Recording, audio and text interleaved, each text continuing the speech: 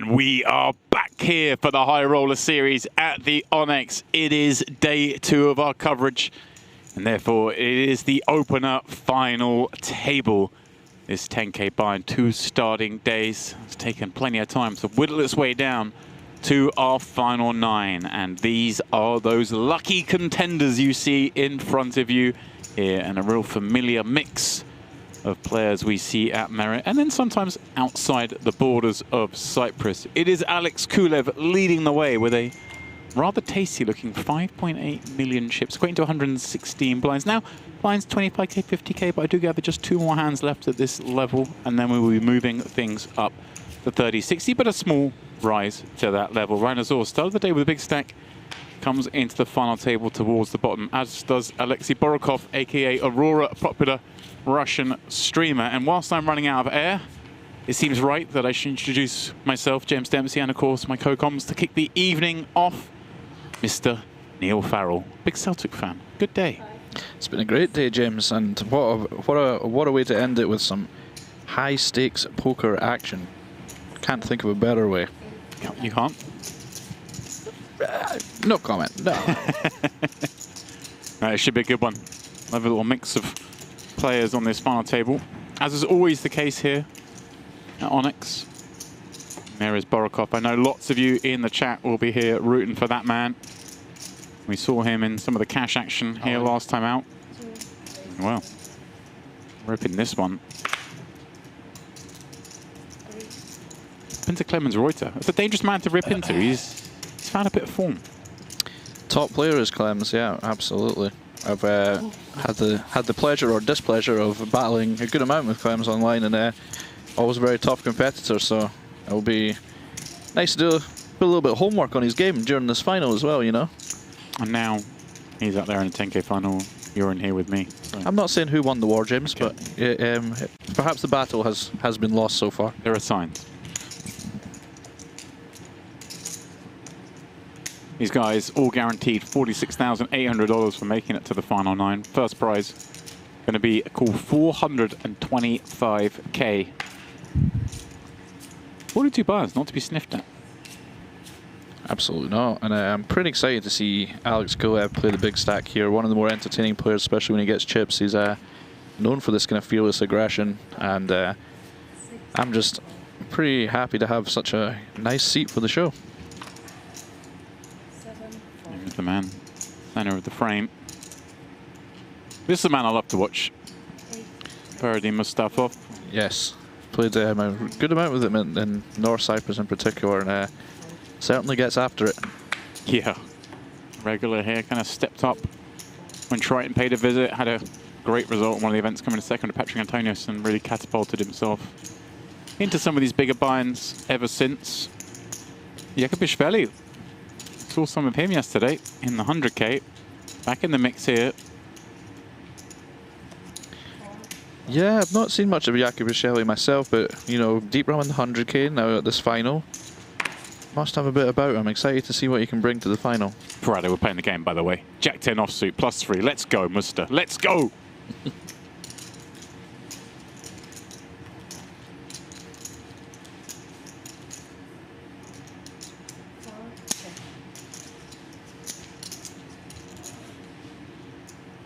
Confess I've missed the flop here. 9-9-2s. Okay. I believe it's 2-tone, 2 diamonds.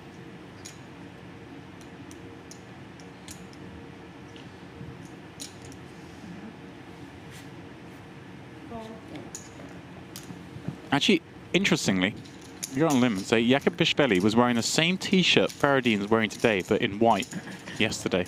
So we're in some sort of things are happening. That is some top level analysis. This Thanks. is why you get the big bucks, my man. Like that is, I would never have noticed such a detail. Oh, I thought you were going to say such a useless detail, but you absolutely not. You aborted. You're a storyteller. You're telling your world building. I'm all here for it. Okay. Wait till I start on color theory.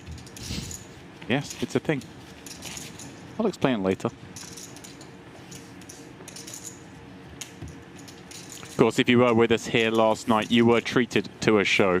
JRB taking down at the 100K high roller, beating none other than Rob Young heads up And what will be a clash that perhaps may fade into the distance of our memories over time.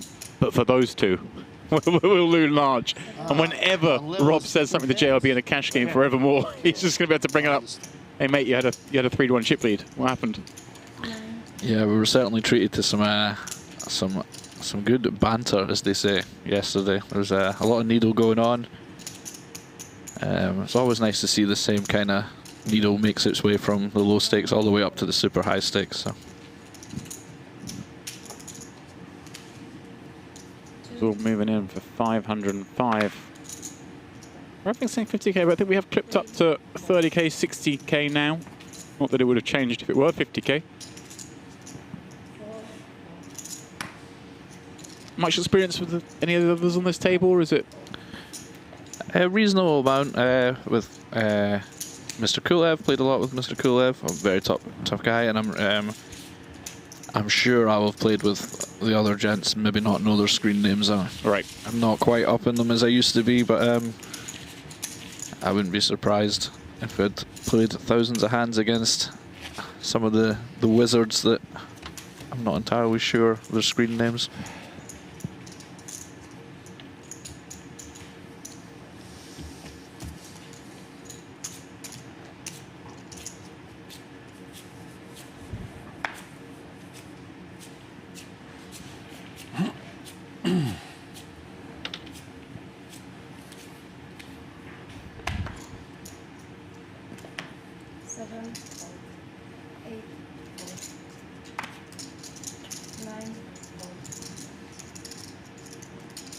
So we were looking earlier at Azor here.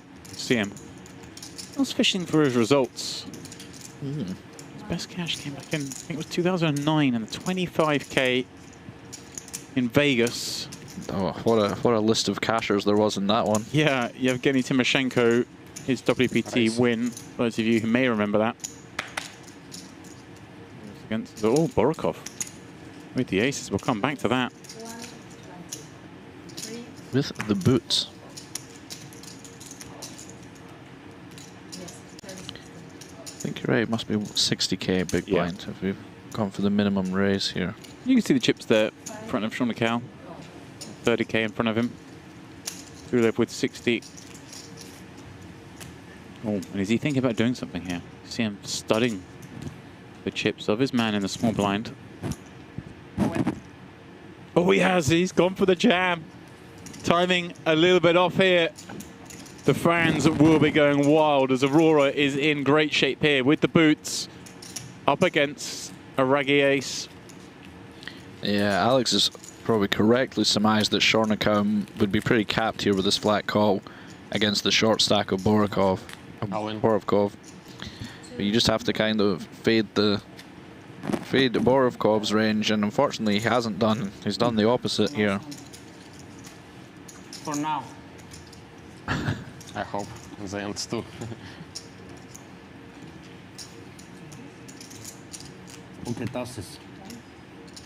Should the aces hold here, he would be up to 1.7 million, a very comfortable looking 30 big blinds. Alex seems quite confident here. He's saying, nice hand for now. You did all you could, you know? I'm very lucky. Think about it.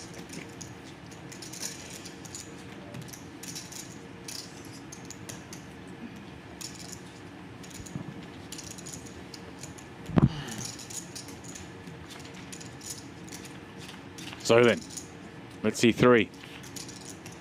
That's a pretty good 3. It's about as good as it gets. There is a small chance with the 4th duck. Oh, diamonds. I got excited for a second then realizing, of course, we have flopped a boat. Flush draw, just a needle at this point. How much? A nice double for Borovkov to start the final. It's always nice when you make a final. You're quite short and you do get that double. It feels like the poker gods have given you the ability to compete, you know, an entrance to it. I guess as well, just quite a change to the dynamic of the final table with Kulev coming in with the chip lead as well, taking a den out of him. Obviously, you'd rather take it off a shorter stack, more chance of laddering, but it will change the flow of this table. Yeah, I think you're getting into the perhaps a little bit into the realms of greed if you want to specify who you double up through rather than just I would like to the guy who double has up. exactly the same amount of chips as me, Yeah. thank you. No, I have enough too. I'm using only 2. Borovkov has the demeanor of Dino Supremo, the Scottish poker player. Similar kind of, I'm not going to lie. reminds me of him. If you gave me the option of picking out his nationality, Scottish could be up there. you know, the cap suggests perhaps. Although I do know there's like a big ginger contingent Oh yeah. in the Urals, and it was all the way it moved around, and I don't want to get into it. It's that Viking blood, my man. Yeah. That's why we're all such good poker players. Because traditionally the Vikings were good at cards. Famously so. Lots to do is they sailed across oceans back in the late 900s. You got to fill the time between Iceland and Greenland, my friend. It's true. I think it's weird that Iceland's called Iceland and Greenland's called Greenland when Greenland's really icy and Iceland really greeny. Yeah, isn't there that theory that they got them the wrong way around or something? I mean, it doesn't make any sense. It's one to ponder, James. We've got hours and hours ahead of me. And if this is how we're starting out, I fear for all of your ears.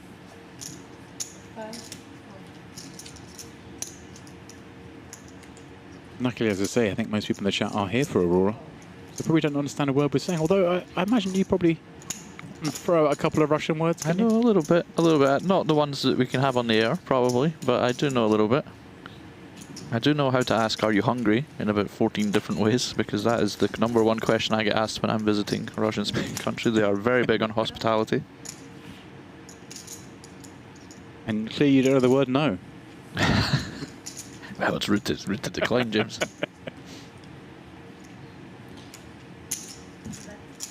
Limped pot here between the two chip leaders.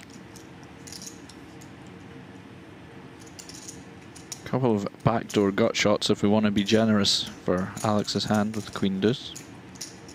Middle pair for Gabdullin. Quack, quack.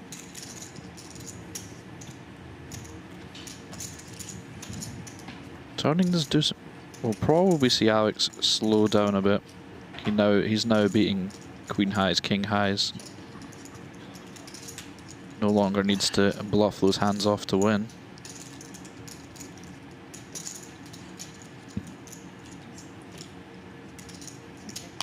Trying to remember, every time I see Gabdullin, I'm like, I know I did commentary on him before here on a final table, and we'll come back to that because Queen changes this one.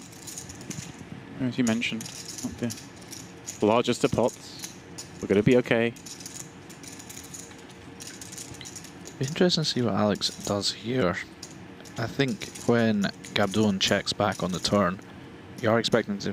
His range is going to be very much 5x, Jack X, King high kind of hands. Perhaps some kind of deuce 4 himself, or deuce 3. I think he has gone for pot. I think the sizing is elected because it would allow him, in his overall strategy, if he has a strong queen here, he can bet 300 and still get called by worse. I think any bigger than that, if you had something like Queen 10, would make it... You'd be veering into the area where you may be folding out all the better hands. Never good when you see the deuce first. No, that's not. I mean, either way, you're not going to like it, but I think that's a very reasonable call from Gabdullin. It's the kind of board where I think you will just have to pay off there most of the time. You will have 5x, you will have King high. Jack's going to be fairly high up in the range, and if there's one person who can find bluffs, it's Mr. Kulev. Oh, he will. Yeah, MPP main event here back in 2024. Tamir Gabdullin picked up 7th place in that. And I do remember him kind of going a little bit ballistic. I might be wrong, but I feel like he was giving it a go. Oh, I'd love to hear that. Yeah, I may be misremembering, but I'm pretty sure. We'll see.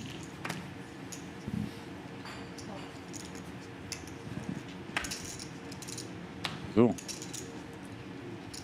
Another big hand for Azor. Let's go for some different sizing other than just the all-in. I guess on a final table, right? Oh, he is going to find a little raise. Yeah, that's to say, James, at a final table you will have some raise folds off of these shorter stacks due to ICM, so it's good to keep some very strong hands in the raising range, as well as some hands that are just not quite good enough to go all in with for 10 big blinds under the gun here. Hopefully we'll, you know, induce some action from a worse ace, such as ace 9, for example. That may have folded to a shove. And we see here he does get the action. Okay. Mustafov's got a lot of time chips. With lemon. Oh, with, Yeah, it doesn't strike me as a man who would be wasting time. Oh.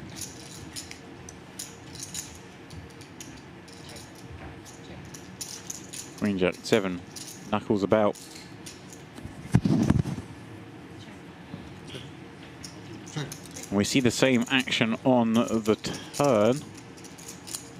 Repeat 6 on the river. We'll just show it down. I mean, we're just talking about not wasting time. Well, that's it. That was very quick. And both players, you know, they have the ace high. Just happy to show the ace high down. Especially on a 6 river for Fahredin. You know, he now chops with ace 10 as well. Right. My guess is probably not really assuming he was going to... You're looking at ace king a lot, right? The way that one plays out. A good amount, yeah. It could maybe be a pair, like pair 9s, pair 10s Right. or something. You do have a 9 in your hand. When it's the ace 9 kind of fake showdown.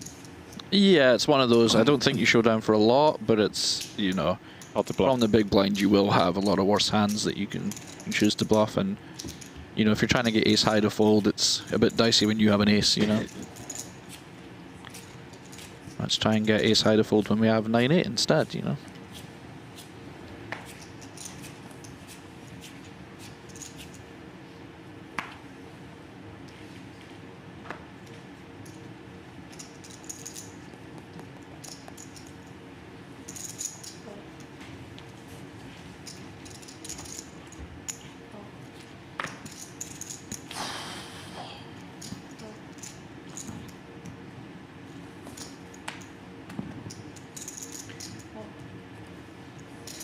Sean Knockout, King Head of Clubs.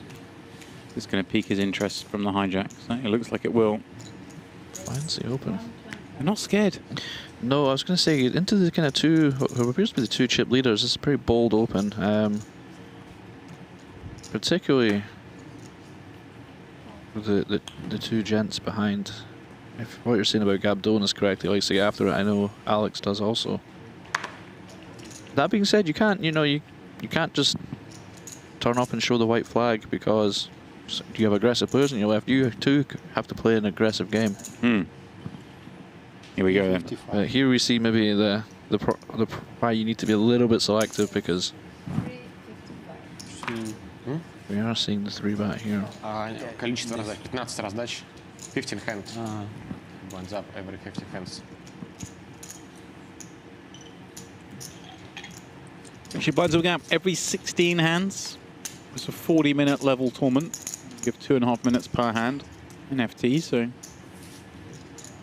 I like it, not just because it removes any kind of nonsense when it comes to tanking and making the blinds go up on certain players, these kind of things, but also, you know, you're at a featured table.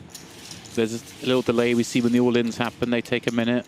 It kind of restores parity to the players. What's going on here? Kulev got some sort of strain? We're ice in the neck. I was gonna say, yeah. This is serious business. Can't get injured on day 2 of the stop. Not often you see, you know, some cramp or something at the the poker table. I know we are going for main sport status, but Who was the player who did the ACL? was it Justin Young? Yeah, or something years ago. Justin Young or Justin Smith? Justin Smith, that's Yeah. right. It's not Justin Young. Yeah, I actually seen that particular piece of content come up on my feed a couple of days ago. Tore his ACL celebrating the... Yeah, you have to remember that we are athletes, James. And in some jurisdictions, we are unfortunately taxed accordingly. Oh, Really quick. have to win for that. He won't party. raise. He won't party, yeah? Perhaps Alex just isn't feeling 100%. Or it could just be the lights, very hot under the stage lights. LEDs here, I believe. It's not too hot at all. Oh, there you go then. Shows you what I know.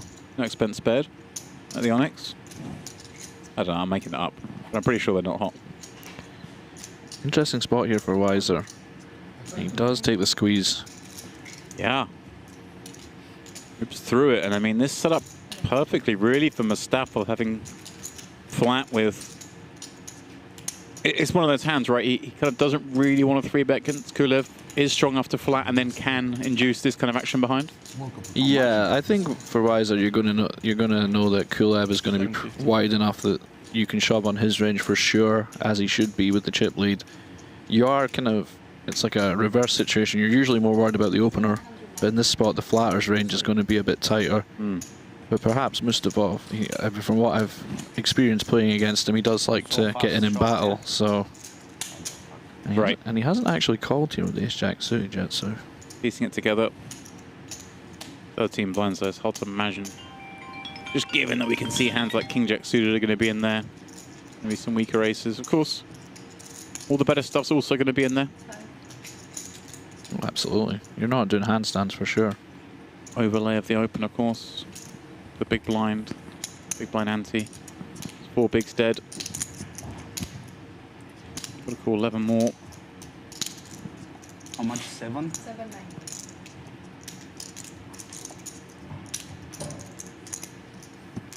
Wiesr here is probably thinking he's in reasonable shape, to be honest. Like he's going to be like pocket 6s or 7s or something. It's going to be sad to see that he is dominated. Does make the call, Mustfov.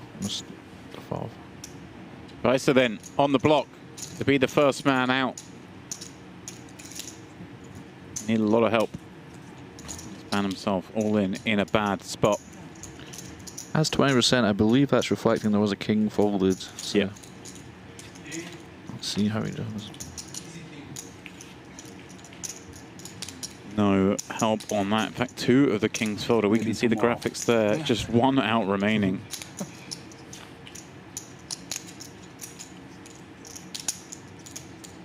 And the 25K.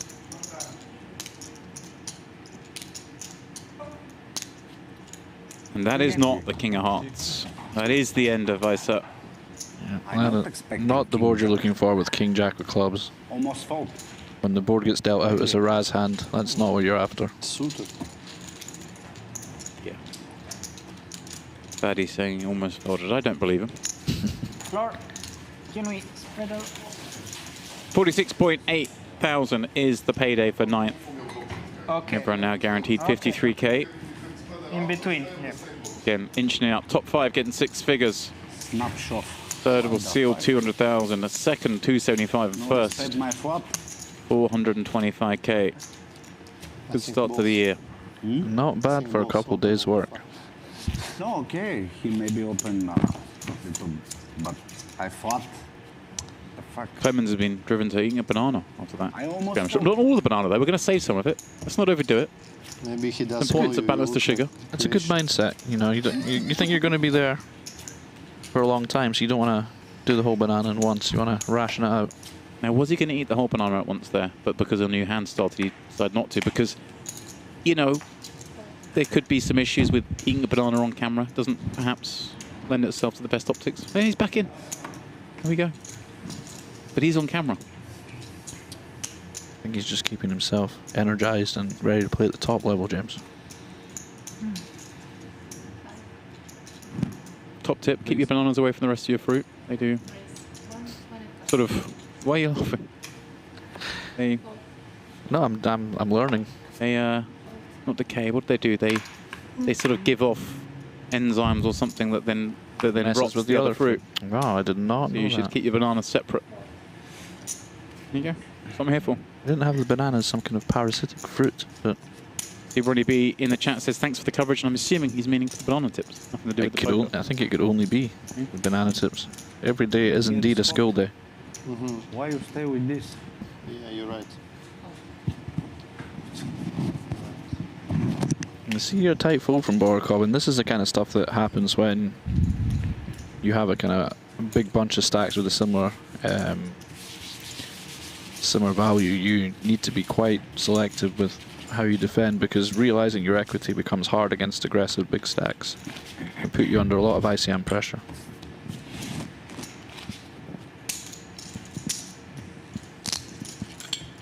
All right, chat, we're getting warmed up. We're into this one a little bit now. I want you all to let me know who it is you are rooting for. I know a lot of you are here for Aurora, aka Mr. Borovkov, already off and running with that double up aces holding against the ace-7. But if you are here rooting for someone else, please do let us know in the chat. And you can let us know in Cyrillic languages. Grado will translate for me. Not a problem.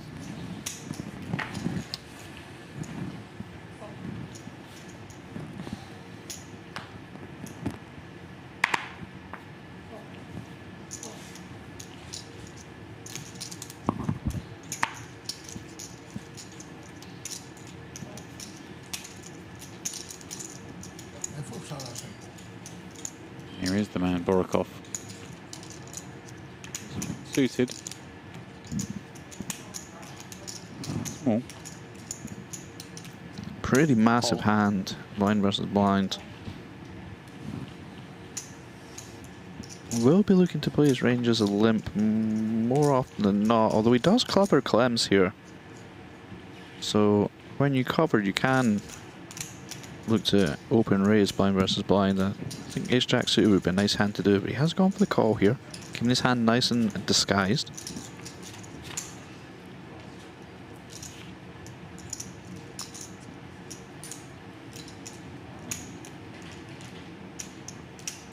It's a big flop for Klem's. He has flopped flush draw and an overcard to middle pair. Not the flop you want to see with ace jack of hearts. Там очень жарко, я хочу. Тут сидите.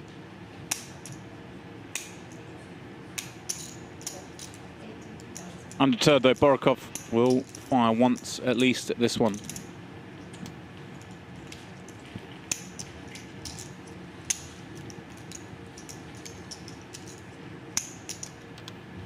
You mentioned earlier Klemens Roiter having had a hell of a 2025.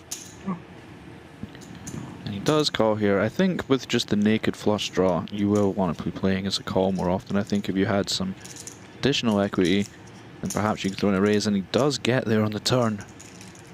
And it's an interesting card because it brings a double gut shot for Borovkov, but little does he know that would be no good even if he did hit it.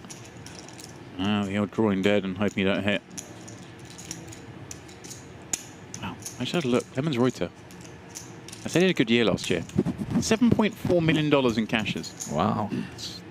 That is, I think, pretty much what I have my entire career, so that's a nice number. Yeah.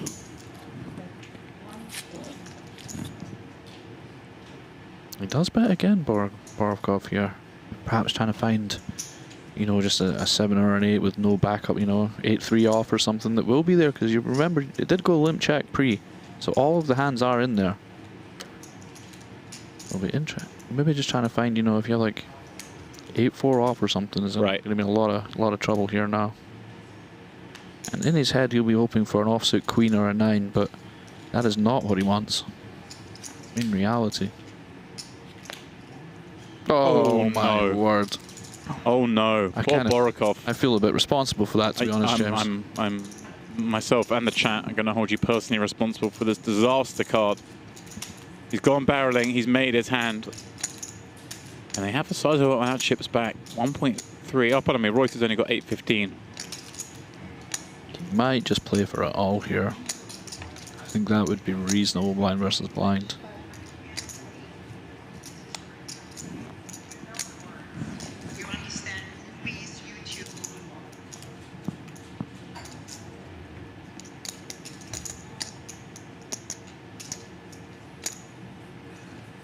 There is so much dirty luck in poker. This run out, just a prime example. It was very hard to imagine a scenario where these two could get their chips in and it comes club straight. He does shove. The shove and the snap call. And that's not what Borovkov wants to see, of course. He was looking for the tank call. Klemens Roiter, well, undoes the good work that Borovkov had kicked this final table off with by making that flush, getting the action. doubling up to 2.3 million. Send in the Russian down to just 400k. Yeah, just a brutal river card there, James. No Just time bank, eh? No time bank. 850. 1-5. 1-5. Так, это- Good river. 1-5. Yes. 15. Good turn, good river. Yeah, unfortunately there for Borovkov. Obviously, once he makes the decision to bet the turn there, really go for it. That river card just yeah, it's just exactly what you're hoping for, and just seals the deal, unfortunately for him. as they say in Argentina. What a scam. Alex Kulev still leads the way despite having doubled up Borovkov. So far, just Max Wiesr, the 1-2 have departed. 46.8k his payout, and you can see there Borovkov and Azor way adrift the rest, playing 12 and 8 blinds respectively.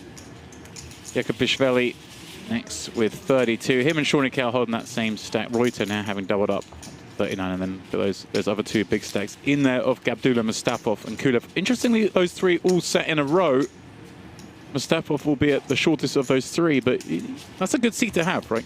Yeah, there's very much, you can see that the distribution is very much three groups, right? There's the kind of top three are kind of a similar-ish stack, and then you have the middle three, and the two short stacks are kind of a little bit adrift.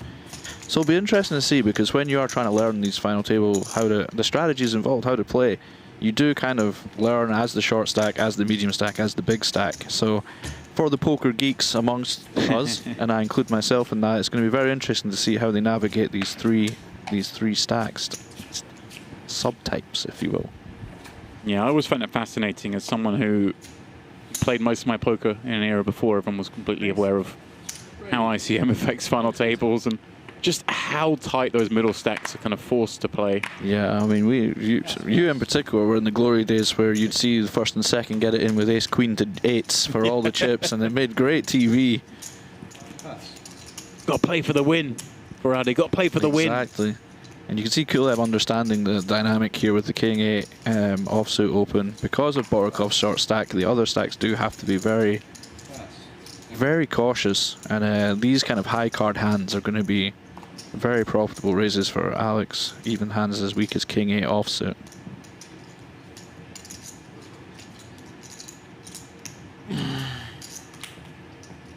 I like Kulev's little graphic picture. He looks very happy. He does. It looks like I think that was taken before he ran a7 into aces. That could well be, yeah. Looks like he's just having a grand old time.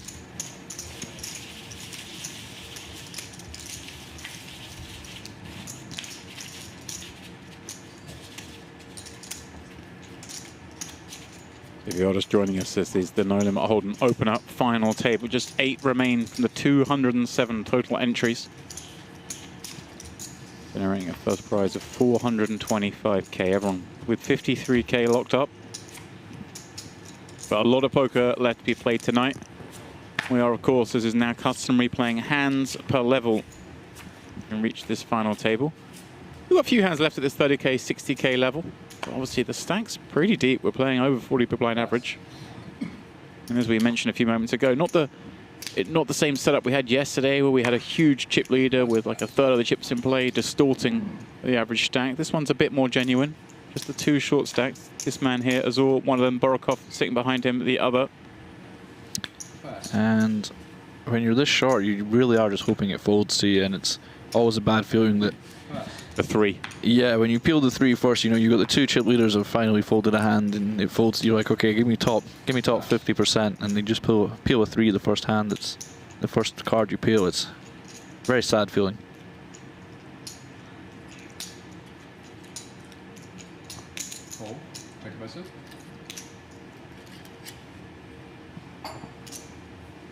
Should note, of course, back-to-back nights of tournament coverage, but for those cash game fiends, we will turn our attention tomorrow night to a 200-400 No Limit Hold'em game with a 1k big blind ante, 20k min buy-in.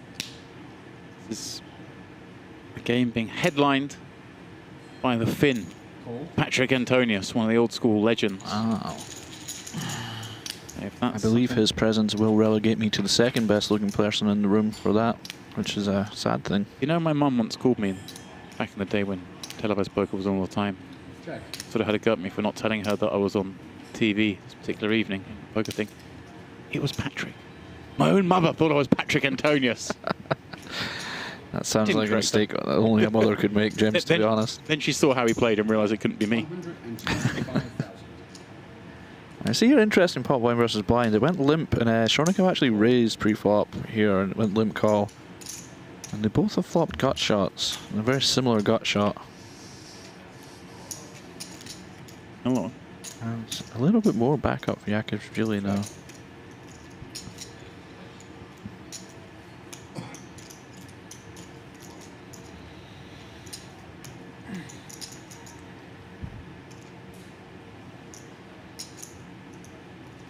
And he is barreling.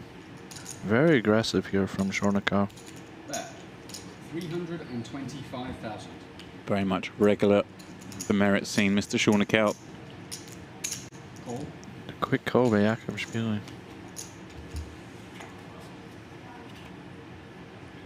And they are chopping now if it shows down. Let's see what happens. Check. It's a pretty tough river to continue bluffing as Shornikov. I wouldn't be surprised to see the give up here, and you do, and you'll be glad to know he's getting half the pot. Yeah. And so will Iakobishvili be when Shornikov when goes your to turn opponent his hand starts over. turning cards over. Yeah. The first one's an ace. You're I was a little bit hard done by when I had the flush draw and everything, and I have to chop with some other raggedy ace, you know? Value bet, huh? Chops are up. So, and surrender a river. Huh? No chap up river. No tsap. Showdown, huh? Showdown value. Hold on. I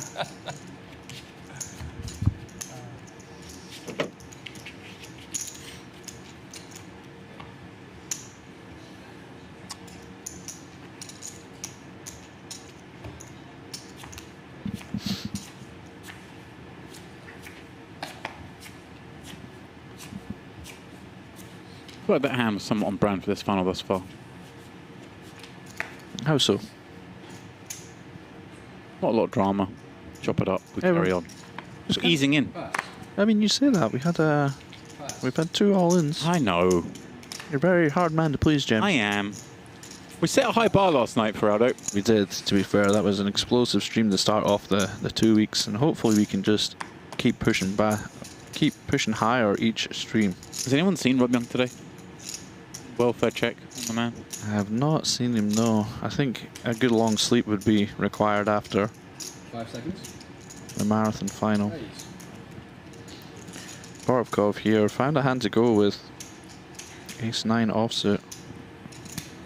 Yeah, I'm going for some sort of Pass. not quite committal, but Pass. still sort of 4x. A little bit. I mean, it starts to get dicey with these kind of stack sizes, right? Because the Yeah. 4x does occasionally flick a few more hands, maybe into peeling over the flop. He Perhaps does not. Yeah, he does. Like, this is a good example that there are some fringe situations where, you know, if Alex has Jack-9 suited, Jack-10 suited or something, you can now peel rather than having to pay the whole 7 or 8 big blinds. But we are getting into very, very technical ground at that point.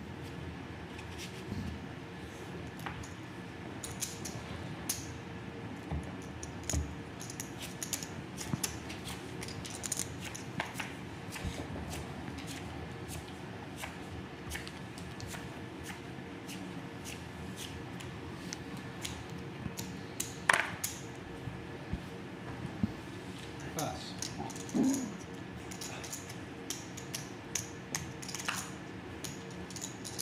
Feels Azor unhappy to see the Borovkov raise get through. These two certainly in a waiting game. Ladder is worth 1 buy-in. Pass. That's true, yeah. I mean, that is, I think I quite like that about these payout structures, is that the pay jumps aren't super steep until later on, so it kind of doesn't force the shorter stacks to play as tight as they would have done normally, which I think can only be good for the spectacle. Because nobody wants to watch, you know, 7 short stacks folding ace-10 off for 2 hours, right? And no one wants to play that poker either. Exactly, it's not fun. Iakobishvili giving this a go from the cutoff. Shornakan had a little think about it. Yeah, he does seem like a man who likes to get in the action, and I like that. That bodes well for the rest of the stream. Gabdullin suited queen. Enough for defense. Yeah. You do have to be quite careful here as Iakobishvili, just because the big stack, you are opening into the big stacks. Gabdullin can put on a lot of post-flop pressure. Ooh. And this could be a good example if Iakobishvili is a little bit too wild with his c-betting here. So let's see if he finds the check or if he does go for the c-bet.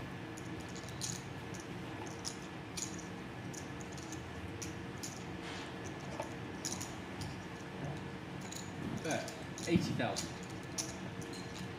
Has gone for the small bet.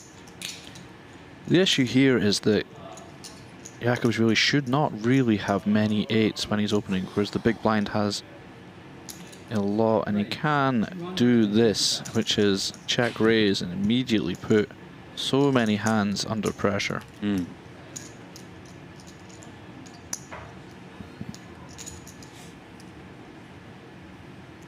He's not having any of it. He's come to battle. Yeah, this is getting dicey. We love to see it.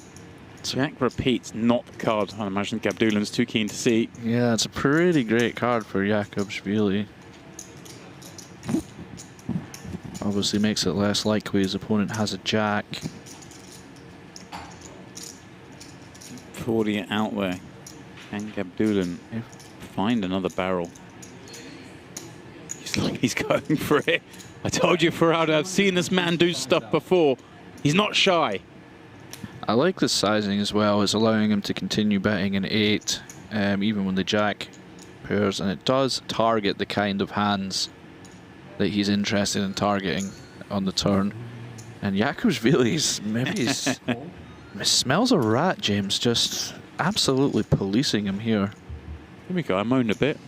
Now we get a good hand. Ooh. There you go, and here is the issue. Iakobishvili does improve on the river, but he improves in the worst way possible, giving Gabdullin the flush. At the same time, though, surely Gabdullin's got to show a lot of concern here. He's check raised the flop and been called twice. Jack and an 8 are reasonable holdings. Very happy to see it go check, check. And we'll table his flush. Yeah.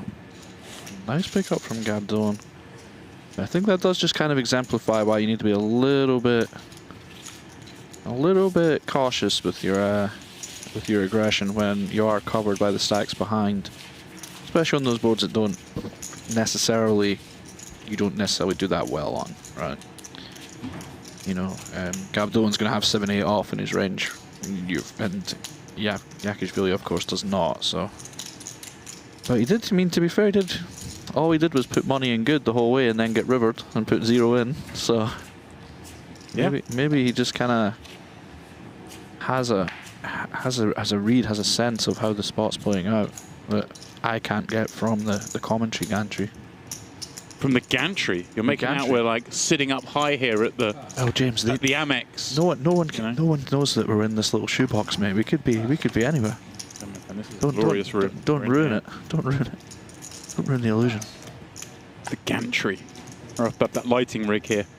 Having to whisper.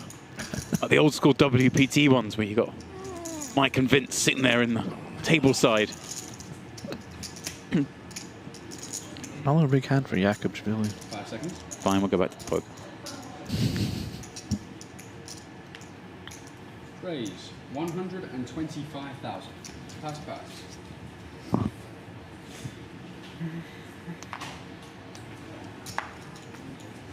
Pass. Thank you. Fold. Mustafov will keep his man honest for now. C3 with 9-7 and finds a 9. Check.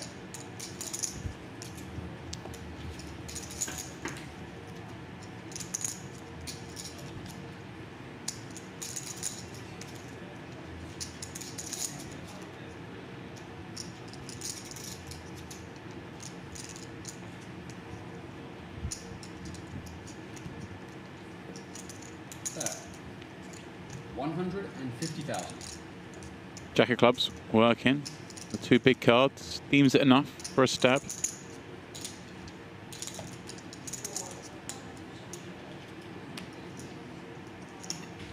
Just looking here. Iakobishvili, Call. a great result here. Back in October, winning the opening event. Just being the opener. I'm seeing parallels of the World Series of Poker Circuit Series. So a man who's won in this venue and won an opener. Is it a sign? Could be a horses for courses situation. It could be. Got the experience and the home venue advantage. I always feel like a venue that you've won in before feels like you play a little 10% better in it, you know. He is barreling here. The Elia Dundee is somewhere you strive with pride, is it? I've never actually been into Louis and Dundee. Oh. Where was the first place you won a tournament live? First place I won a tournament live was in Edinburgh. It was UK IPT Edinburgh years ago. It was a £50 hyper. Oh, baby. For £420. And it was all down there from hill from there, James, I'll tell you that much. £420. Did you end the night with any of the money? I Did it all go can't imagine on the that tab? there was any of that money left at the end of the night. It would have been a bit of a failure if there was. Did you get a trophy for it? I didn't, I don't think, or I don't have it now. Fortunately, I've won a few over the years to make up for that, James. But thanks for bringing that up. Pass. Nice bit of aggression on the turn there from Iakobishvili. Makes back some of the chips that he lost in the hand before. It's always nice to Pass. get them back immediately. Pass. Raise. 120. Pass.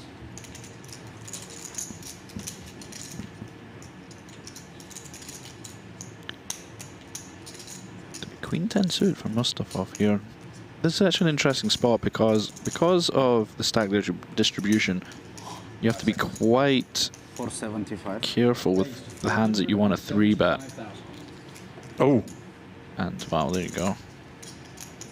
Coming after the situation, perhaps recognizing that Kulev's going to be going after the short stack, but timing is off, although if you are going to run into a hand, it might as well be ace-king when you're holding queen 10. Diamonds are covered, but the hand is rather live. It's true. In Fahredin's spot there, you're not trying to get pocket 10s in for a big pot here, so you have to be kind of Call. a little bit selective with your 3-bets. But Queen 10 suit is a beautiful hand, and Cass going to run into it behind. There will be no royal flush, James, unfortunately. Royal flush. Together. Together we are well placed. Together forever. Interested to see. Didn't get much of a reaction out of Kulev there when the queen 10 was tabled. So to see how he reacted to that. But he's keeping Little mental note, perhaps. Yeah, oh, for sure. He didn't seem to be particularly shocked that there was a nonsense hand in there and a 10 on the flop. Albeit I want for you to pair. a jack popping out behind.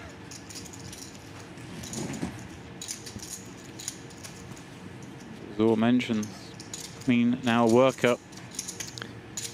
Needs to see royalty that's not a jack. Good game. And Game. Has to be. Azor, 8th, 53k. GG, sir. You ran into Mustafov. Many have done it. it's true, it's always... Need to be bounty. You don't feel so good seeing the queen 10. You're hoping your opponent has ace jack, ace 10, ace queen, something of that nature instead. He's doing all the work for the table. 2 ladders secured for those remaining. 63K now. Break even. Yes. How you know? You told me. Yeah. 6 bullets for 5, perhaps. Okay. I mean, it's never good to be in a situation where you have to get 7th in a tournament to break even. But it is great to make it to the final 7. Well, that is true. It's never ideal to be there at the start, but you know, each bullet is a new tournament. You have to have that mindset. There are 2 starting days for this one. I think 3 starting days, 2 and a turbo, I believe. So, you know, not unreasonable to see why someone might get in for 6 bullets. Personally, I might have taken a break after 3 and, you know. Oh, it's easy done. It's easy done. I've been in for a few myself over the years. Any particularly hideous ones you wish to share? Party Poker Millions in Uruguay. I did 6 in the 10K and then busted 3 minutes after late reg finished. It wasn't ideal. Well, at least you were close to home. That was a particularly stingy one. How was Uruguay? That was that might have been the highlight of the trip, James, to be honest. I did enjoy the country though. It was a very beautiful country and very nice people.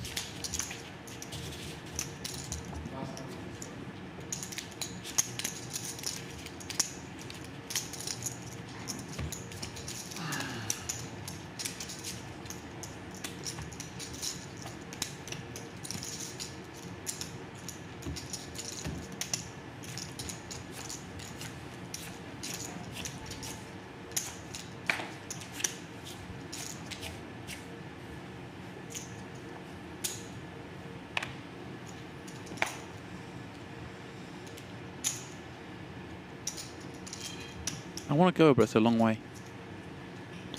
It's a good old track, yeah. I would recommend going out though. The casino is lovely and it's always nice to go places you've never been, you know? Like the Alir in Dundee. Like the Alien Dundee, exactly. Pass. Pass.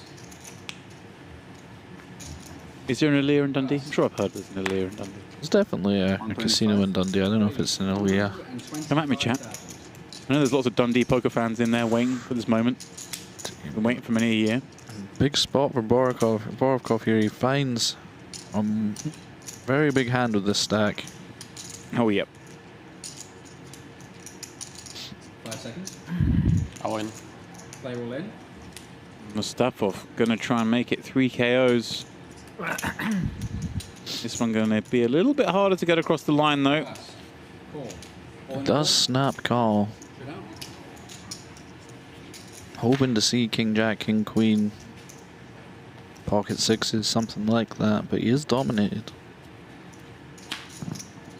A great chance for Borovkov to Bounty hunt. double up again. Not this time, I hope. You think?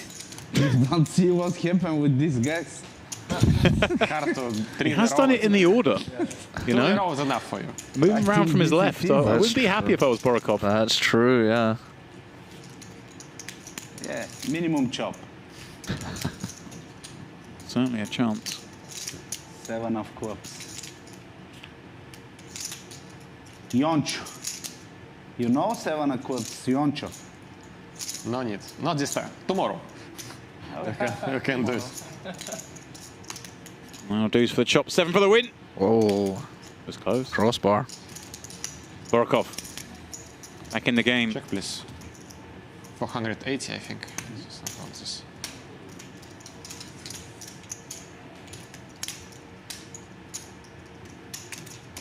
$515,000.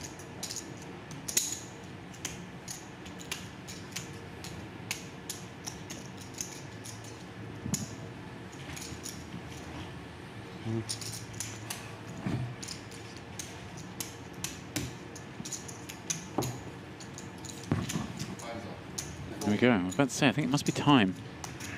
Brilliant increase. Price of poker's going up. 40.80. Bit more pinch on those stacks. But we're still so deep.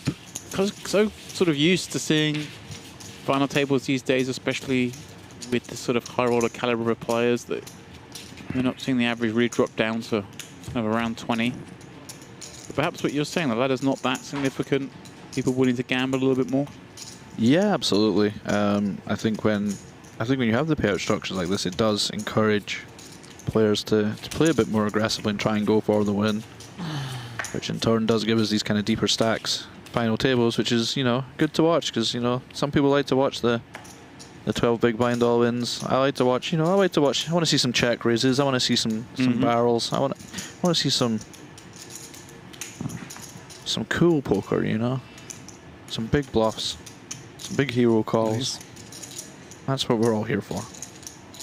Sean Cow from under the gun, 8-9 suited. That's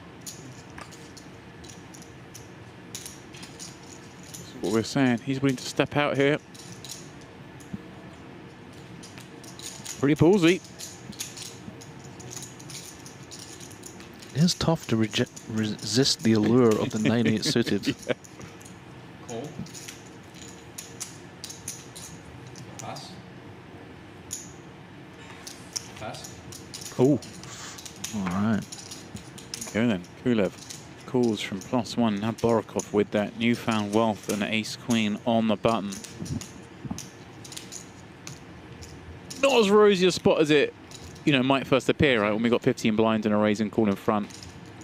Given that it's under the gun and +1, but the hand still qualifies. Yeah, as I say, you know, it's a game of thin edges, and, you know, not every spot's going to be the dream spot, but I think this is, you know, you're going to be fairly happy here. Not super so, but there is. It's fine. Alex can be not super wide, but wider as the chip leader, able to apply pressure post flop. And now he has a kind of tough spot here with the X. Right, it's like right on the line.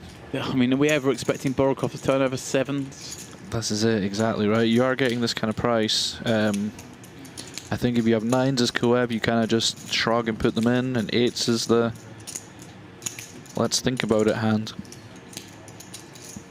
Seeing Borovkov just important. Double up. Borovkov did this very quickly as well. No time bank used. Yeah. Kind of felt like he knew he was jamming. Yeah. I don't hate that fold at all. I think you just very simply, when you have 9s, Borovkov can have 8s, right? And when you have 8s, obviously, a lot less likely. And I think maybe just 9s plus probably. On how you say you're weak, when you're strong and when you're weak, so that's why I fold. I hope for fold, so I'm okay. What is good for me? Queen? Yeah, a skin of suit, yeah. Well, If maybe you that's a go little bit of for a 8, like 7s, that's really super good. hidden strat there. If he didn't have a read, maybe he does now. How do you fold an ace-queen? Raise. Raise. 160,000. Kulev now himself getting a little frisky here. Pass. Ace-3 offsuit from under the gun. Yeah, you tend to find when you are the big stack, these blocker hands do become acceptable opens, so to speak. Of course, in the game of poker, you can do whatever you like, but I mean from a strategy viewpoint, and he's about to get the bad news. Come on, the Shawnee count. Trappy here. Think so? Why not? Come on. Oh. We're going to sell 500, are we? 400,000. 400. Kulev's like really powerful. What do you think this is? Think I'm falling for this?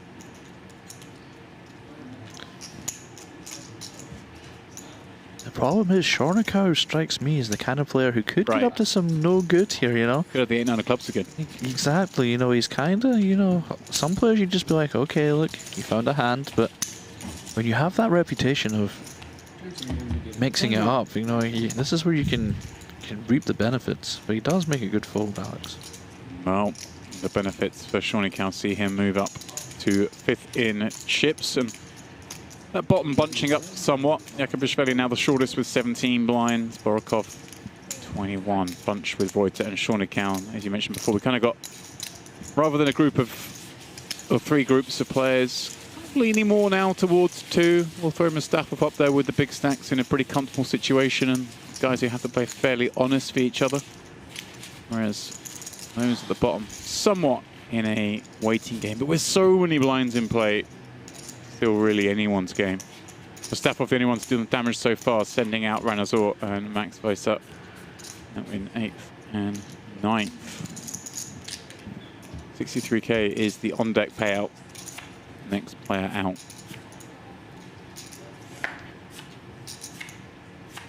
Also worth noting, every flag there had a horizontal stripe. Not a day for the verticals. It's an interesting point, actually, yeah. I thought it was worth noting. I don't know. I think would that be Germany, France, Where are they? Belgium? Where are they? Yeah, that's true. All toasted. No crosses either. They were in the field, but they didn't make it this far. It's a horizontal kind of day.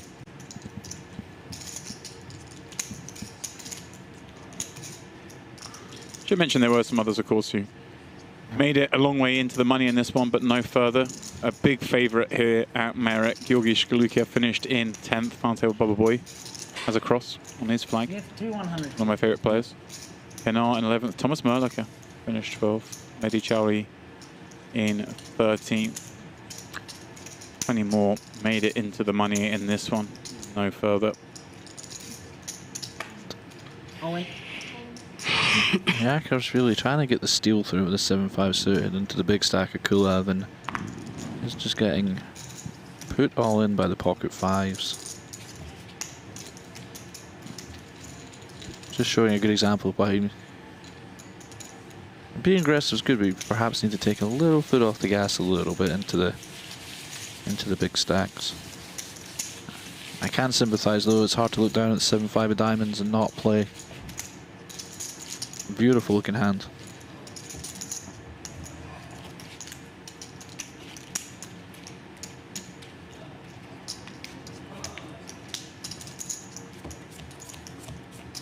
I've lost a lot of money with that hand. I can see you losing a lot of money with a lot of hands, James. It's true. Thank you. And I can't think of any particular instance, but those are the hands I never fold. Now you're supposed to fold these hands now. They don't have high card value. Boring. Let me in there. 3-bet. Have that. The time you do flop a straight though, that's the feeling you come back for more, you know. The worst is the times where I show a bit of discipline and I fold pre-flop, and then it comes. And then I'm like, now I'm on tilt. What's the point? Couple of small pairs in the muck, and we've just gone 3 2s 1s. Here we go. Straight behind. Bang, bang. Klemens Roiter.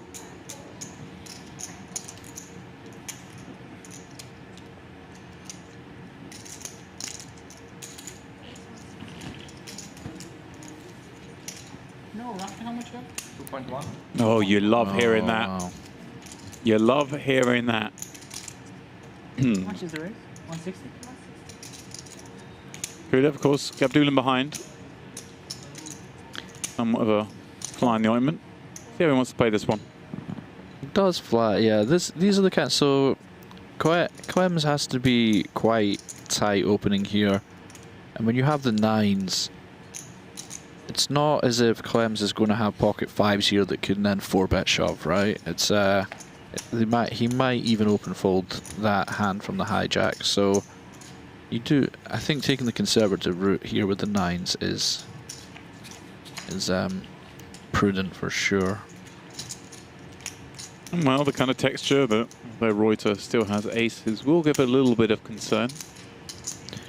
Yes, you never want to see a paired board really when you have aces. It's Certainly not paired broadways up against a small blind peel. for sure.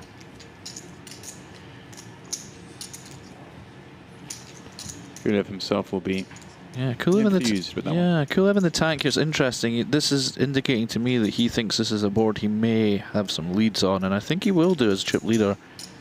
Wow. And he does Here we go then. lead. Very small. In fact, so small it was an illegal bet. And he tells them. Yeah, it's certainly interesting because Roiter is incentivized to try and keep the pot small with a lot of his range here. That will indicate, generally the strategy will change, that the small blind will have to, you know, if you have a queen here and Reuter's quote-unquote supposed to check aces and play passively, then you have to build the pot yourself, and that's why you will see these leads, especially in these spots when covered. And this will be an interesting card now because Kulev has been counterfeited, and it's a question of, does he try to now fold out King Jack, Ace King, or does he wave the white flag? Oh, he's showing some discretion. Checks for now.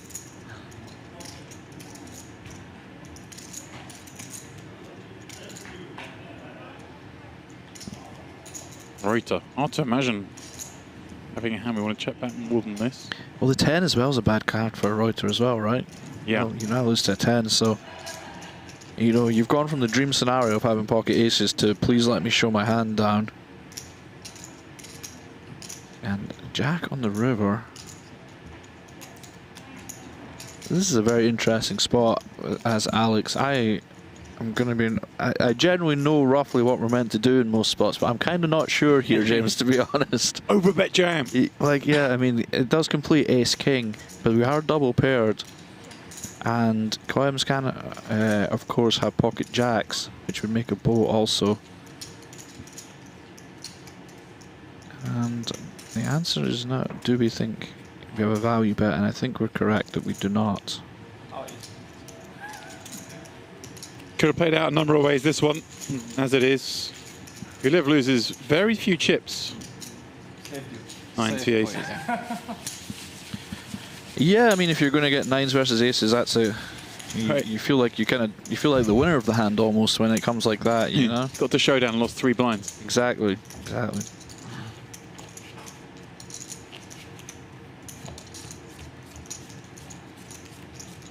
Battle on then, 7-handed. Real mix of styles. Although, not really a mix of experience. All these players have done it before.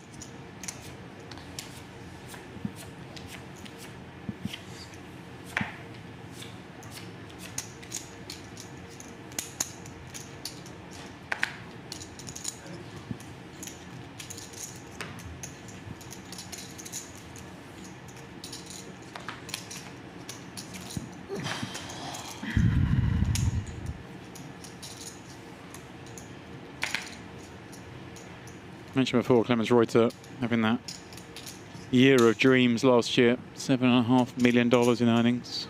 Kicked it off with either was it the Monster Stack or the Millionaire Maker? One of those he won in Vegas. It was a very large field. I think Monster Stack. It was a very large field Vegas tournament, yes. And then followed up with a Triton victory late in the year. Look here. Yeah, Monster Stack, good for 1.2 million. It's up 4th the same summer, 10K6 max.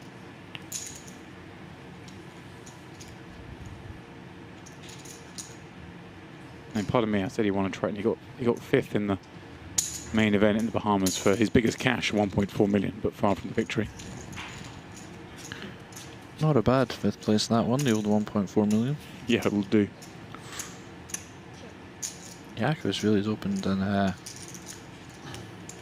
we see round 3 or 4 between these two, battling away.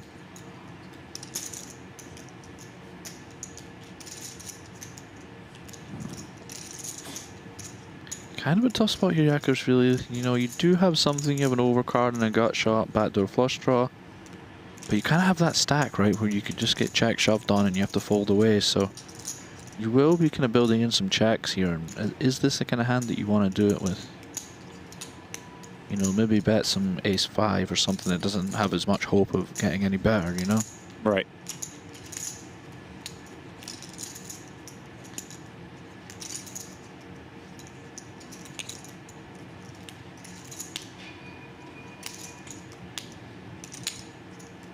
Looking at Mustafov, but the action's still on Iakobishvili, who's putting out a time card. Yeah, I think he is thinking about the same kind of thing, like how sad it would be to bet this hand and have to fold it. I always find it hard to imagine this, how players balance this using a time card here before deciding to act. Very tough, it must be. I think it's tough to flop the nuts here and then wait, quote unquote, waste a time bank on it. I think it's kind of human nature to. If you got a clear bet or a clear check. Whoa. And he has just taken the nuclear option. I was not expecting this, and it is going to work out. Wow. I guess that's why. If you can use a time card, you got to do. Well, I was going to say that's not a waste of a time card if you find the big bomb. And I guess he was just thinking, you know, I don't want to have to fold this backdoor flush draw, overcard, gut shot. Let's just put the ultimate pressure on an 8, a 10 right now, or a flush draw that had to just fold, of course. Yeah, obviously we see most just with the 7 high flush draw, but that'd have been fascinating to see if he was holding a hand like a 9-10 for the second pair in a gut shot. Like, see if you can have Queen 5 or something. Like, how much are you know, are you excited to call 2x pot here? Like, right.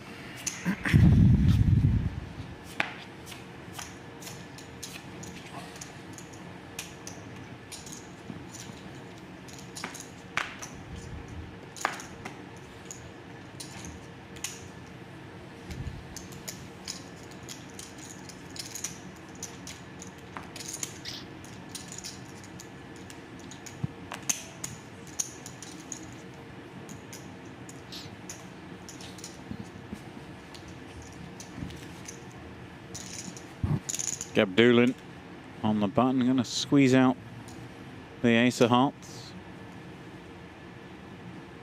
It's enough. I mean, I'm sure he looks at the 10 as well. Proud of it, but you know, the ace of hearts is enough, right? yes, I mean you would be looking to raise any ace here for sure. Mustfov with the small pocket pair here.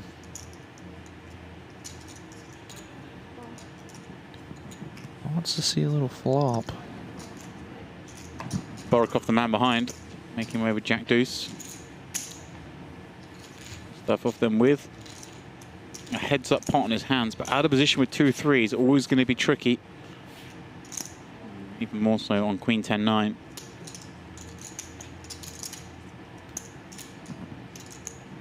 Yeah, fairly kind of neutralish board.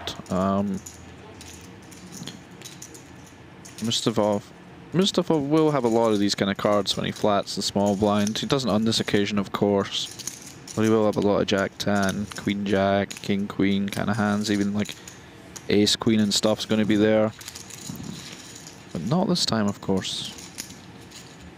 The crabs back into the bucket. All right, he's getting some sort of level of comfort in here. This is what we want. We're back on the hand nickname train from yesterday. Oh, God, yeah. Yeah, we didn't get far enough down on that. Come at us, chat. Hand nicknames. Give us something new.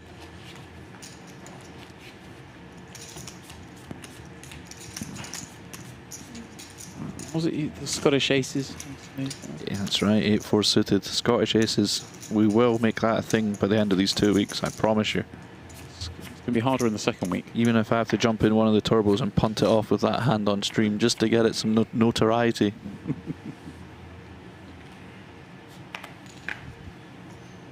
There'll be some Russian ones. You would think so, right? There have to be some good Russian nicknames for hand. Because you have like the speed limit and stuff that's very much American. Right. Because the speed limit ain't 55 where I come from, you know? So there's got to be... You'll have limit? Yeah. Your car only do 55? Yeah. Iakobishvili is coming at it again. There's one thing you can say about him is...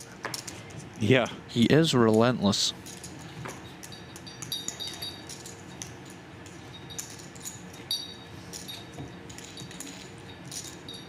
Almost didn't get the full run out in the 100k final table yesterday. He was first out in 8 for the min cash of 200k. I said the first out. Obviously, there were 9 players made that final, but the first out in the money, Iakobishvili.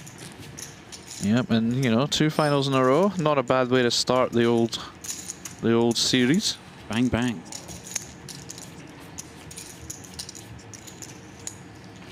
Come on, Borovkov fans. Give me, what's his hand when he's streaming? There must be something.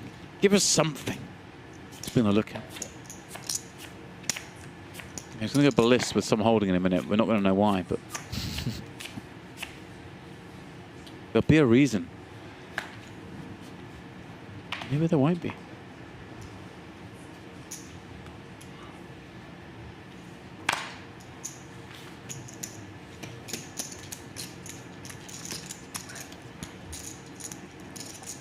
Again, if you are just joining us, was teasing a little earlier. This is the second day in a row of tournaments. We are going to mix things up tomorrow night. We have some high stakes action coming your way from this very set. For the Patrick Antonius organised cash game. Understand it will be 200, 400, 1K, big blind ante. I love those formats. You know, people play these games. You see so often cash games where the straddles get a bit out of control and it becomes a bit of a nonsense. Instead, you just do the 200, 400 with the big ante, punish the nits, come after it, boys. Yeah, I like that. I know what you mean when you don't want to get to the point where the straddles go too crazy and it's just people just open shoving their stacks. Well done, you've got ace queen. Yeah, that's not what you want to see. Like I say, it's usually the action players who put the most straddles on and they kind of get the punish for that. Yeah. Big ante games in a cash game, way to go. No hiding. That will be coming your way tomorrow night. But for now, of course, we will be running this No Limit Hold'em opener all the way to a conclusion. You have myself, James Dempsey, and Neil Farrell, aka Faraldo, in the booth for now. Mr. Steve Warburton will be joining us a little bit later this evening. He's just, you know, having a little pampering right now. Having his nails done, I gather. Oh yeah, he does like his creature comforts, that one. Interesting flop here as well. Yaku's really actually ISO'd pre-Klemens with the limp call. Loves the bottom pair against the flush draw.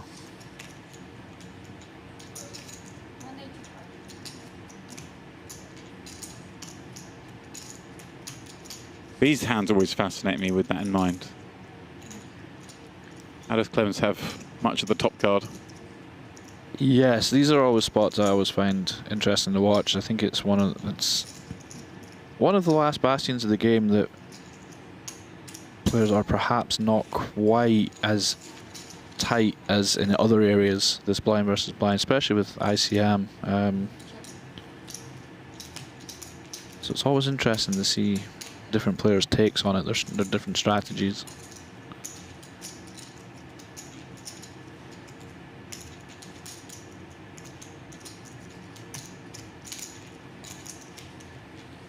Oh, they both see this double flush draw, king completing turn card. We'll see a river. It will be a 10 for Roiter. Well, he may have had designs on bluffing this one, but he's not going to need to do that.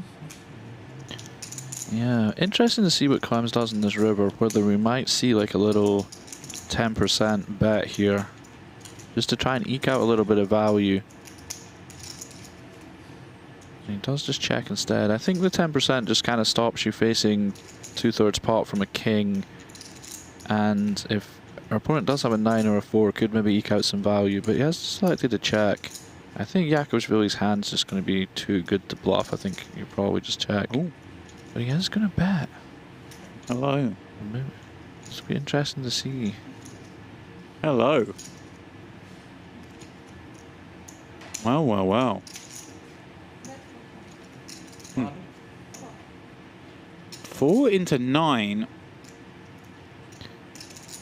Yeah, the sizing's interesting. I think a king is worth a bit more here, but we're not sure.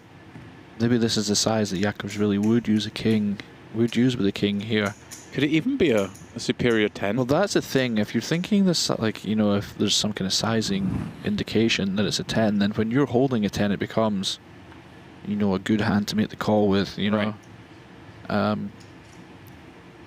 Just because obviously it's much less likely he has a 10 when you have one. But yeah, it's interesting to bluff. I'm assuming it's a bluff with the 4. And Klemens is going to sniff it out. Yeah, well, he was suspicious. He has a look.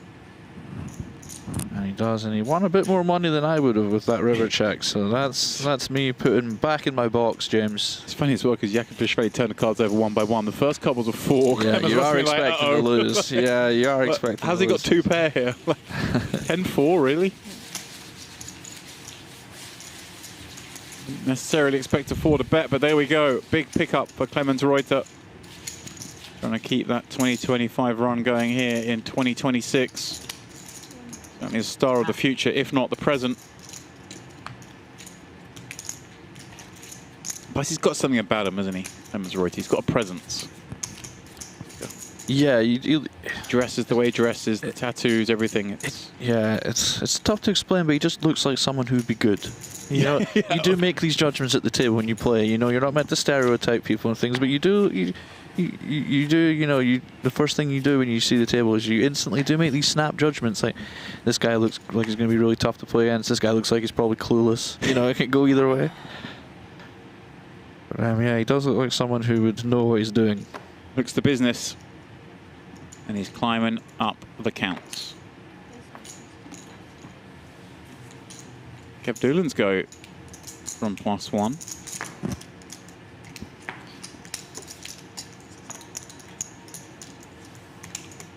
Yeah, Gabdullin's kind of, because he's in the second in chips, it's when Alex does fold, it's basically becoming, it's like his turn kind of, you know, he does get to, he is the de facto chip leader at that point and can play accordingly. Which is why it's always nice to be in position. Hang on. What's going on here? Is He has seen the open, I think, yeah.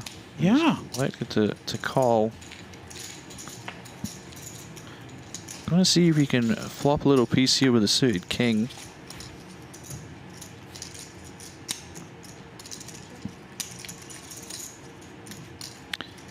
Both flop nothing. This is what this Jack 10 board is, you would think, going to smash Iakobishvili a lot here, so it can be kind of tough to find the c-bet, and the check makes a lot of sense. Has to be scary for both, right? You'd expect Gabdullin opening up from +1 to be working with a little Broadway as well. You would, yeah, for sure. I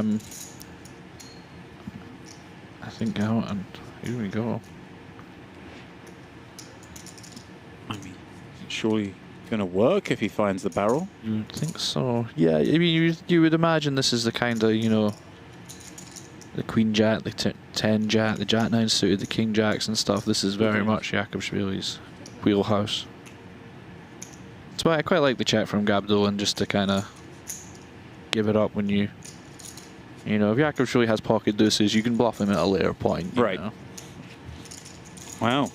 Didn't see that flank coming from Iakobishvili pre-flop, but he made it work.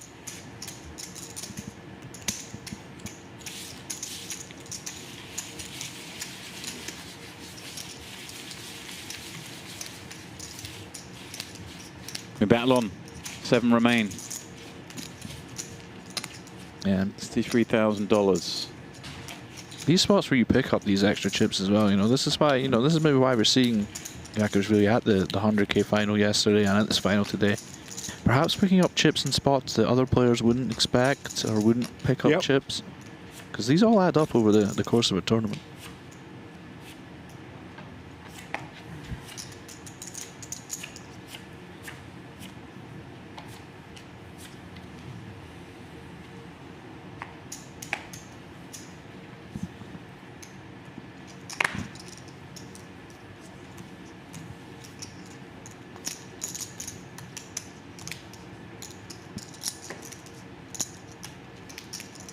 Borovkov, Queen Jack, but looking at quite the row behind, and like this fold of Iakobishvili now finds an ace on the button. Just to play that King 8 from the small. Not to imagine him giving this one up. 14 blind. Yeah, I think. 500p. Yeah, so I think this is. He's just going to make this kind of pseudo shove. Mm-hmm. Committing. I'm not sure on exactly the other stacks around of what we're quote unquote supposed to do here. But Shawnee was working with like 1.6. And then Borovkov, I don't think was too dissimilar.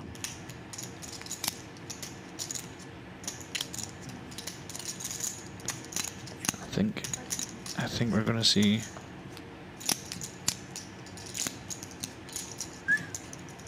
Yeah, Kulev with the 2 5s. He knows there may be some of this in here, maybe some.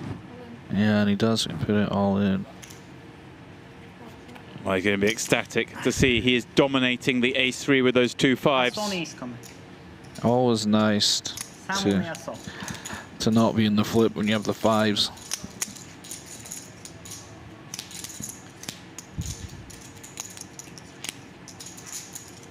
I mentioned Iakobishvili finished 8th last night in the 100K. He's going to need help if he wants to finish any higher than 7th in the 10K. The King 7-7 does give him a little sneaky route to victory. Repeat that, King. Maybe running high cards. Running pair-up high cards, of course. Like that Queen. King, Queen, or an ace that's not a heart required. It is a high. He does make a flush, but it's not as high as the flush of Kulev. Iakobishvili then will only improve on that finish from last night by 1 spot. But it's another $63,000 to throw onto the pile. A safe in the room, getting that bit fuller every night. Do you know what room he's in? I do not, James, unfortunately. Just having a thought. Send him some flowers or something. 8th and 7th, and you know, perhaps the next streamed final table we will see a 6th place finish. You never know. But also, perhaps he just won't be there. Also very possible. You know. How do things go? Kulev then came in as the chip leader. Had a little wobble early against Borovkov, but that one re-establishing his position as top dog. Kind of quietly, we've worked our way down to the final 6 in the early goings of this final table. Our average still remaining pretty big. 35 big blinds, something like that. Top 6 now guaranteed $80,000. 8-0. One more place to go. We'll see you secure that 7-figure payday.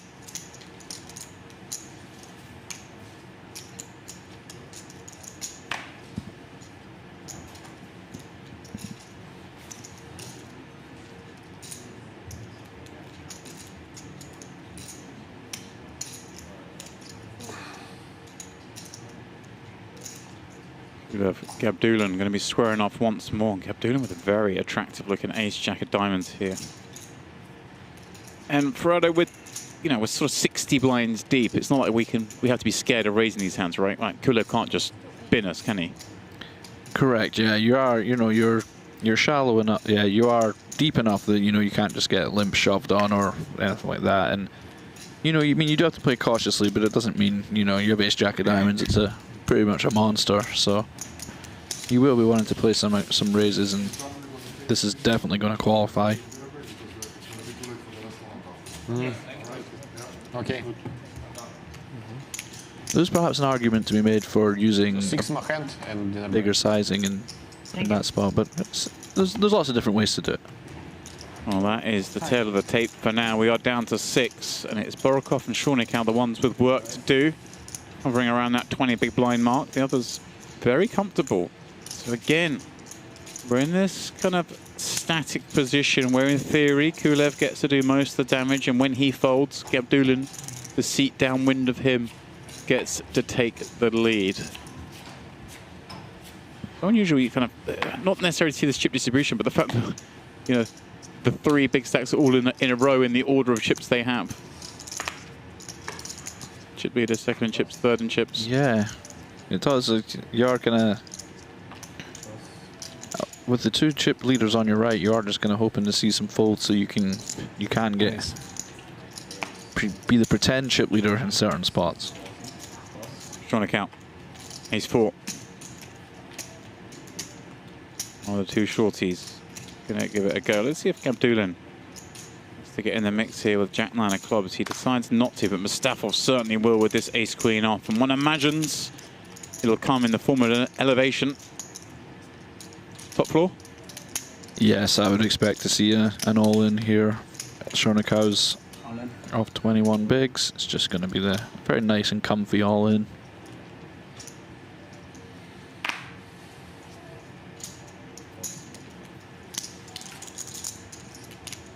Fold it is.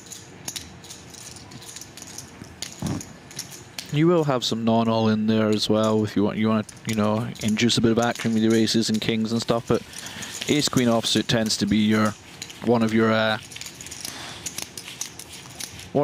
better hands in the all-in range. So it allows you to shove the ace 5 and stuff, and not just have a range where someone with ace 9 can just instantly call because you don't have any good hands in the all-in range. It's all in the induce range. So it's kind of one of the main hands supporting the all-in play. So the ace queen and like 9s, 10s kind of thing? Yeah, those kind of hands. There'll be some ace king off as well sometimes. But yeah, I mean, in theory you will want to be quite aggressive there, like some jack 10 suited and things like that. Especially if Shornikau's shown a propensity to maybe be in there a little bit too aggressively.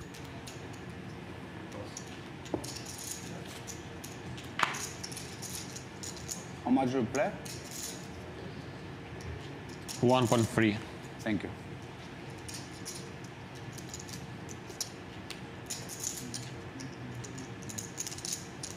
All in.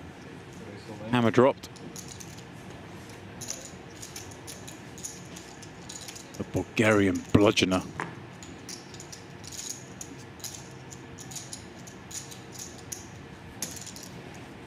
Speaking of Patrick Antonius, as we were, the cash game tomorrow night, did you ever see the hand that he and Mustafov played in the Triton event here that Patrick ends up winning but has to like hero it off with a pair of deuces on the river? I think I have seen that hand actually, yeah. It's the first time I'd come across Fahredin and I was like, okay, this guy's going to do some playing.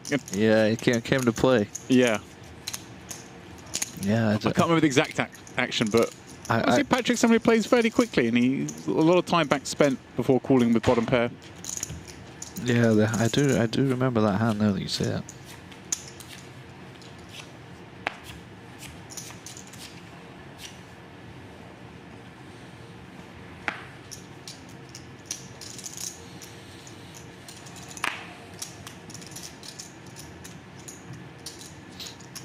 Mustafov now over $10 million in career earnings. Number 2, the Bulgarian all-time money list behind. Oh, Mr. Alex Kulev. There you go. We got the number 1 and 2 from Bulgaria. Speaking of which, he has woken up with the ace queen here. Just flooding. Oh, nicely done. Dodge from Mustafov there with king queen O without too much thought. Yeah, but king queen a strong holding, but does do a lot worse against an early position raise and an early position call. And he isn't. It would be in a dominated spot here.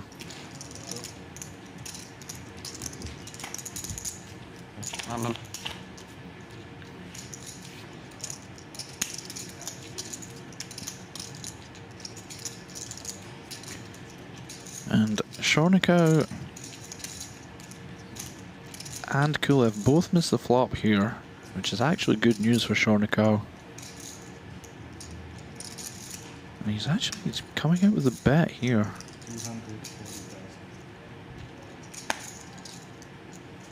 Alex does have the 2 overs and the backdoor flush draw, but it is quite a scary board to face this kind of bet on. It's a board that you would think would favour the caller more, so when someone comes out betting, you kind of are not super happy. He does find the call though. Perhaps picking up some frustration on the part of Shornikau. We just saw him have to raise for the cutoff, and actually body language there almost looks fed up that he's been called by Kulev there. Of course, I'm sitting here with confirmation bias. I'm looking at the hands. True, yeah. I mean, this like ace jack, you wouldn't really expect this to be getting bet too often, so. But this will be interesting this turn because I think,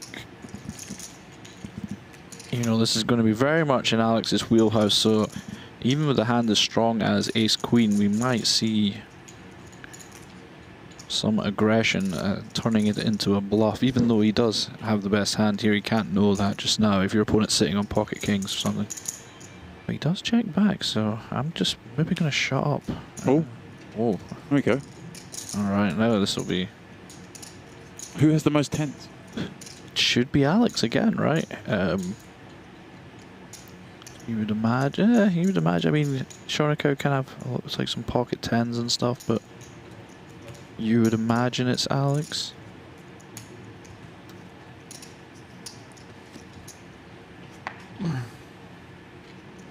Yeah, I guess trying to work out, does he get a chop to fold? Yeah, well, I think you know, it's just very unlikely Shonikov has a 10, so it's almost a free roll to try, right? It's tough for Shonikov to have. And Alex can have, you know, Queen 10 of clubs, Jack 10 of clubs, King 10 of clubs, Ace 10 of clubs. They would all, you know, they wouldn't want to bet the turn and have to put it all in, you know? There's Shonikov. Floor, am I allowed to go to the bathroom whilst he's thinking? I really need to go. No? Okay. I mean, does he say this with a 10? Surely not.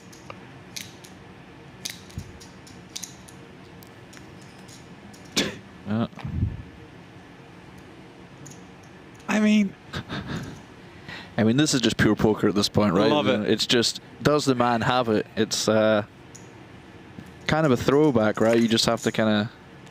Got to call 1.1 to get 500k back, but risk busting out in 6th place. At the same time, you feel like Kulev's just going to do this with every hand he's got to the river with. But as you mentioned, like, how many of those don't? You know, lots of those do include a 10. Absolutely. I mean, he can certainly have hands like this, of course. It's just whether or not there's enough of them. And you're right, the risk reward, and then, yeah, he does get the fold. So great play from Kulev. You know, I did recognize the situation where it's going to be very tough for Shonikov to have a 10, and capitalized on it. You have to take the pain sometimes, you know? Shonikov elects to live to fight another day. Yeah. Kulev now really kicking into gear. And when we debuted this final table, he came in with a lead. Suspected we might see some of this. It's just taken a little while for him to break into stride. Card distribution is what it is, and it was a 9-handed table. Now with 6 left, perhaps we're going to see a little bit more of this from him. Very accomplished pro. Race. Here he goes. Really now feeling in flow.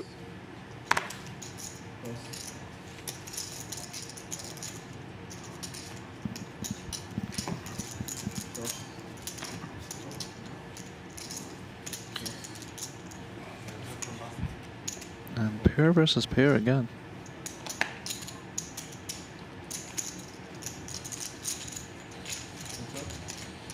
Yeah, Shonikov just electing to call with the 2-3s from the big.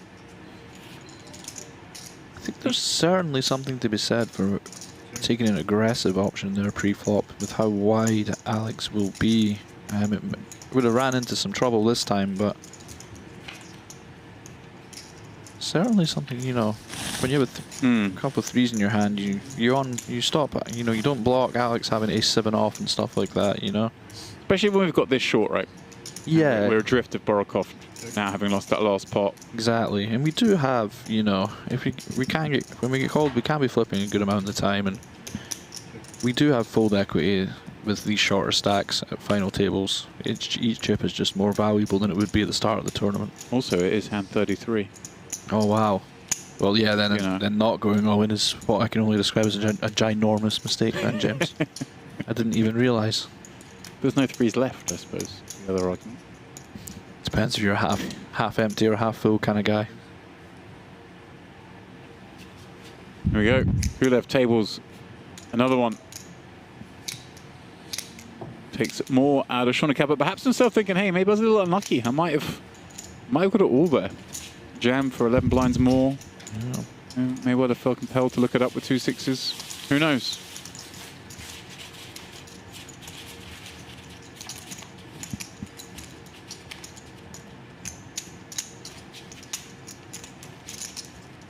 Is this the last one? Yeah, players discussing. This is the last hand before the break. Now I can inform you. It is the players' dinner break. It is going to be 60 minutes for them, but we are going to trim that delay down. So for you viewers watching here with us on the Onyx Live channel, it will just be 30 minutes. I don't know, 30 minutes is still a long time, but it gives you a chance to head off, get a snack, fix a drink, do whatever you need to do. 160. We will be returning 30 minutes rather than the 60 that the players have ahead of them. Gives Fahredin a chance to have second dibs at the buffet. Second dinner. Well, we've had first dinner, sure. But what about second dinner? Warp said 3 puddings and an ice cream. So up there, and Here we go. That'll do it.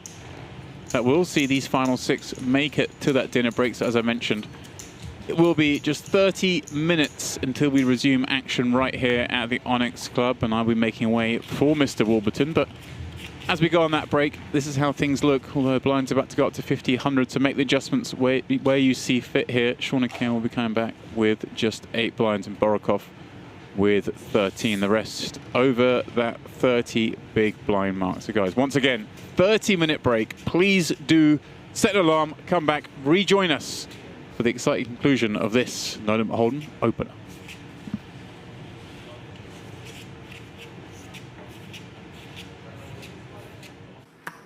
Out in 13th, and we saw, of course, Morton busting here in 12th. Raise for 50. Folded it. There you go.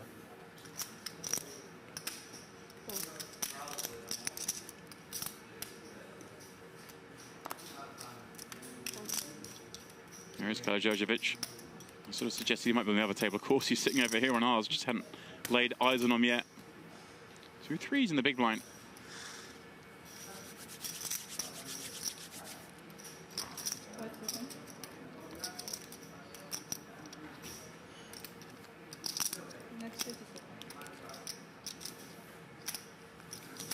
Yeah, kind of a weird spot here with 3s because they're short-handed. Like, do you set mine out of the big blind? Do you try to sneak a jam through? Kind of an interesting spot here. Pardon me, I mentioned earlier that he'd either won the Invitational or the main event at Triton Montenegro. Slightly incorrect. He got second in the main event. So apologies there, but nonetheless, a huge score to take down in your hometown, you know. Yeah. This is going to go pretty quick. Oh, he does go for the shove. Get a result pretty quick because of the blinds, right? You think quick because of what? I mean, how big we're playing. I mean, you mean the tournament? Or Yeah, this tournament. Should end in like Can you 6 pause hours. the clock till you... Yeah, 6 hours. Pause the Yes. clock till I get a count. Okay, okay. Well, we all need to get to 50K, so. What time it starts, the 50K? 2. 2? these guys. When are you getting to Jeju? I know a couple of tables for 100K, and they're like, coming we on want to feet, bust but out so I'm we can play the coming just 50K because one-day tournament going on today. They're sickos. Wanna, you know, stay a few extra days, like before the big tournaments. How much? 4 points, 450. Oh my. Traveling from Europe to Asia is not convenient, jet lag. Bro. Neither is the States to Asia. Same thing. If only he knew. Yeah, but the Going other through the way ringer here. usually is very smooth for me, like from Asia to Europe or from Europe to US. Usually What feels is it? very good, but 450. to Asia is not, yeah. It's just 22 I feel blinds. pretty good as long as I don't eat. Like if you don't eat from when you take off, like until you get to the hotel, like it's like maybe like 20 hours or something, then I get over the jet lag fast. If I eat on the airplane and stuff like that, Does make the call. Wow. Kalejojevic gets the bad news that it is one of those overpairs. Kind of hands he just didn't want to see. Just like this. Jam all in, breathe. raise, yeah. We're flying towards this final table if the 2-8's hold. I'm going to where? I'm sorry. Oh! 3 on the flop, but please do note the presence of the 2 aces gives Rahul a couple of paths to victory. Going to bed, like, are you late? Like 1 a.m. or 4? Just one pull. Like somewhere between 9.2 million chip pot. 6 and 9 a.m. Yeah. Oh my God. And Kalajovic secures the double up. The last night I went to sleep early. What a timely 2-outer that was. We had you know, 15 mil and it could start to freewheel a little bit, but as it is, they've got to play fairly cautiously, all of them.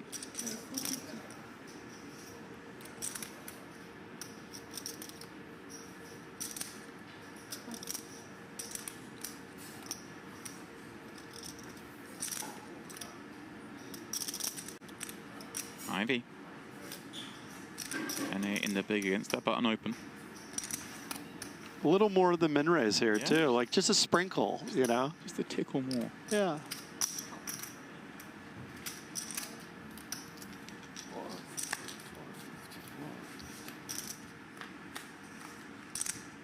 Oh. Oh, just quads. 2 pair. 2s and 2s.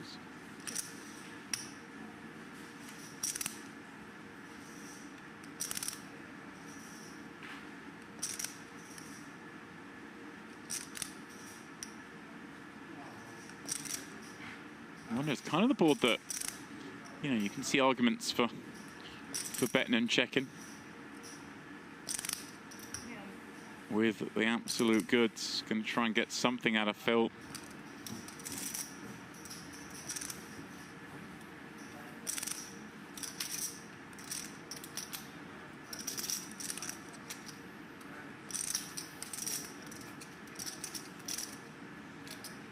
Still thinking the 10 high, 8 of spades. Well, they're probably a little wide. Okay. Yeah. He lets it go, but he didn't, he reluctantly lets it go.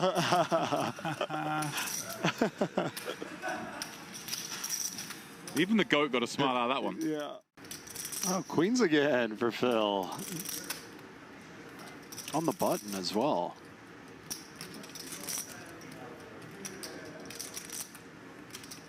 And lovely hands of mine. He just knows so many hands Mikita will just rip it in here with. And of course, going to defend with a lot of them as well. 5 seconds.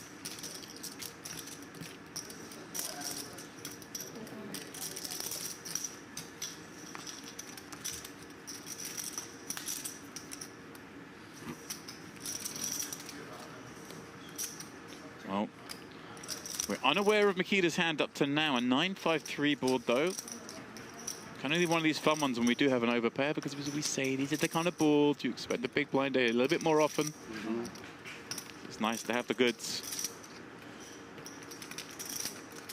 400k bet. A little over a third. Just instantly that bet 400 instead of maybe like a 250, 300 bet. Already just putting more jeopardy on this stack of Mikita, right? I think there's something to that for sure. Like, if you're going to check raise, it's going to cost you. Right. You check call here, the turn bet's going to be that bit bigger, the river bet could be that bit bigger. May well be asked for all of it by the end.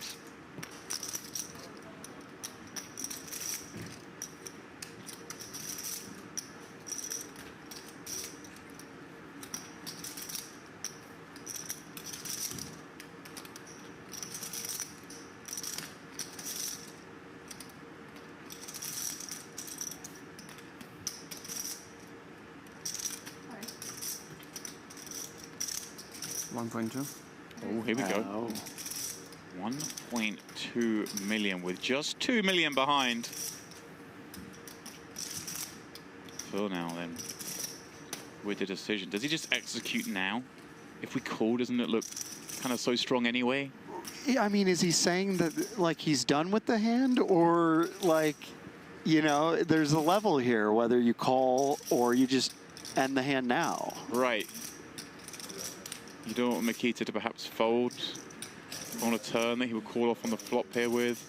The thing, still want to deny the draws some equity. The thing I like about calling, though, is he doesn't have sets here. This is button to big blind. So I think all of those shove pre. Right, the 9s, the 5s, the 3s. Yeah. Okay, that's a very good point. So we're thinking. So I like call. Because Mikita's just more bluffy. Yeah, keep it in. But I don't just rip it. I don't not. Yeah, and he just gets Mikita to call it off. Assume with a 9 here. Kind of what makes sense. That's 7-9. I believe, yeah. Yeah, this is why this is kind of good, because when he does have the hand, he just... Yeah. He can't get away from it if we jam flop. And here we go then. Mikita Badziakowski, the one at risk on this FT bubble. Needs help, but there are a lot of turn cards that can improve his equity here. 7 working so nicely, but that's not one of them. Yeah, just the 2 9s remaining, and we can see in our graphic on the top right screen, one of those folded already, so unlikely and not to be for Mikita Badziakowski out in 10th place. What are you doing, really? Wait. 20 is okay. When there's action before 20? No action, just... Yeah. Rob, a fan of a quick game. Ooh, big hand here. Interesting there as well. The butchers for Ladev and the cutoff. Yeah, not just the butchers, but notice as well, those of you watching before the onset of the FT, he now has some time bank chips again. 1.1.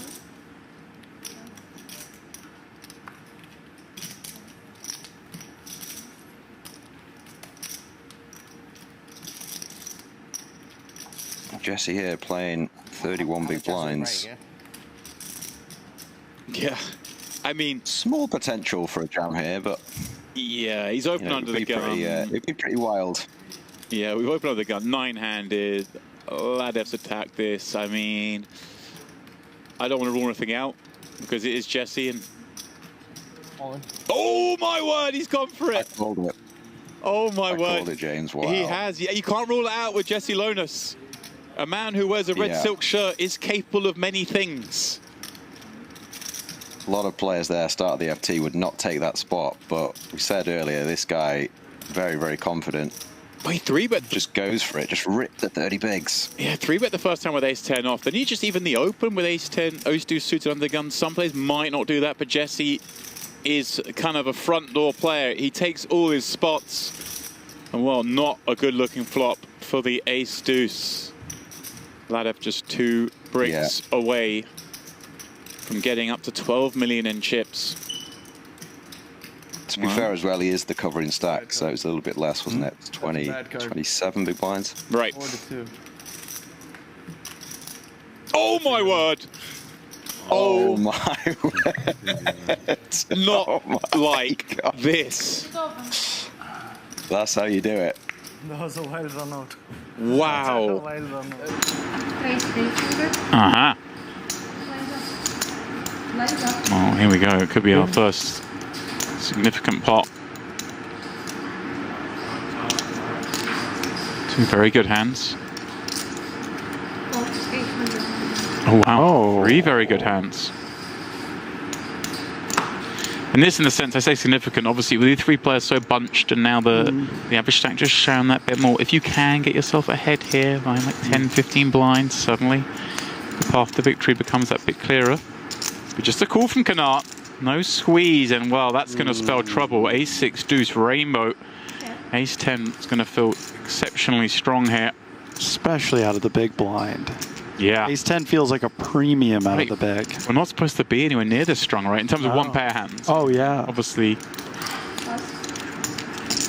some sets available, perhaps. I wonder if he ever Alexa do anything here. I mean, these dry boards. Yeah, without a flush draw out there, it's kind of... You kind of want to just be bluff catching, right? Right.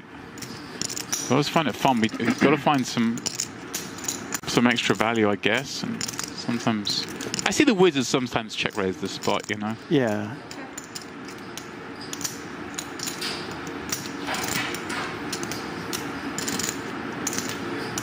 Deuce is warming. Short canal peeled from the big... Whoa. Whoa. Oh, my. I had to say, sure, he peeled from the big blind, but it was an over peel. He's not in there with, like, all the offsuit deuce stuff, right? It's... Yeah. His deuce X range is quite condensed. I was kind of surprised Mustafov checked that back. I think we'll just go big, but as it is, he's checked back, and surely now Kanar is going to feel great about this hand and the target maybe a rivered queen. Well, he is targeting a river queen. It's just the kicker that's the issue.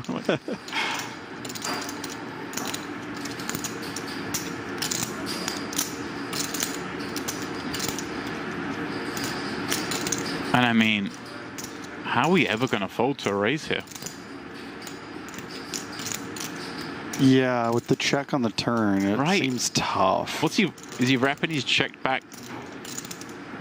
I mean, this hand, I don't think he has. I mean, I've seen he done it, but queens maybe the only one that would. Queens, yeah.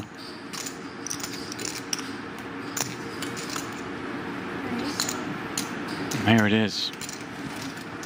There's the big bet. Oh, you just got to be feeling sick with ace-10. You think you're just value betting and getting cold. Yeah. And then this comes. Ooh. I mean, a further 3.3 million, and I just... I mean, this could even be just an ace itself, right? With the queen kicker playing, he might be targeting like a weak block. I don't know, maybe a queen. I'm fishing. I'm trying to find other hands that could be, but there just aren't many value hands. It's going to get spicy. Yeah. Oh, hello. 2 10s.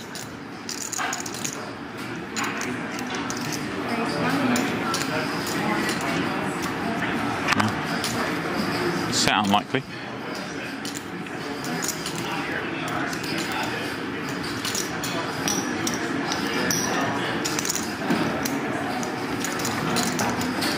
You know, this is a situation like he's trying actively to avoid. Oh my word! Whoa! About to say actively trying to avoid playing against pots against Mustafov, but with 2 10s, we're more than happy to do it. With a set of 10s, we going for it. But 110 in the deck too, mind you. Yeah, I did say it's set unlikely. Yeah. How wrong I was, and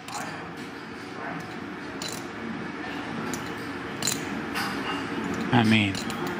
Mustafov, he's incentivized to play aggressively, but recognizing perhaps that Bucky's going to check this back a lot. Just calling for now with the 6 high flush draw. Oh! This could be it. This could be the end of Wandman. Everything we're saying about trying to avoid finishing on third could be thrown out the window here. Mustafov can somehow find a lead here as well.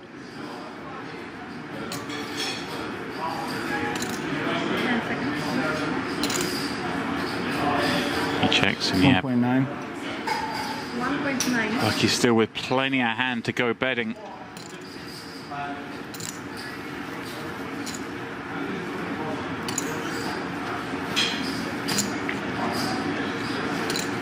Wow, can he find the raise here? Can he find it? I think, look at this. He's just smooth calling. Yeah, I mean, we do just want to call, don't we? We want to allow opponent to bluff, even though, you know, how bluffy are they going to go with the chip distribution the way it is? Right. Does he ever knuckle back? No. Certainly not. Surely not. I think it's set up nicely where he can bet non all in, isn't it? And yeah. Even just like a kind of half pot sizing. Especially that jack fills some stuff in, of course. But does he really call 9-8 and King 9 twice? Oh, well, I mean, you know, Bucky's going to want to bluff this card, I guess. Oh, right. Somewhat, yeah. Yeah, just gone kind of like half pot. And now he's going to throw up.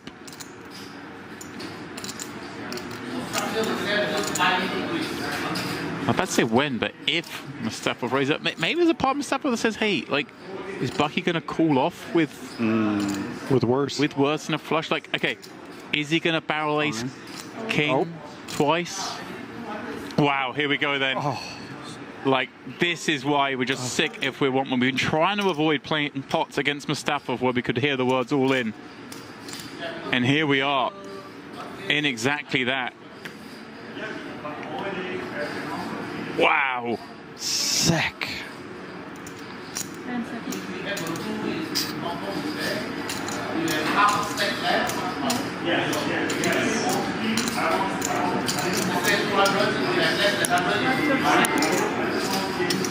Replaying this through his head. Or he's pre-bet flop, bet turn, bet river, and now Mustafov wants to check jammy. What are the bluffs? Should have fucking checked. Almost a.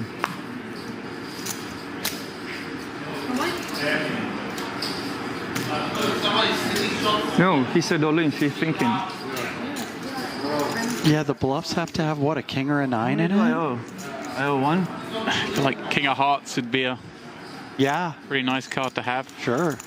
What's that? King Deuce with the King of Hearts? King 10 with the King of Hearts? Oh, maybe some like King Jack with a heart. There's also just all these flushes.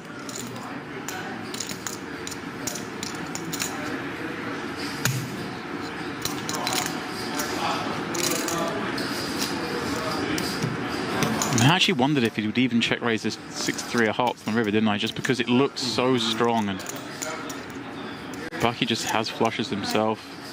Yeah, wow, great fold, sir. Very, very impressive stuff. Incredible fold. That's not easy to do three-handed, just throw away a set. To Fahredin as well, a player who's more than capable of making the move. It's going to get spicy. Yeah. Oh, hello. 2 10s.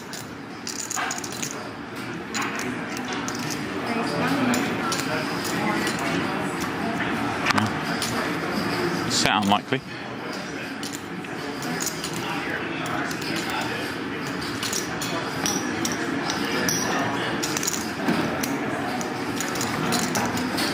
You know, this is a situation Bucky's trying actively to avoid. Oh my word. Whoa. About to say actively trying to avoid playing against pots against Mustafov, but with 2 10s, we're more than happy to do it. With a set of 10s, we going for it, but 110 in the deck too, mind you. Yeah, I did say it's set unlikely. Yeah. How wrong I was, and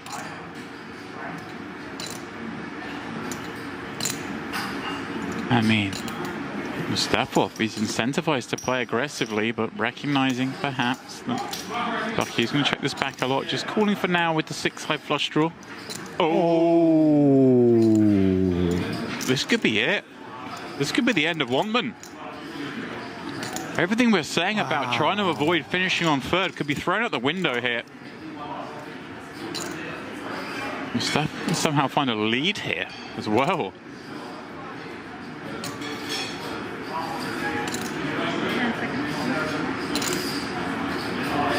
He checks and yeah. 1.9. 1.9. Bucky's still with plenty of hand to go betting.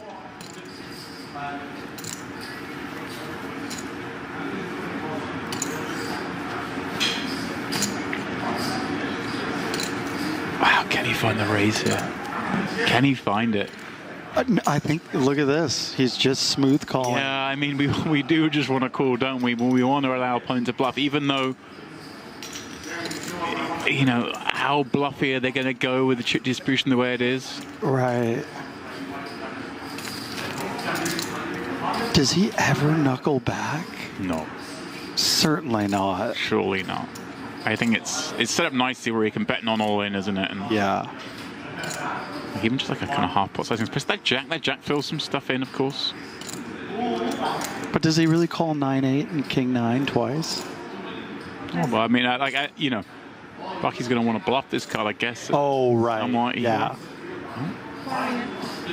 Yeah, just gone kind of like half pot. And now he's going to throw up.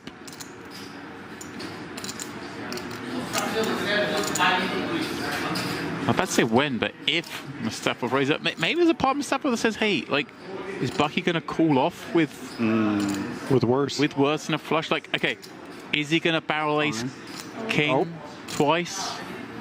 Wow, here we go then. Like, this is why we're just sick if we want one. We've been trying to avoid playing pots against Mustafov where we could hear the words all in. And here we are in exactly that. Wow. Sick. 10 seconds.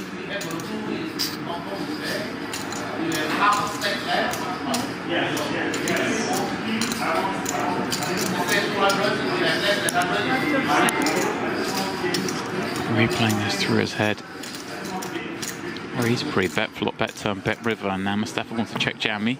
What are the bluffs? Should have fucking checked. Almost a.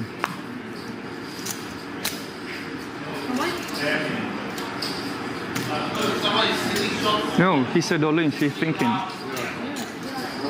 Yeah, the bluffs have to have what, a king or a 9 in it? I owe 1. I feel like King of Hearts would be a pretty nice card to have. Sure. What's that? King Deuce with the King of Hearts? King 10 with the King of Hearts? And maybe some like King Jack with a heart. There's also just all these flushes.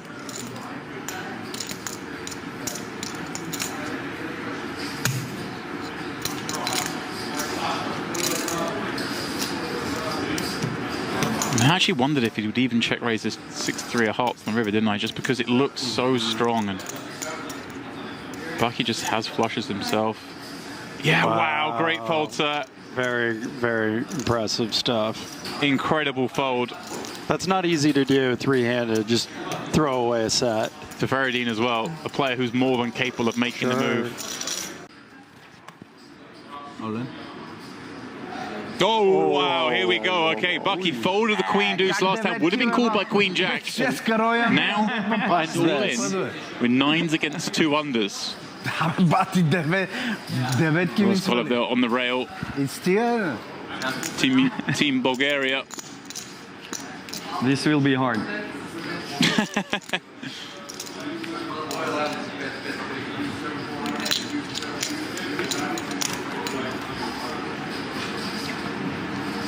Oh, no. 7 or deuce required. Send Bucky out in third. Ladder Canar up to the top 2. Just one card to fade. Picture. Numero 5. Not like that. Oh, it is like that. No. It is like that. Oh, that's so gross. The walking stick on the end. Walking him out. Bucky out. Mustafov with a big one. Just where he left off. Ace Jack. Oh my word. Whoa. Oh my word. All in. It is. Oh boy. We're going for it first hand. Oh shit. Well, I don't know. What you get? oh shit, pretty much sums it up. Yeah, what a reaction. I don't think so.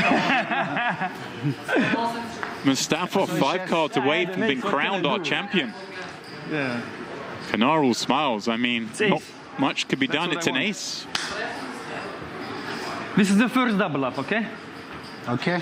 It might just be. Good game. He'd only be like 2 to 1 down. Wow, that is wild to think about. Right. Чакай още не, базикам с него. Queen 7-3. Diamond's working. It isn't. No D Дама working. 7-3, 2 кари, а со каро има. Той. Anna, come. Look. Bad beat. He's trying to will it into existence. Десетка черна. The river then. No split opportunities. Our only path to victory.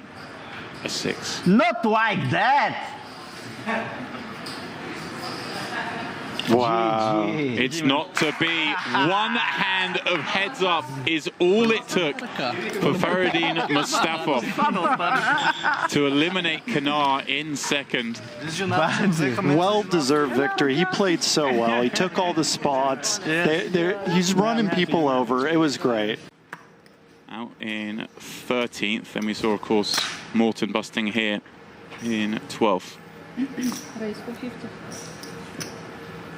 Fold it. There you go.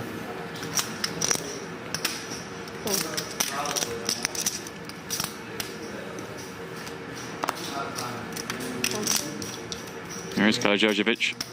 I sort of suggested he might be on the other table. Of course, he's sitting over here on ours. Just hadn't laid eyes on him yet. 2 threes in the big blind.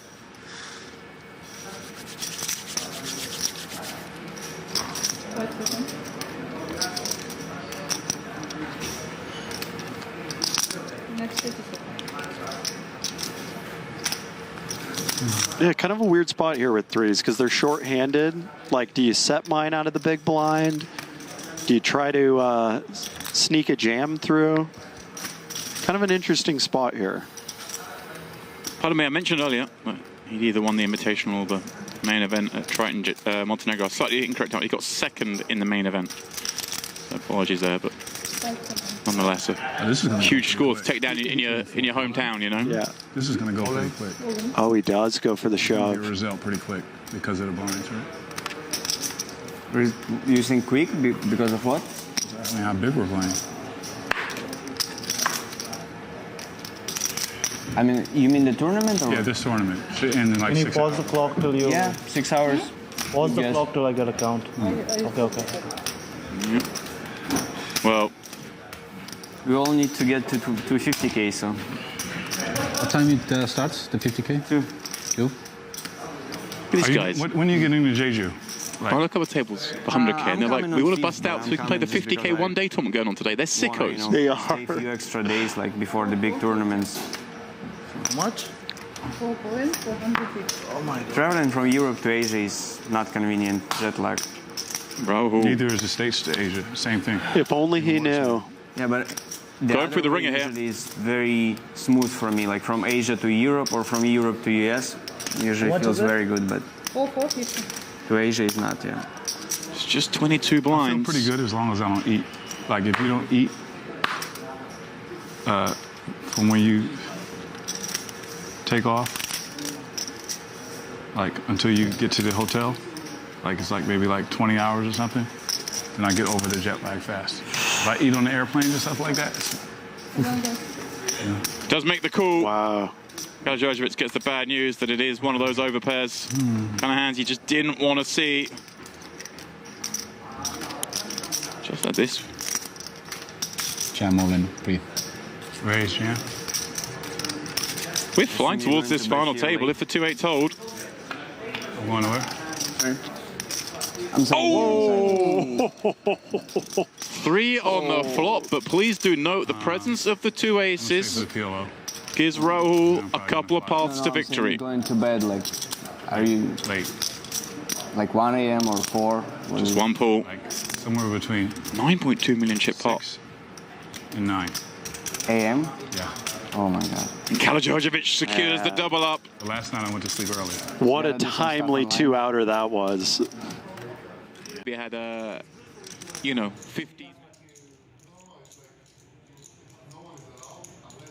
Very warm welcome back, one and all. You join us live here at the Onyx Club High Roller Series. It's the No Limit Hold'em Opener Final. 10K event. Very pleased to be here. I'm Mr. Steve Warburton, joined by my close ally, Mr. Neil Feraldo Farrell. How have we been getting on, mate? Been good, mate, yeah. We've lost a few players so far, and we've seen some decent action. Players not afraid to battle at this final, which always makes it a lot more fun to watch than at the cagey ones, so I'm interested to see how it plays out. Yeah, I saw a couple of hands here. Very excited to see the trip leader, Alex Kulev. Watched him a few times, played with him once or twice. Very strong, aggressive player from what I remember. Also seen quite a bit of Mustafov here at Merit. I believe he's a Merit legend, Mr. He is actually. Yeah, he's always on the FTs. It's always good fun to play with as well, which is underrated. Yeah, likes to have a chat, doesn't he? Yeah. Quite a friendly face. Second time, yeah. But yeah, we're 6 left, guys. 425K up top. Let's get straight into it.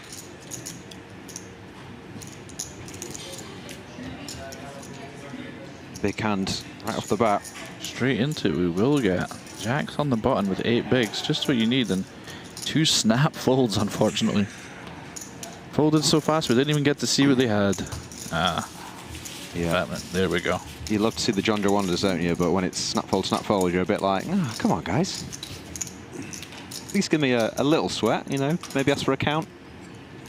I always find in these spots when you get the jacks or the 8 big blinds, you shove and then you win the blinds, and then the next hand you go like ace-5 in the cutoff, and you will be getting called when you go all in. Well, let's see if that prediction comes true. Seems to always be the way. Now this man, I believe, has got a big following in the chat, hasn't he? He does. This is Aurora, the streamer. Started off well, doubled up with the aces against Kulev's ace-7. But he's kind of back down to where he was. Such is life at these high-stakes final tables. It's a bit of a roller coaster. Yeah, I saw that little cooler he had blind on blind when he made the straight on the river. Correct. Yeah, that's right. Yeah.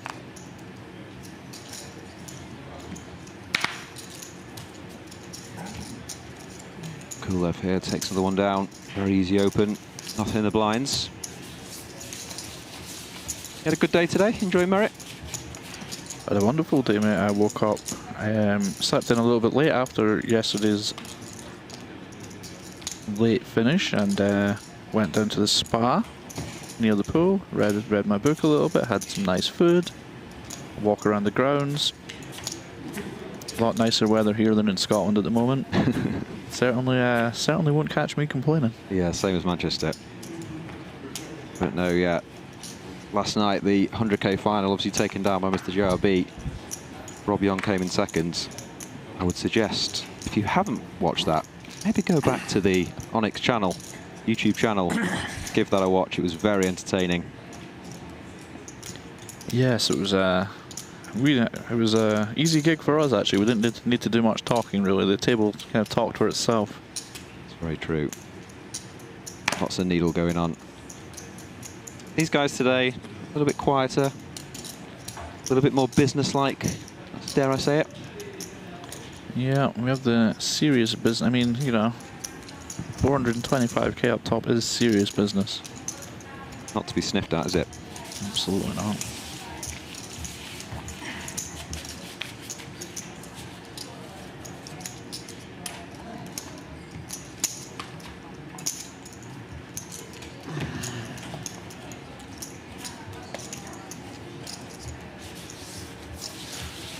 This was more acceptable.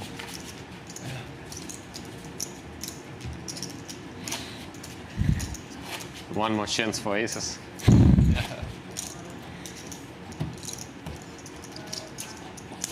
Have we seen aces a lot? Is that why that was being referred to there, or just? I think we have seen them twice, but they haven't had. Well, we had obviously the double up against Alex is ace-7 at the very start of the final table. Borovkov, so hoping to find them again, I would wager. Yeah, kind of interesting spot here. First and second in chips. Imagine he's just going to flat a lot, and he does. There we go, and this will look like aces. Yeah. I'm sure the chat's going to be loving this. So far, does get to jam. All in.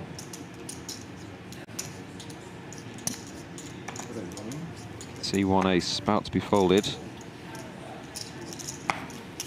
And we're just in here with the eights. Mr. Farrell, aren't we? I believe so, yes. It's just going to be getting too good a price to...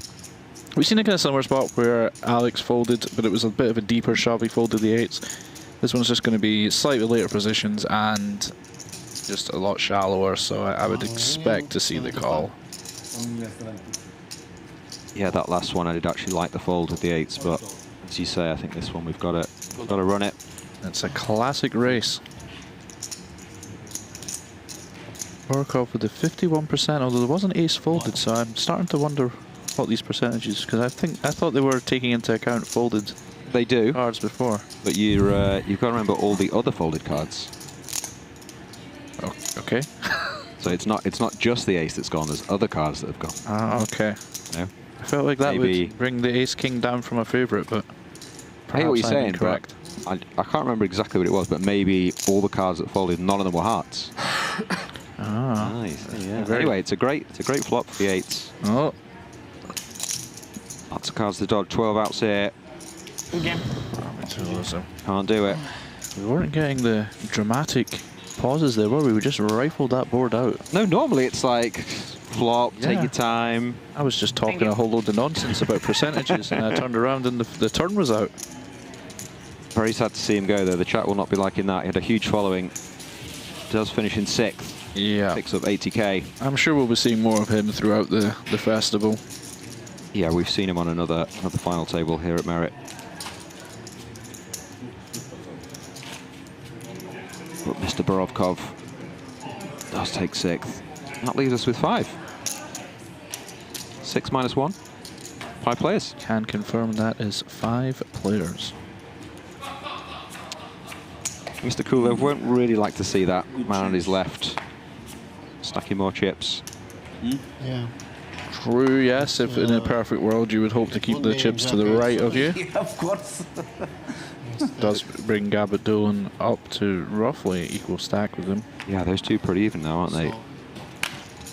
6.6, I believe, 6.2. know how to say it in English. We've just been talking about the aces, haven't we? There we go. And he hasn't looked at his stack yet when he was checking how many he has, and now he hasn't looked at his cards, and now he's got the good news. How do you want to play his? I think Shornikau has been very aggressive, so I think, yeah, I think he would. He has actually blind and blind, hasn't he? Yeah, we've seen a couple of times. He's. I think the limp or small raise here, yes, I do like. He opened the ace-3 earlier, didn't he? Blind and blind, and queen 4. Yeah, yeah, he's isolated very aggressively. I think in general you do want to have a small raise here. Wow, he does just fold. No way. Absolute soul read. That is, yeah, I'm very surprised at that. Playing just 8.5 bigs. Yeah, that's, I'm 5 of 5. Very, very, very surprised at that, and maybe he just knew, like. Yeah. So king 9 off seems more than good enough there to touch your toes, and it goes. I think you just want to. Or you can call. Just call, probably, right? Yeah. Just there's a lot more nuance to this 10 big blind versus blind than there used to be back in the glory days. There's a lot more raising and calling and than just the old sledgehammer. I hear you. But no, I'm very surprised at that. Speaking of the sledgehammer, though. I think we will be about to see it here. Count, please. No nuance here. This is a close one for Kulev. 850. 850? I think we will see the call, yeah. He'll be very unhappy to be dominated. Right. You have to remember that Shornikau will be shoving very wide here. Yeah, you can probably just play Chippy V here, right? Pretty close to it. Yeah. There will be some risk premium for you, but I think Queen 9 suited is just going to be too strong anyway. Spin the wheel. The Queen Jack needs to hold, and that's not the flop that Shornikau wanted to see. Let's come 9 high. Domination rotation, as they say. He's going to need one of the 3 jacks. We will be losing 2 players very quickly. Yeah. Queen is no good. Shornikau will take 5th for 107k, just like that. They just seem to mean business. This happens after dinner a lot. I want to know if are they going to the same buffet we're going to? It's a good buffet. Yeah. Just like that, Frodo. We're down to 4. Is it something I said? I've just come in, bam, bam. That was it. They've decided to ramp up the action. Very deep.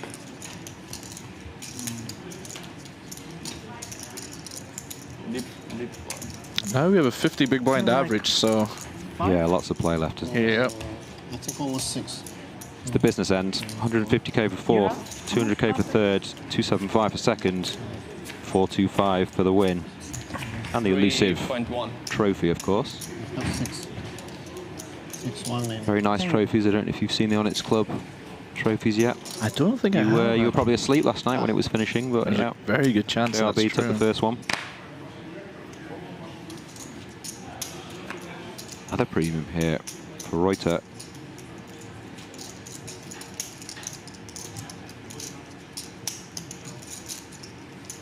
I believe this man had a pretty good year last year. He did, yeah. We were seeing over 7.5 million in cashes last year. Yeah, just in 2025 alone.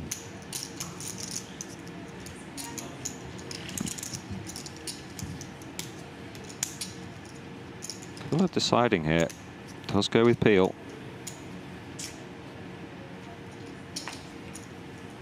Imagine we'll be taking this heads up.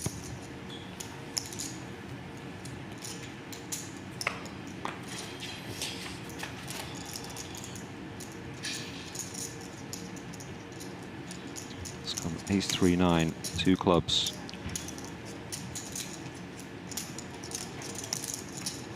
It's not the board you're looking for with the red jacks.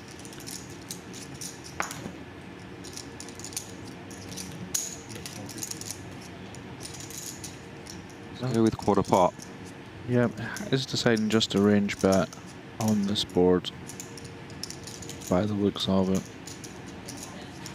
I think this would be a pretty high up candidate to check back if you did want to play some checks. So this would indicate he probably is just betting his whole range, and Kulev does get there on the turn. Yeah, probably slow down the action though.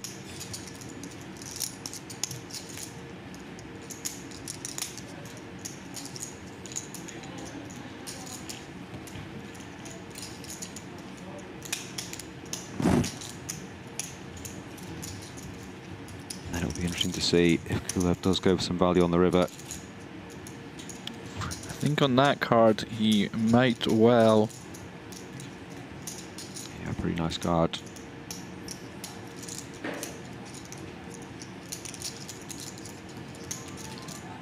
There is a couple of ways to look at this here where, depending on sizing, if you want to have a kind of block bet size, if you want to play 2 sizings, having a kind of smaller size for this kind of hand and a bigger size for your ace-x, whether or not.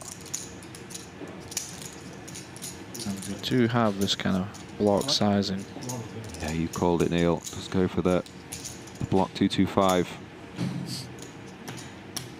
And I think as this is really annoying, isn't it? Yeah, you just have one of those must call, must lose a good amount situations. Do you think he blocks a good 9 here, Kulev?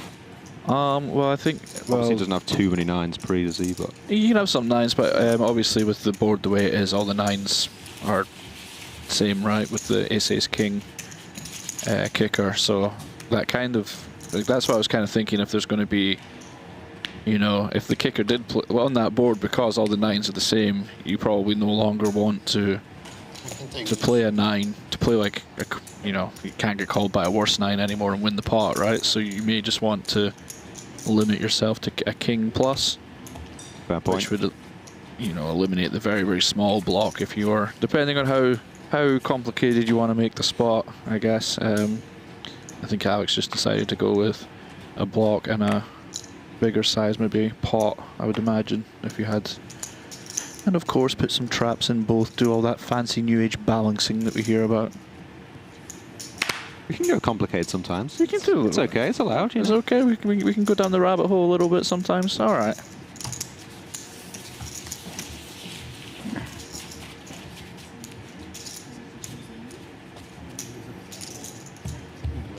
Thank you. Just as we change the dealer here, just an update for you of the 4 players remaining. Roiter with a bit of work to do, but he's playing 25 big blinds. Mustafov there in 3rd. Plenty of experience on these final tables here at Merit. 36 bigs. Kulev leads the way. Nice little chip lead, 85 big blinds. And Mr. Demir 2.5. comes up the 4 in 2nd. You? All playing for that 425k first prize. 10k buy-in, of course. I don't want to tempt fate or anything here, but I think the way the stacks are set up, we could be set up for quite a deep heads-up match if it goes the way that I think it may go. I think that's a fair observation to make. We had a pretty deep heads-up match last night, but it didn't last too long. Well, yeah, you can sometimes get some wild cards that like to go to battle. But I do enjoy a nice deep heads-up game. You know, it's one of the purest forms of poker, mano a mano. One person against another. I'm with you. We should play some heads-up after, actually. See. I don't want to lose all my commentary wages on the trip. Roiter with the defend here. With the A6 of hearts.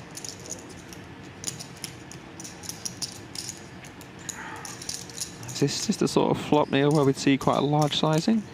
Generally speaking, yeah, you would want to see a bigger sizing. With stacks as shallow as they are and at a final table, it does become relative, and you do see this kind of half pot sizing, which I would imagine will be the bigger sizing in this spot. But these are, you know, the kind of boards that you will see even some overbets, c-bets on it, deeper stack, 100 big blinds and stuff. So yeah, this will be his bigger sizing, and Klemens just has enough hand that he's not ready to surrender just yet. Yeah, backdoor straight draws, backdoor hearts. Time might be the best hand. It'll be tough to navigate though on a lot of runouts. Let's pick up the double gut shot. Yeah, it's actually a very interesting turn card. I think, again, if we were playing a lot deeper and without the ICM, there might be even a little bit of just this like 10% donking with the equity shift once you've check called this big bet, and it's becoming a streety kind of card. That's a sick one. Oh my word. That is a sick one. Oh, that's disgusting. Roiter does make the one-liner, 4-card straight. But sadly for him, his opponent has rivered the nuts. You just don't see it coming as well. You're just so happy with your hand here. Yeah, some percentage of the time you think that he checks. Wow. Some percentage of the time you think that the 10-jack would barrel turn. I know it's not a great card for him, but it's not without the realms of possibility that Jack 10 does continue, right? Yeah, I mean, yeah, for sure. I mean, it's one of those where it can certainly do both, I think. It's one of those that you probably don't want to bet fold equity away. I'm quite surprised this check, though. The river. I am also. Didn't really know what size he'd go, but check does surprise me a little. It's a really interesting spot for, I mean, yeah, I would expect to see a bet from... thing is, as well, you'd expect the big blind to bet a lot of these two pairs as well in the river, wouldn't you? Yeah, like, I think, you know... So I guess if you have, like, a 3, maybe you just want to check, so maybe you're going to throw in some of these ones that unblock the pairs. Yeah. To try and catch a bluff, but then we have a big old... I'm not sure about this big sizing sort of based on been alluding to, but in this situation, it just has to work, doesn't it? There's just no way you can fold. Yeah, it's very unfortunate for Klemens. Yeah, the big sizing. I mean, you know, you do have the nuts. You know, can it ever be so bad to just make a large wager with the best possible hand? Probably not. Sure. I understand what you're saying with. And it's just like if he has a straight set 2 pair, you feel like he's going to bet something, don't you?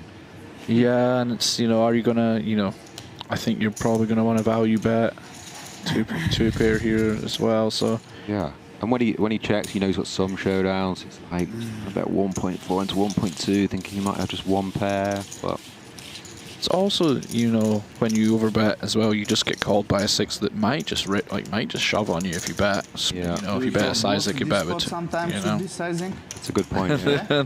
And Fahredin's just kind of verbalizing what we were saying there. Yeah, exactly. Always Jack 10. Good enough to fold a straight. I mean, I'm not folding there, but I'm absolutely hating that. 1.2 in there, he just bets 1.4 in the river, just like, what the hell? Yeah, it's one of those. Yeah, I mean, you're still in it's still a pretty good situation, like, but you're no longer, you know. Yeah. You're not bluff catching, but you kind of are bluff catching, but you know you do have a straight, like you can chop with value and you do have a strong hand against bluffs, but you're no longer just beating value. 7 now? Yeah. 7? More. I think more. But with that, it leaves Klemens very short. So. Yeah, he's in the danger zone, isn't he? Just over 500k. We've seen some carnage early. 3 big hands. Almost 8.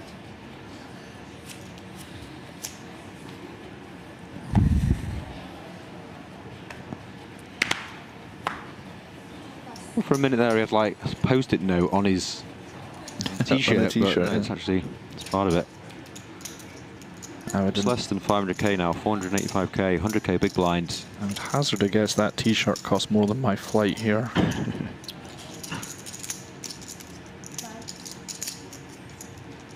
Not loving this, but what else can you really do? Yeah, you do still have some fold equity at a final table. Against, you know, some hands. Not a lot of hands, but... Yeah. 410? Not this one. 385. Ah.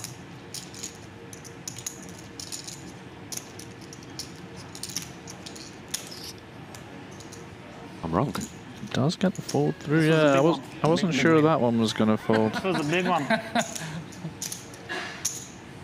Nice pickup there for Roiter. He's loving that. Massive pickup, yeah, for sure. He started the hand with 485. He's up to 735. I mean, it's not quite a double up, but it's not far off. Absolutely, and now I mean your shoves do have a exactly garner a lot more fold equity now. Yeah, absolutely huge for him.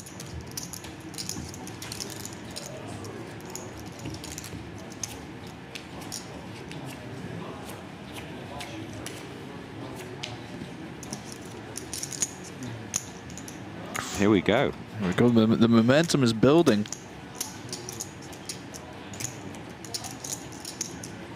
You just never know in this game, do you? One hand ago, he might have called, might be out, and now Ace King next hand, just over 7 bigs. Goes for the effective all in.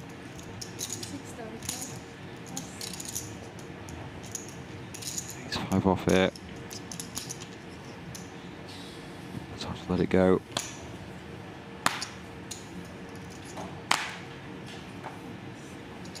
Roiter takes another one.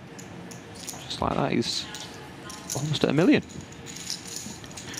Well, that's it. I mean, you pick up these 2 big pots, these 2 important pots for your stack, and now you know if you double up, you're right back in it.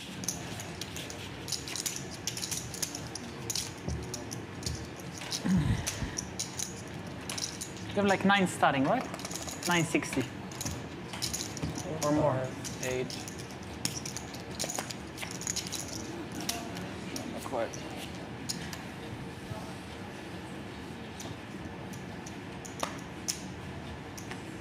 Not quite 9. Just under 9. Yeah. Okay. Here we go, as Kulev just checks how much the big blind is playing. Does open the king 10 off. Another playable hand here for Roiter. It'll be interesting to see how he plays this here. He might just play an all in. Like I think there is a bit of flatting goes on, but I think you may actually have fold equity here against. All in. Yeah, and he does elect to do this. Point. Alex hasn't snapped, and this is what I'm saying. Like at final tables, you do have more fold equity than normal, just because the chips are more valuable with ICM considerations. I have. Yeah, you're really not loving this king 10 off, are you?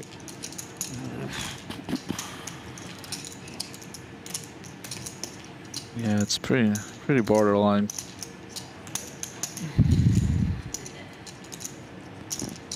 I mean, are you shoving queen jack off here? I wouldn't be, no. Probably not, right? You're going to be defending a good amount of those kind of hands. This is a big win for Roiter if he can get this through, like folding out a 45% equity hand. Yeah, massive. Which does make a great case for a shove over call if he does fold.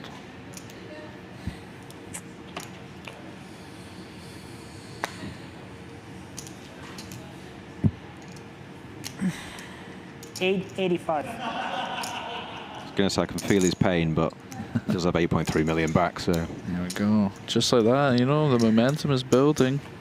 Makes sense to fold, though. I think probably the right decision.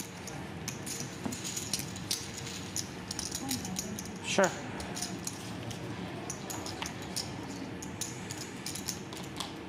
Lots of action here at the Onyx Club High Roller Series tomorrow night.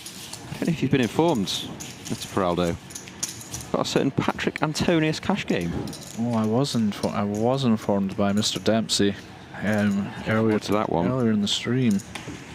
Yes, that will be a good one. It's always here. It's a 200, 400 with the 1K big blind ante, which should drive some nice action. Good. If he told you about it, he probably mentioned a story about him looking like. Oh, of Patrick course. As well, did he? Yeah. Oh yeah, of course. Always does. Or his mum mistaken for. Oh, is that what it was? Okay. Yeah. Right. So that sounds like a mistake only a mother could make.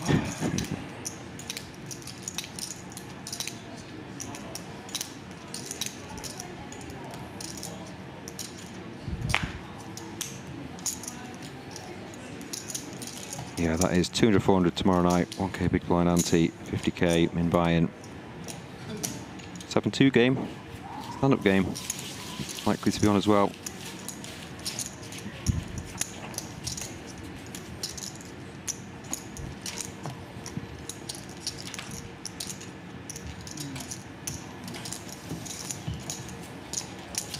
Certainly less chatty than it was last night. The yes, we were saying that. UK final was just like all chat, chat, chat. Yeah, well, I think when you know you're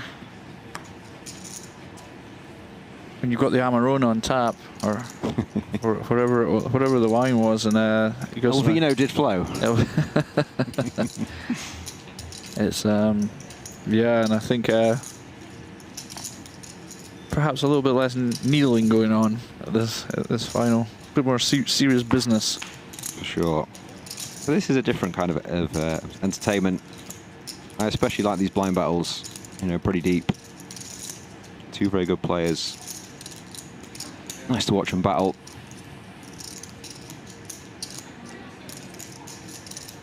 Yeah, I was saying to James, this is like kind of, I think, one of the last kind of areas of poker that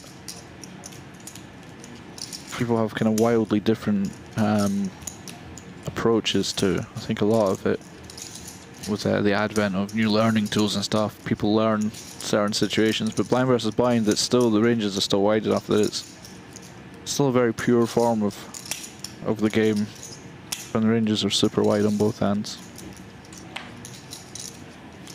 I get what you're saying. Yeah, there's lots of spots you see the top pros play very similarly, but definitely seen lots of different guys play different styles, different strategies.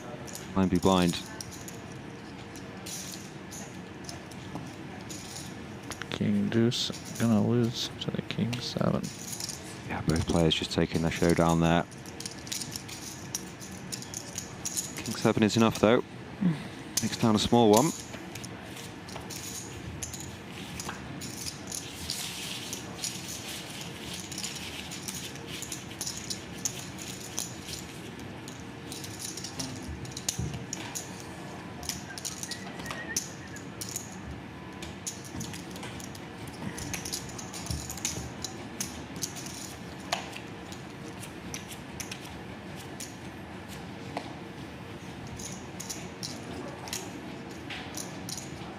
Roiter definitely looks like someone, and I just can't quite place it. Don't know if it's poker player or maybe actor or something. He's got a familiar face. Does open the king jack off here. Kulev wakes up. The ace queen suited. It's an interesting. I'm assuming this will be a raise fold from Roiter. From the cutoff. If this was me, I think this would be strong enough to shove. So I'm interested to see him using it as a raise fold, and it probably indicates to me that I need to revisit this spot, because if I had to bet on who's right, it wouldn't be me. Very honest of you. Kulev does go small 3-bet. Imagine that's hand over.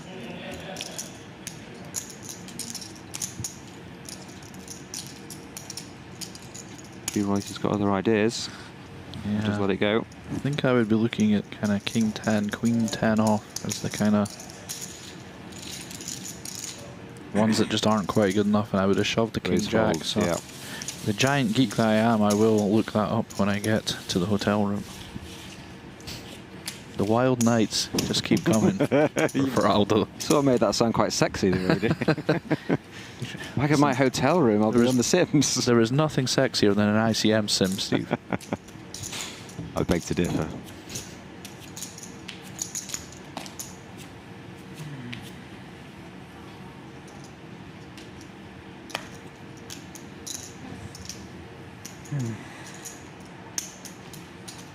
On we go, folds to the button.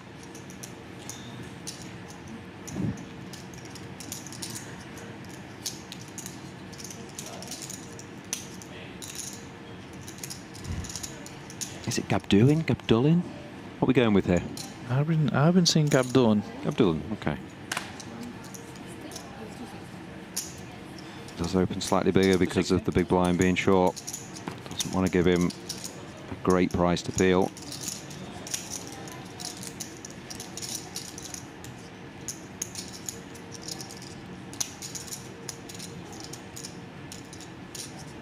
He's going to look to connect with this 5-4 suited. 670k in the pot. He only has 625 left.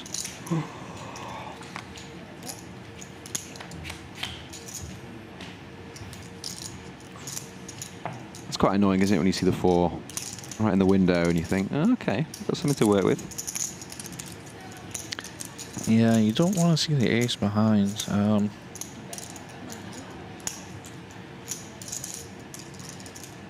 I do think you probably will just have to go with this here. Yeah. You have flopped a pair. It's, you know, you're not loving life, but I think the button range is wide enough. I am aware that I'm trying not to be biased by the fact I can see Jack 10 off. Yeah, I think your hand just does require enough protection from these kind of hands, and you will on average be doing well enough that you probably just have to bite the bullet and go here. You've already shown you're very, very honest by saying you had no idea about the previous spot, so that's true. We do believe you. That's true. I've earned some credibility. Here in the gantry, we do believe you. It's lovely here in the gantry.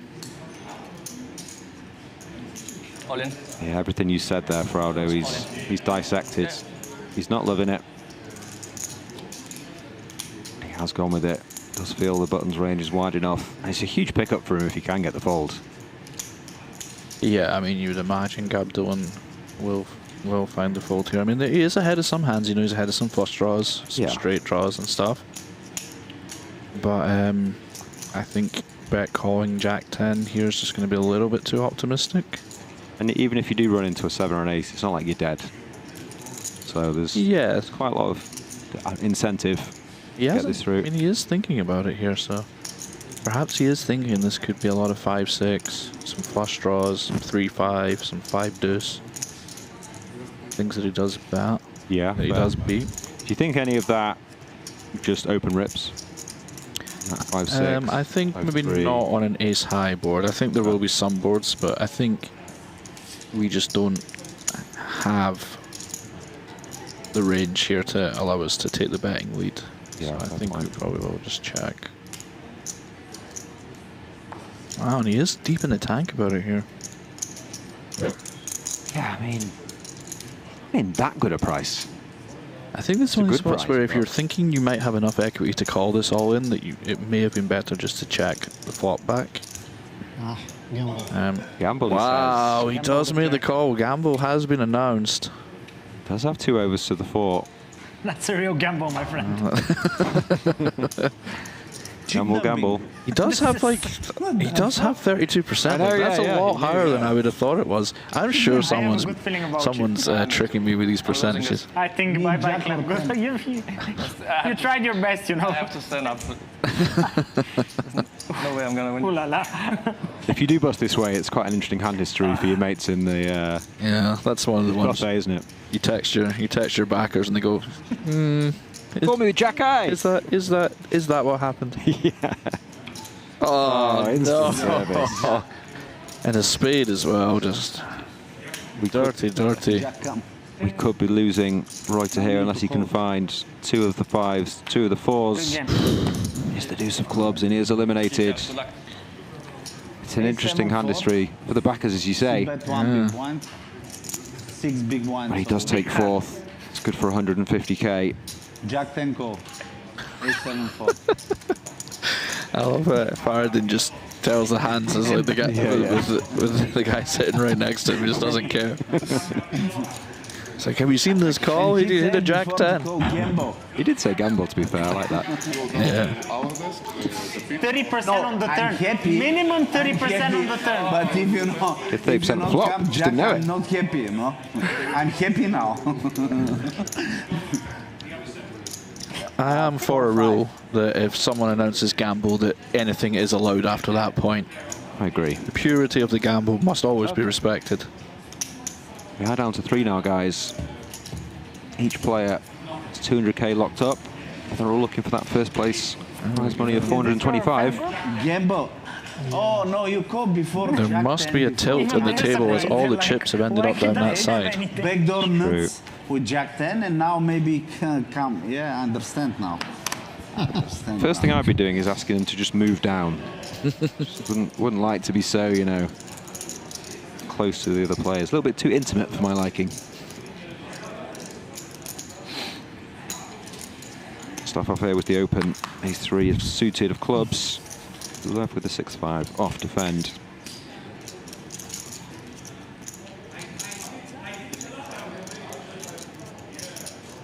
Not much for anyone.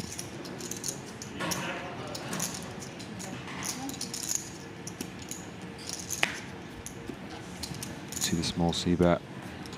Kulev lets the 5-6 off go. How much you have now, my friend? Just 52 hands, that's all it's taken to get to 300. I thought at the start it was, you know, pretty deep, might be a long one.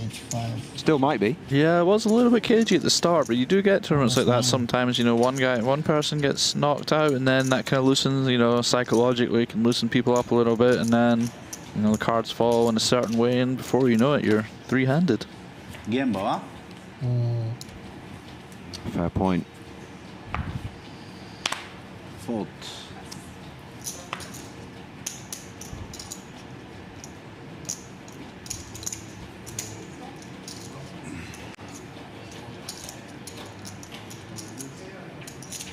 A very similar blind v blind battle here. 2 Raggedy Kings. We've seen a lot of this actually, where it's a lot of card sharing blind battles. They kind of, you know, they're quite interesting because it tends to be the more aggressive player wins when it's a mirror matches, as they say.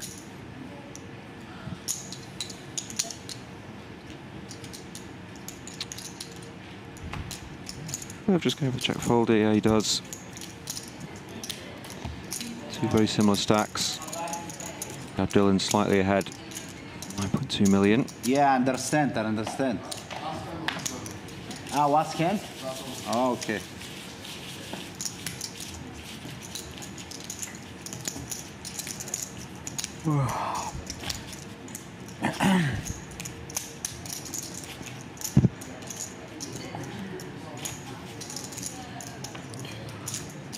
Just to see if they do play it out.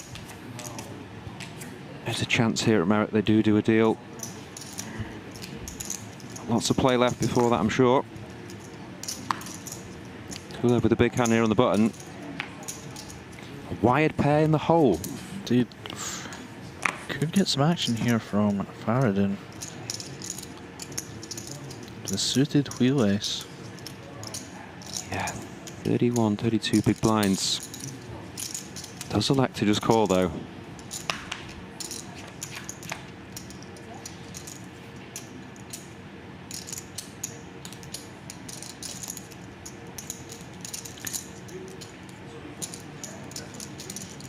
Bit of a miss for Fahredin. Not, you know, it's always low morale to not even see a single diamond when you have a beautiful hand like the Ace2 suited. Yeah, as you say, no back doors there really, so just let it go. A little yawn for Kulev, you know, it's just playing for the old 425k. So. Thank you. Just finding it quite tiresome. Just another day at the office for Mr. Kulev. Not had much to do today, has he? Zdrave. Bulgarian. That's something, you know, it has, you know, I'm sure been a long couple of days. The players, despite their obvious talents, are only human. It is, I think it's acceptable to allow a little yawn now and then. Oh, wow. Two big hands again. Gabdullin opens the button. He's 10 suited, 250. Lines have now gone up, 60, 120k. What are you doing here for Aldo?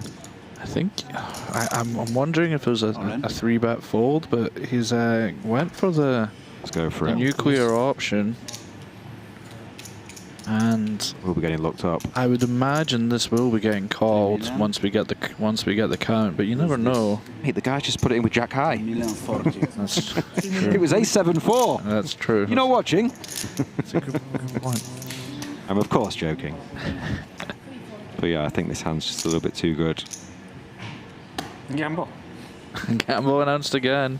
Wow. And Fahredin's going to have to pull a 9 from the fire here if he wants to continue. Just a bit of a core, really. Two very big hands, three-handed. Yeah, you can't fault either player here. As you alluded to, he's going to have to find one of those 9s.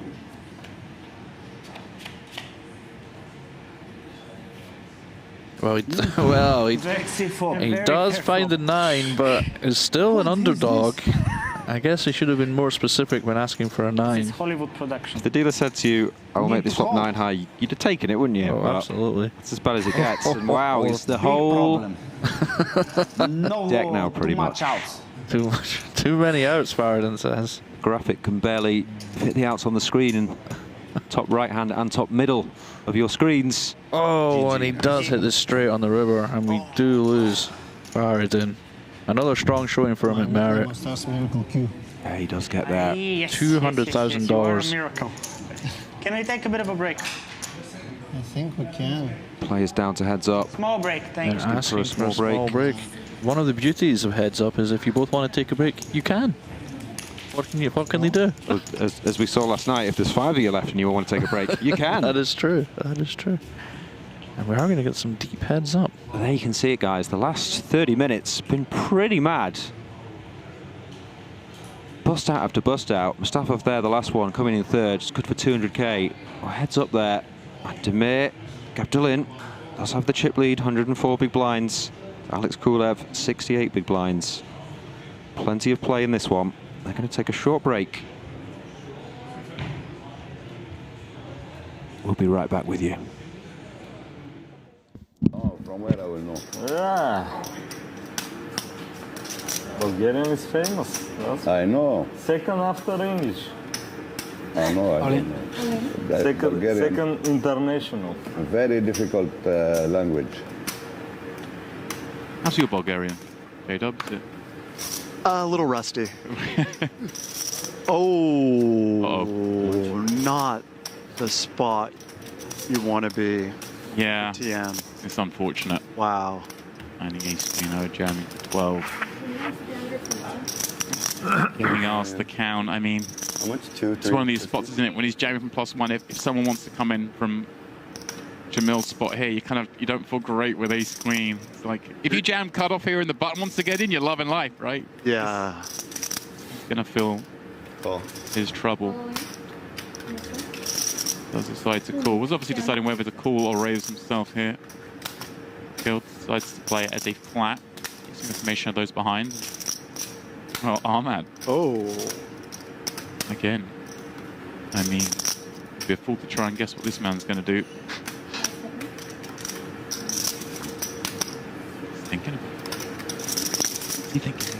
Squeeze. Can you imagine? Yeah, I mean, if he just goes for the jam? Wow.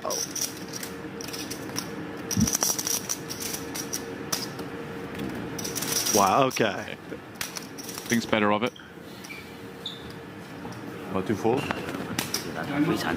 我知道。Трябва ходне просто. I don't want to involve.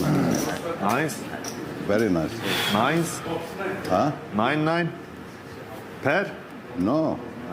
No pair. That's what I asked. Okay then, TNT's the bad news. Do you like how his seat lights up red? Yours lights up red. They're the players that are all in. It's like warning, warning. Here we go. Some drama to be had here. Ace suited. Well, Ace? You can't. I will not call with No. Good fold. No. Chop opportunity. Minimum chop. Headboard. Good start for TM. Go. Ain't card is cruel.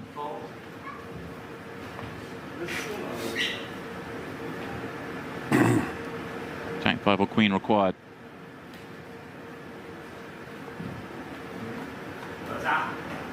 Last not to be. 9 on the end seals Tian's fate. Well played. Good Lost run. out on this final, getting $85,000 for his effort. He's there, great run.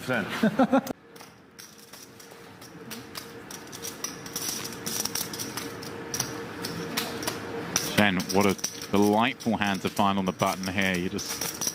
They've rewarded him with a hand after the 7-5 off. There we go. Open here, he's thinking, come on, Jamil, find a little bluff. Go on, I dare you. I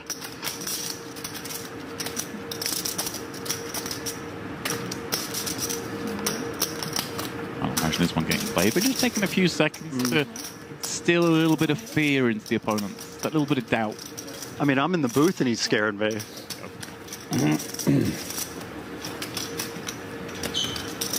So, like he's sticking around with his deuce 4. We're battling.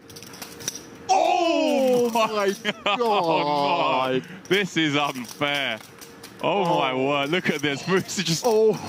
This is like the genuine check back of your cards because he's like defended garbage. Already forgotten what I've got. Hang on. Do I have deuce? Have I just flopped the joint? Is this real life? Oh, this is gonna be fun. Oh dear. Oh dear.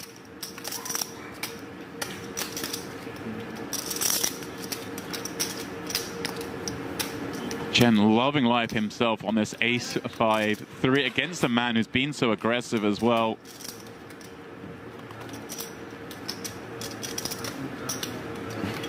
$4-2 has never looked so good. What a dream.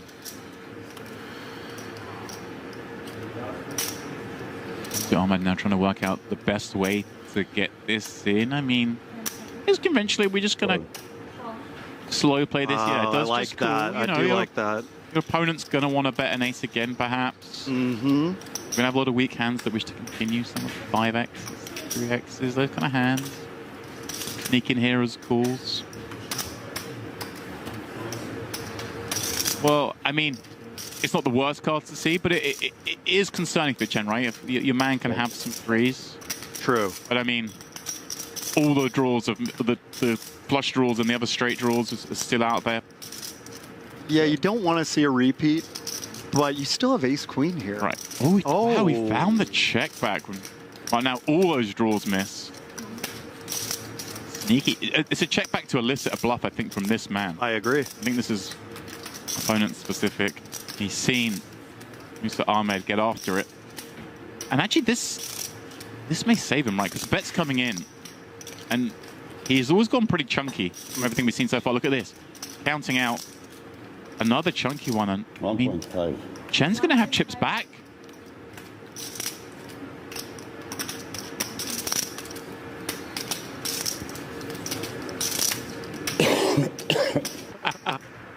Ace queen? If I hit ace queen after this hand, ace queen, everybody was with ace queen. Well, it's not over yet. Who looking for a lady? I win. If I call 7. Why didn't call? I forget. We'll see Musa Ahmed take the chip lead and Wayrampu bust out in 8th unless something changes. Here we go. It's never easy. No queen. 8. Chop. Okay. Chop okay. Is okay. Chop. Chop okay. Play a little bit more. Chop it is not. Wow. King is overkill. Musa Ahmed then Wayrampu out in 8th. I mean, poker tournaments are cruel. I kind of expected we'd see a lot of this man today. So accomplished. I mean, he played well. It just kind of dealt to lose in a lot of spots. Deck's the deck. For now, it is myself, James Dempsey. The first time here at the Onyx, Jordan Westmoreland on the call. We try and crown a champion. Of course, we will be having Steve Warburton joining us a little bit later, building himself. Dabbled in this event, but, you know, unfortunately for him, didn't make the final table. He gets to join us instead. Yeah. Good consolation prize.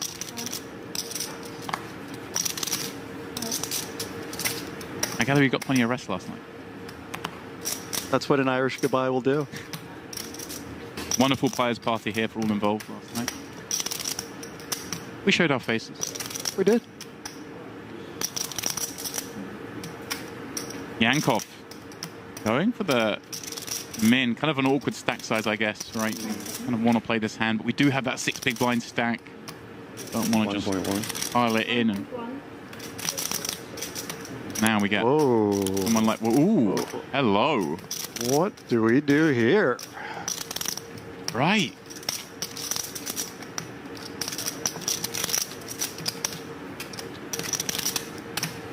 Anyone's guess which way Ahmed's going to want to proceed on this one. Got Yankov opening. Kind of, he's going to have some number of raise folds, but it's not like he's just raising a whole load of hands, right? We got his range is tight. Right, you got Vakil going after it, but of course, way capable of doing all sorts of things as Vakil. And look at this. Who's it just going for the clicky 4-bet to 2.2 million? Let's go. And like, how small does Ace Queen now look? Do you really want to play for all the marbles against the chip leader? No, you don't.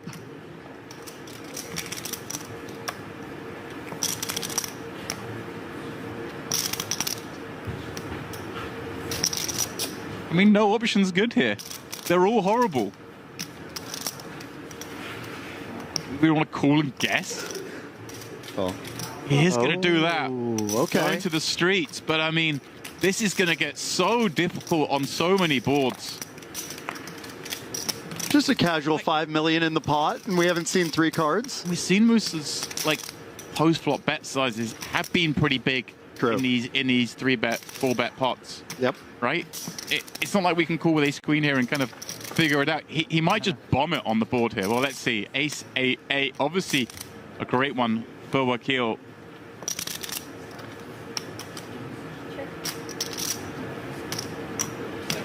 And with a swift check back. King counterfeiting, of course, Queen kicker, but there's probably not too much concern now in Vakil's mind that is there another ace across the way? Would it have bet check back Ace 8-8? Maybe. And another check here from Jamil.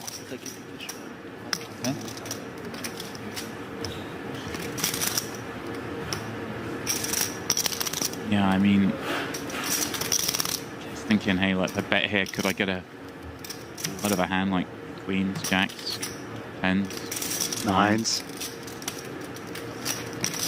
My best served by checking, like my man bluff. He hasn't bluffed yet. Seems like he's just trying to check his hand down. And mine must be better. 960. He goes small. 60. Yeah.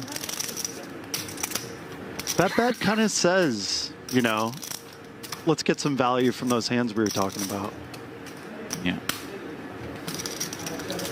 960. Yeah. That is 960. There we go. But I mean, if we're sitting in Moose's shoes here, it's like, what kind of hands can this be? I mean, what calls off 4-bet? Jack 10 suited? Is that a thing? Is it 3-bet the... But this stand kicked off as an open. That's a great point. Didn't it, from Yankov? Like, it's got to be pretty solid. It's like he's getting out of pool. Maybe just the price is too good and wants to have a look at the cards. Well done, Jamil, getting some action there. Yep. Nice hand. Thank you. A little redistribution between the big stacks. Is now Wakil putting his nose in front.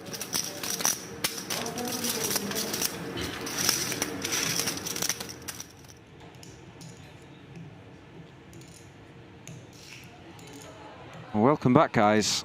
The action has been thick and fast here on the final table of the 10K Opener Final. Live here at the Onyx Club High Roller Series. I'm still Steve Warburton. I'm still with Mr. Neil Farrell. We are heads up. The players have moved. Looks a bit more professional, doesn't it, Neil, when they're north and south? Yeah, I do enjoy a heads-up repositioning. You want to steer into a man's soul across the felt, and yeah, I much prefer it than just, you know, sort of scrunched together as they were three-handed. But we are now heads up. It's Kulev with a bit of work to do, but still well in this. 40% of the chips in play. Second is 275k, first is 425. How's your heads-up game? not as good as it should be, to be honest. But I think that's the same as every part of everyone's game, right? I've won a few, but I've also lost a few. So I think we'd be okay. I don't know if I'd fancy myself against either of these guys, but you know, I'm good at all-ins, so that might help. Straight into it. Kulev does open the Jack-10 off. Appeal from the King-10. Could be quite a lengthy one, as we said. It's certainly not shallow. Yeah, it's pretty deep. I'd be interested to see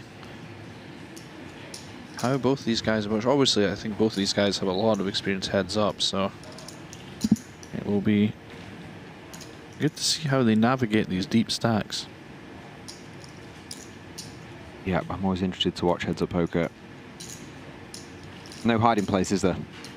Absolutely not. And, you know, that can be some of the toughest mental game to play. You know, it's very tough if your opponent goes on a little run of cards. You can feel like you're being run over. You can feel like you're being exploited. You can feel like, you know, that your opponent is taking advantage of you, but they've just hit a good run of cards, and a lot of it's mental game. So yeah, I also feel like back in the day, heads up, a lot of it was like waiting for your opponent to make a huge mistake where he just like overvalue a hand, and it was quite quick.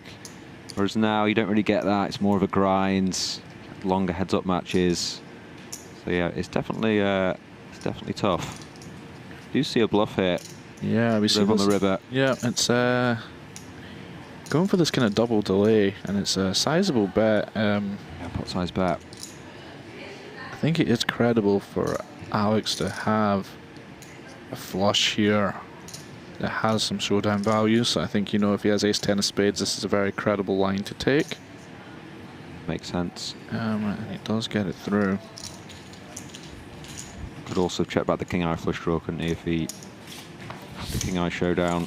For sure, yeah. I mean, as we can see here, he's checked back twice with the jack-high, and you know, a lot of this high-level heads-up is trying to weave in bluffs and value bets to every line, and to have, you know, there will be some players that when they check back twice, then bet river are just either always bluffing or never bluffing. Yeah. And there's just, yeah, it's just basically about trying to thread in as many, you know, you build your strategy around value, and then try and thread in as many bluffs into as many different lines as you can.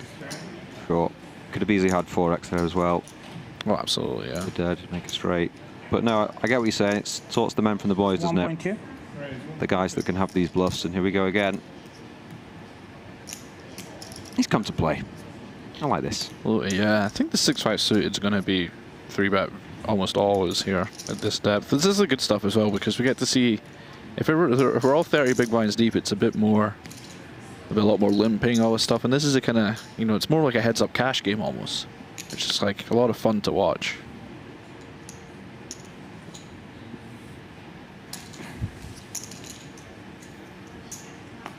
Gabdullin does make the call, of course. With the Queen Jack, 2.5 mil in there. See if there's any connection. A little bit for both. Bottom pair for Kulev. 2 overs, gut shot, backdoor spades for Gabdullin. Yeah, I think this is a board that's going to be a lot of checking from Kulev, and this hand does make a lot of sense to put in there. You don't really want to bet and get blown off, and you don't really want to bloat the pot. A lot of bad turn cards. Gabdullin, I think, can do either here. You can start betting here with your overcards and gut shot and backdoor flush draw. You can also just realize equity.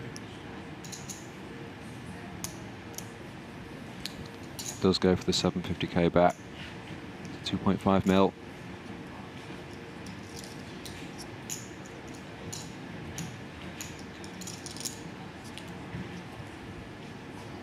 Well, if you'd imagine, we'll just go for the check call line, as you said, for reasons you just mentioned. Yeah, it is. You are a little bit dicey here, but you know, and that's, I mean, one of the dreamy heads up, one of the dreamy turn cards when you have the 6-5 here. It's a nice card for him, isn't it?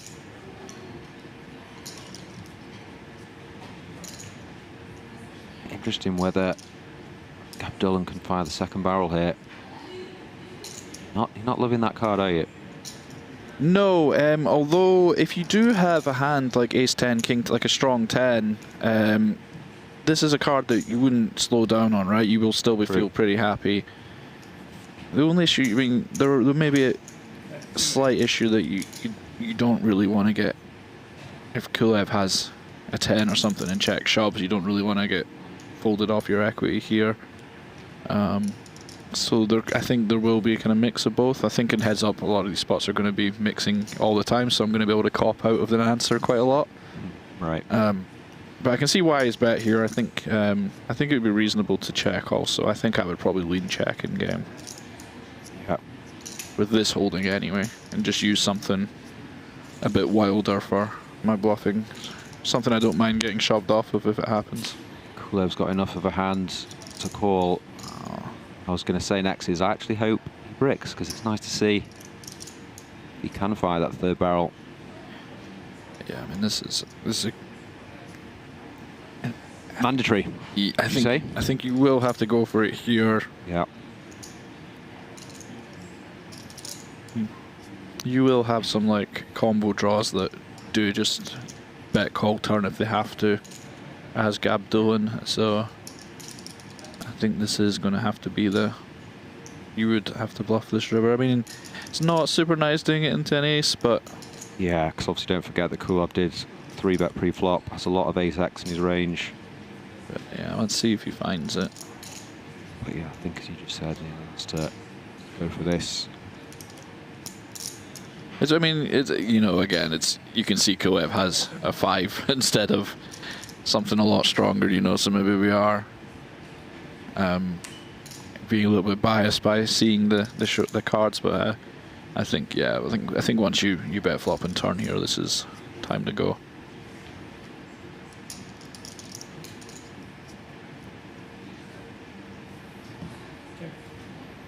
Check though. Does surrender, and he's going to be a little bit sick to see Alex's hand. Super sick, yeah. You get like super frustrated there to see the 5, but that doesn't mean it was a bad check.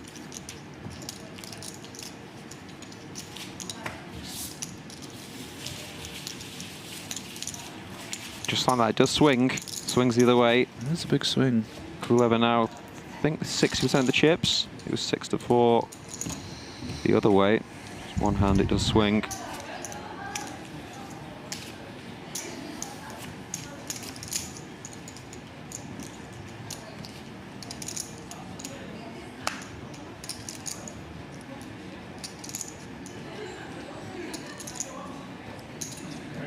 Potential mystery hand. Well, we can play along with Kulev. Yeah, I kind of like the mystery hand. Me too, I don't want to be, you know, exactly, I don't want to be too biased by seeing what they have, you know. You can always put a piece of paper on your screen so you can't see, and then we could actually play some proper poker. But the card reader has now picked it up. He does have the 5-3 of clubs.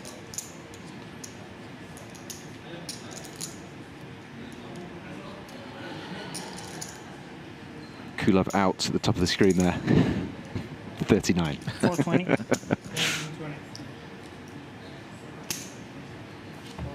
420 is going to be good enough. Take this one down.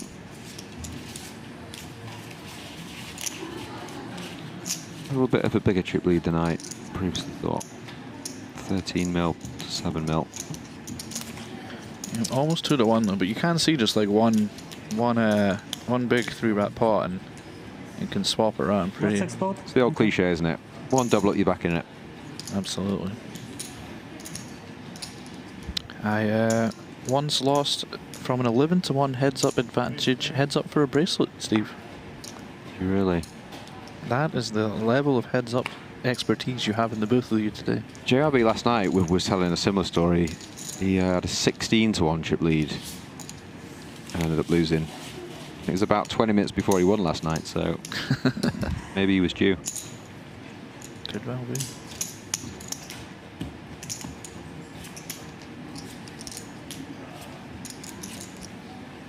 Man as lucky as you, I'm surprised you ever lose, to be honest. Me too, to be honest. I was quite surprised. I also lost heads up to Safia Umarova, who the young lady who beat me in the shootout bracelet final. Oh, I remember her. Yeah. A very tough competitor. Couldn't quite picture her, but yeah. Limp on the button here this time for Kulev. Wasn't she in like Shark Tank or something? One of those shows. That wouldn't surprise me. I can see her being very marketable, very fierce competitor. Yeah, so we've seen. Yeah, I'm assuming we do have the big blind ante here, so there will be, even at these deep stack depths, there will be some limping as well as just raising. Yeah. You don't really have to fold many hands at all when you have so much in the middle with the big blind ante. Potentially see some value here. It does go for the value. Kind of interesting, similar to what you were saying in an earlier hand about obviously chop with a 9. Could definitely check back a 4. Yeah. But I think it is still strong enough to go for value after 2 checks. Yeah. I feel like these kind of static boards with it doesn't change too much. I feel like this might just be me anecdotally picking stuff up, but I feel like out of position just is very under bluffed there. Like you just have to kind of pick a random hand to bluff, you know, that's just check down the river, and then you just decide, okay, I'm going to bluff, and I feel like you just see the 9 and stuff there a lot more. I don't know, maybe I'm just I get you. Rambling on a little bit from anecdotal evidence, but yeah.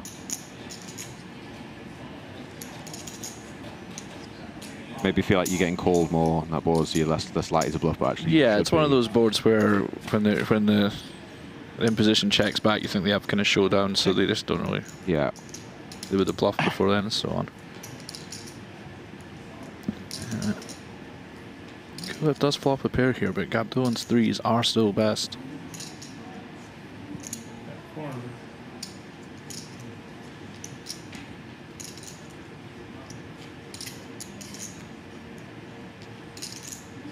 Bigger sizing, interesting hand choice to bet on the flop here. Yeah, 400k into 700. He does get a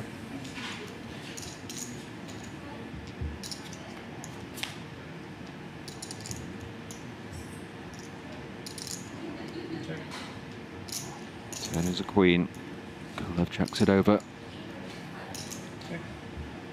Gabdullin does take the card. And Kulev, it's a nice little 2-pair here.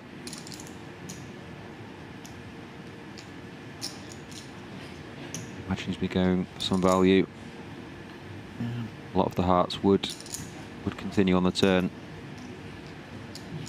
I was going to say, I think checking here is nice. I wish I'd said it before he did it to look smarter. I think, you know, you are going to have a lot of 7x, 8x that doesn't really want to bet. You will have some 10x plus that will want to bet as well, but I think this is kind of a reasonable spot to check, and maybe even go for a check raise depending. Just tough to find too many kind of natural bluffs, right? You got maybe some ace highs with some backdoor flush draws that now have to bluff on this run out, but right. And of course Alex will find these, but I just mean kind of in general, right? can see here Kulev limping with the 8 deuce off just because of this big blind ante. You just do want to be playing pretty much 100% hands. Yeah, I think that confirms 100%, doesn't it?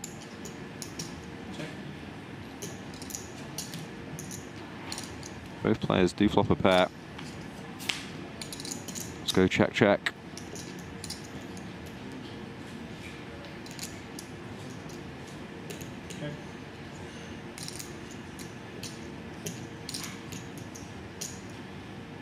Check through again. Both players happy to take the showdown.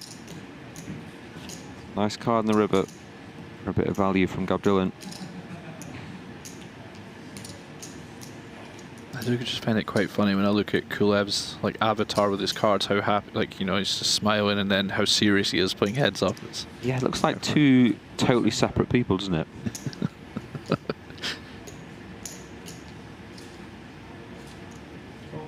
It does look him up this time.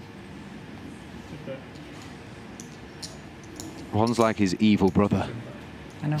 That's the one playing. It is, of course, serious business, playing for this 150k pay jump.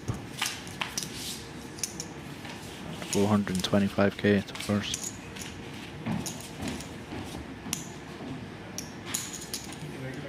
Thank you. Thank you. Yep, you said it, Neil. 2 players remaining. Playing heads up. 63% of the chips in play. Mr. Kulev. 425k for the win. I got you. 275k per second. Lots of play left. 172 big blinds in play, if my maths is correct. This is the beauty of heads up, though. It's, you know, like, they are deep. We could see a long, kind of drawn out strategic chess match, or we could see Ace King versus tens. You know, it could at any moment it could just explode. I've got the sleeping bag ready just in case it does go on, you know, 5-6 hours.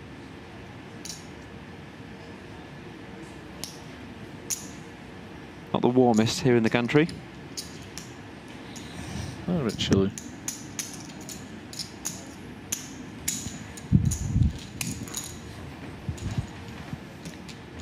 Classic gantry, though. It's always quite eerie. Very high up. So, more limp strategy going on.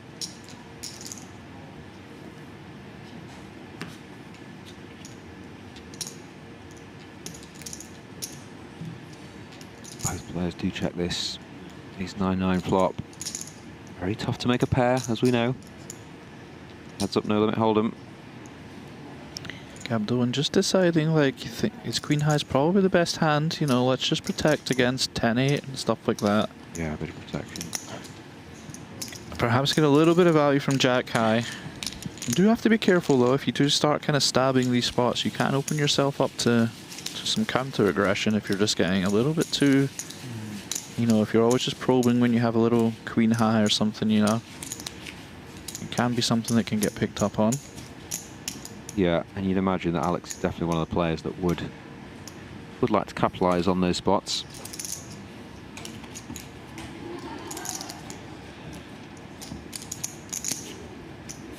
His avatar wouldn't, because he's such a nice guy. That's true. You wouldn't think.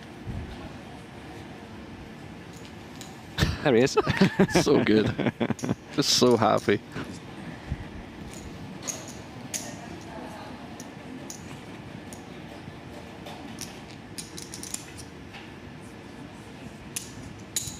Here we go, raise to 300.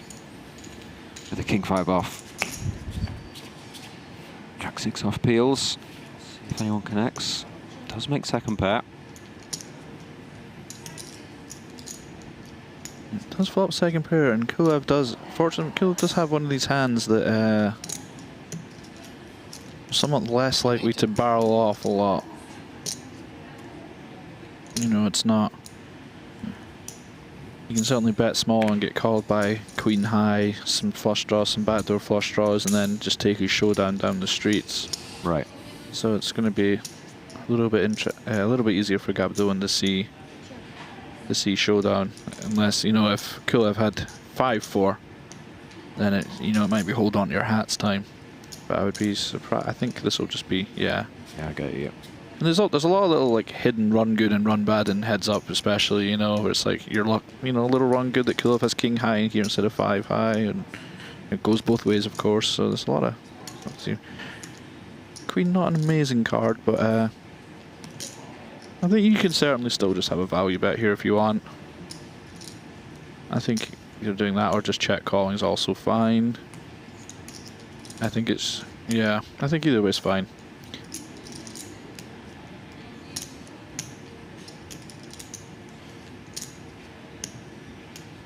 Alex does go for it here. Interesting. Let's go little half pot. I think we might see Gabdullin just look this up here. Yeah, was he repping? I think the queen really, an ace would keep. Yeah, I think a queen's worth. I think a queen's probably worth more also. Yeah, fair point. You might just be wanting to bet a jack also. Does get which called. I think you would maybe think Gabdullin himself would value bet a queen. So the half pot might indicate that he wants to value bet a jack himself. Which, if that's the case, then you just obviously have to call with the jack. Yeah, interesting. He obviously expects a 2 to fold. Do you think he was trying to get a jack to fold? It's a bit ambitious, that size. Yeah, I'm not entirely sure. Like, I don't presume to, you know, to tell Alex Kulev how to play heads up, no limit hold'em, but of course, but it was, yeah, it was a kind of a sort of here to put you on the spot. Yeah, I personally, I didn't like that bet, Steve. You can say it. It's allowed. It's allowed. No, it doesn't mean that that's right, but I'm just saying personally, for me. Sure.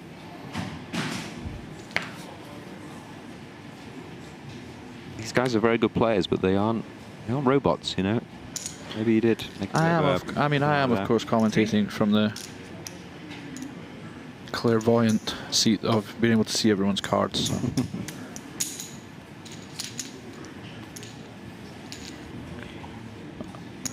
Devil's advocate is, you know, I did say that perhaps Gabdullin would want to value bet a jack. Is, you know, jack has pretty high equity on check line, and then the queen river. It's it might have been worth a value bet himself. It's pretty close, so perhaps Alex thinks he's more likely to have the deuce rather than the jack, and then that makes, you know, shifts it into a better bluff.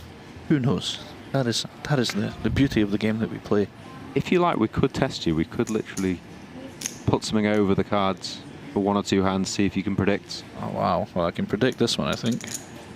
Just as we say that, I mean, this would have been a great one for you to potentially predict if it was hidden. 2 absolute monsters heads up. 1 million too.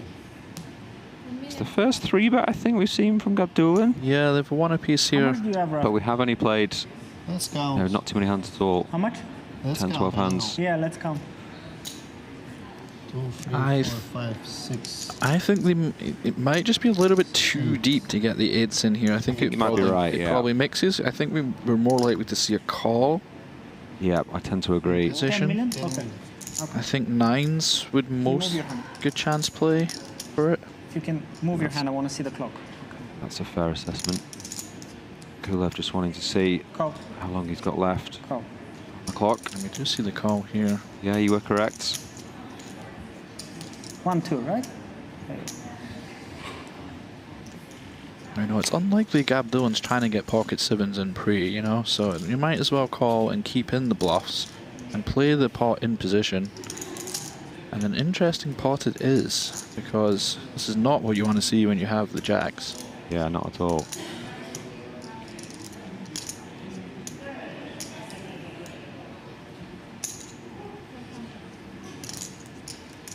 How much? 4? Gabdullin has bet this flop here for small sizing, perhaps indicating that he will just bet his entire range here. So, and against that, you do want to call as Alex. Does get a little bit of value, and well, that's always a nice card to see when you call with the 8s on the flop. Yeah, not a total disaster for Gabdullin. But yeah, it's a big, big swing in the hand. You know, unfortunate in the hand, but somewhat fortunate in that he doesn't have ace king, ace queen. Sure. Ace 5. Yeah, you know, he probably will have a fold versus turn aggression.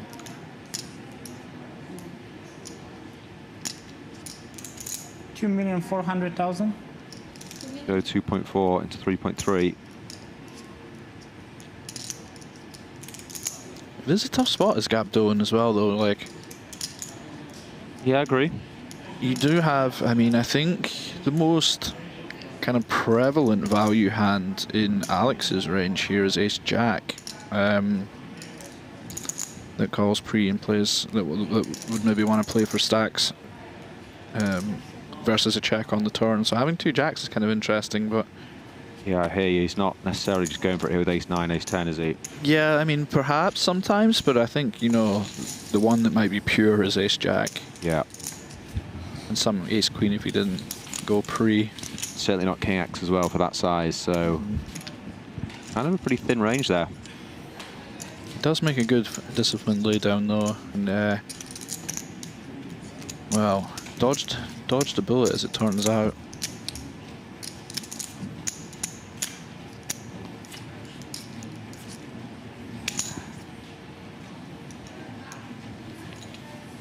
You wanna sell me 1 stack of 5Ks? You need 5Ks? Yes, 1 stack of 5Ks. Just, you can stop the clock. Just stop the clock. Did have 207 players enter this event. Clock because I took his time. As you can see, we are down to 2. 100, right? There you go.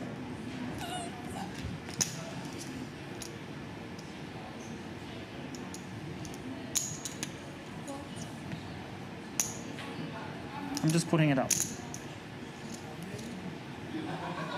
Ah, wait. Okay. Yes. Gabdullin continuing with the limp strategy. This time with the jack 6 off. Alex with the decision.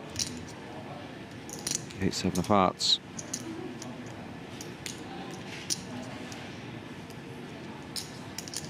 $660. Could almost see him like running the numbers in his head then. Yeah, and it's a chunky old raise for the 5.5. There's varying different pre-flop strategies that are employed in versus these kind of limps. I know there's a 2 size, like a 3.5x, and then like a 7 or 8x strategy that some people play. I know some people just maybe play 1 size at the 5.5. A lot of different ways to approach it. I guess it's just whichever way you're more comfortable with and that you have learned the best. That is the kind of that's the real nectar for us geeks. That the multi-size strategies and stuff. That's what gets you going on a Sunday night in Cyprus.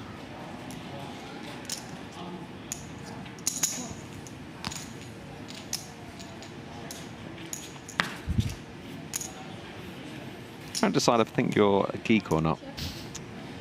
I'll ponder that one and I'll get back to you.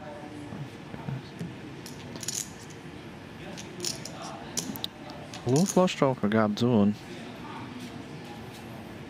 Let's go check. Oh, that's an action card. That is an action card indeed. He does have a check as well. Very quickly. Perhaps indicating that he would be checking a range here on the turn. Wow. I'm not sure what I think about that, just because of what has just happened here, which is the King Jack checking back. Yeah, that's really interesting.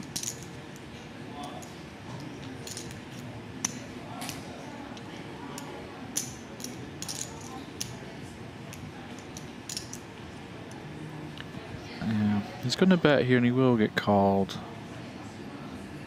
Oh, well, you'd expect he will get called.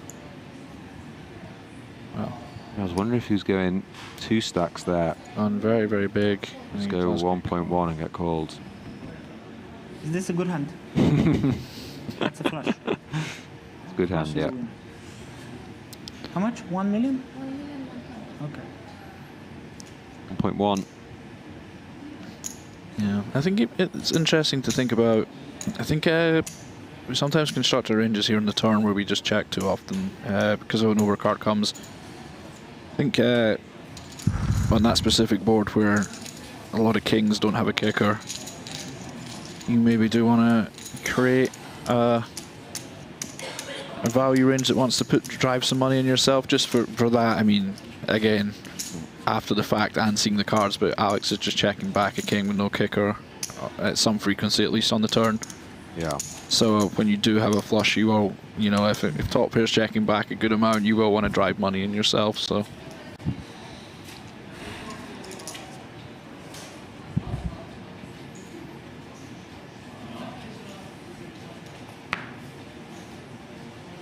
We go to hand 69. Hey. Does continue. The button. Jack 6 off versus 10-7 off this time. See if there's any connection. Second pair. Gabdullin. Got shot. Kulev. Let's check it over. Button. Does elect to bet this time. I like this. I think it is important to not just always check back your marginal showdown. You do want to have, you know, you do want to have some very strong hands on a jack turn, for example, when you have bet flop, rather than just being completely deficient.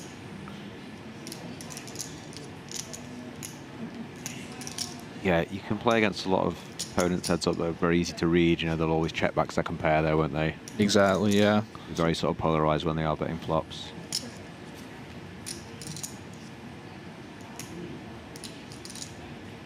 Interesting enough to check turn. Imagine Kulev will be bluffing this one. Yeah, it'd be interesting to see what sizing he takes here. I think this one would want to fit into the bigger sizing, just card matching with 10-9. I think it would be reasonable to have a block bluff size as well. And he does go for the overbet sizing. Feels nice to finally call one correctly before it happens. Yeah, 150% pot. I was with you. I think you certainly will want to have a block sizing for like Jack X plus and some bluffs as well. Just this one just card matching the overbet value region, so might as well flick it in the overbet bluff. Yeah, this seems really nice. It's even nicer if you can get hands like a jack to fold. Gabdullin is, yeah, beautiful. And it's a nice hand from Kulev. It's a tough one to call, the jack from Gabdullin. Definitely. So, like, theory-wise, I like it with, like, you know, card matching with the straight, but also perhaps exploitatively when Gabdullin bets flop and then checks a queen turn, he might be weighted more towards weaker showdown because the queen is such a reasonable card to continue bluffing with a lot of the time. So perhaps Kulev might make the adjustment of using only a big size to bluff. Who knows? Something to ponder. I'm still pondering the last thing. There's a lot of pondering goes on in these walls. You've forgotten what that is. It's whether you're a geek or not. Oh. Yeah, I think we can confirm. After that last spiel, yes you are. Pretty safely, yeah. No, it's all good stuff. Mr. Farrell.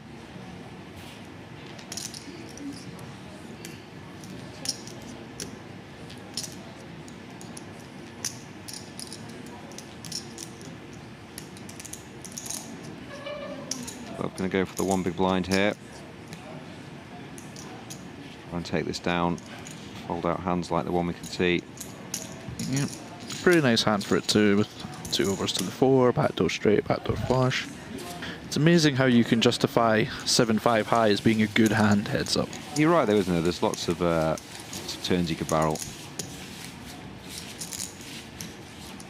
3, 6, 8, diamond, you know. You're in there. Roughly.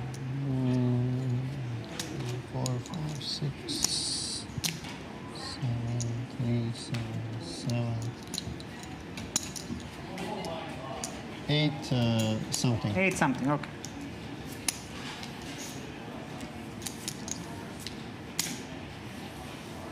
It's amazing how many players heads up, who've obviously been heads up quite a lot, can't be bothered to count their own chip stack to work out what the other guy's got. Just like, you count yours, because I can't be bothered. In defense, you know, I think like when you're heads up in a tournament. You have been playing for a while, you're a bit frazzled. It's just nice to get a little confirmation, you know? Your brain can start to wander a little bit. Sure, but the other guy could just be like, no. Yeah, that's also true. There was a great moment last night where both players were asking the others, sorry, like both players were asking each other to count each other's stack. They were just like, no, you count yours. No, you count yours. So they had to get the floor over, heads up. Started counting the chips for them. Same hand for both. Open from Gabdullin, ace-5 off.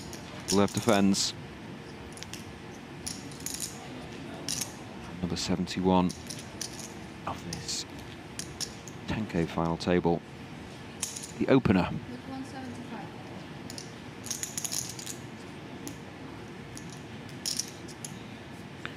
What's in this little tickle, this little B20, and will we get the job done?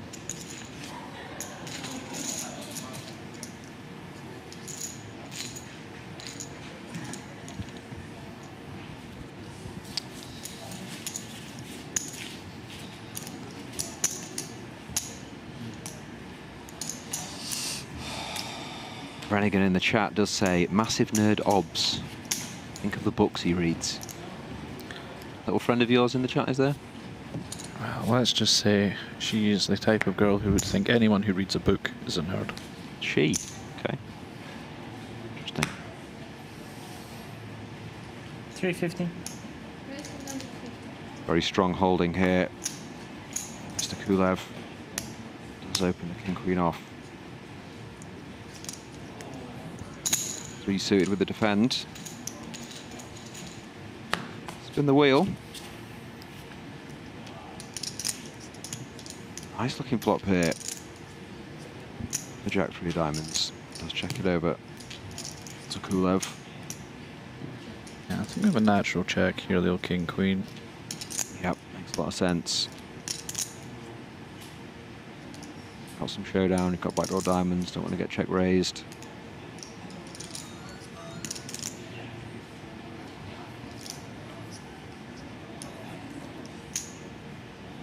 Pretty good turn. Lead if you do the jack 3 diamonds. Yeah, he is reaching deep here as well. Big bet. It's like full pot, is that? Looks over to me. Yeah, wow, double pot. 2x pot. Interesting. Yeah. Really putting the heat on that. Знаю, как вас, у меня уже спина болит. Болит спина? Yeah, it's interesting. I think, you know... That says quite a lot of 6x though, no? There is, but it's tough to... Никто не поменяет. I wonder if you're maybe playing two sizes there and having... I mean, you will probably want to value bet and protect even just some one pair hands, right, against the kind of king queen overs and stuff, which obviously you can't bet 2x pot with. So yeah, I wonder if that is the plan. Maybe it's maybe 3 sizes, even like a small size, a medium size, and a ginormous size. I'm not sure. We'll need to see some more hands to get to the bottom of such a mystery. Less balanced than you should be, maybe implying. Possibly, possibly, but double pot there. I'm not sure. I'm not sure.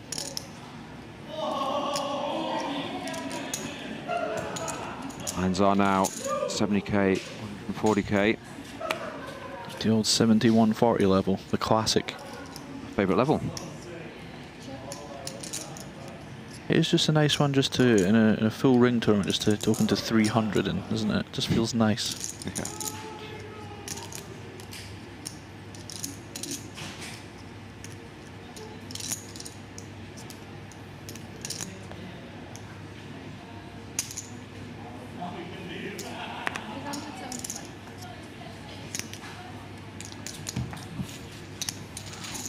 Small bet is enough. Take this one down. Alex still with a slight chip lead.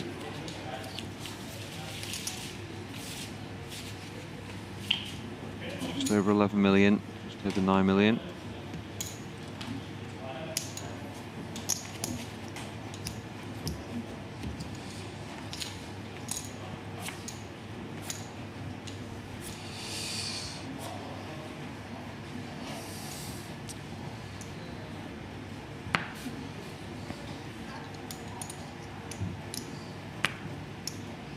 Don't forget, guys, please do subscribe. Clicking that subscribe button to the Onyx Live YouTube channel.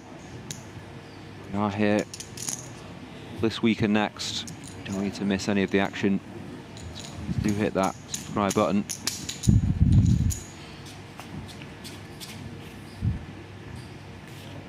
Kulev with the open this time with the Jack 5 off.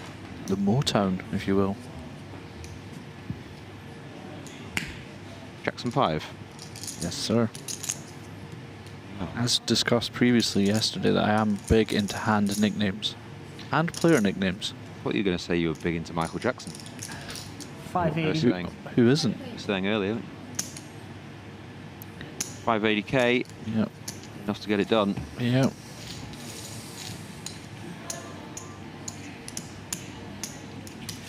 Ow! Is that what Michael Jackson says? I think so. In my head it was.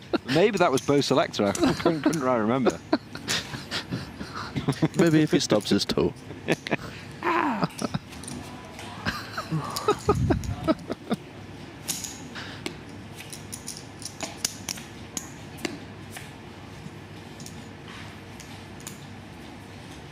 On we go. Number 75.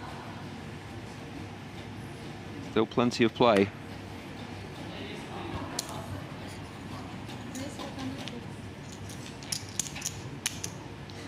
Just 4-3 off this time. It's open 2.5x.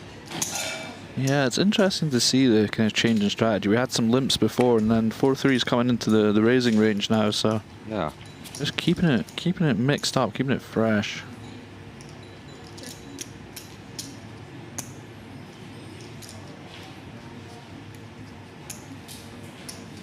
Pretty good flop for the 4-3 off. Comes ace high, over gut shot. In position.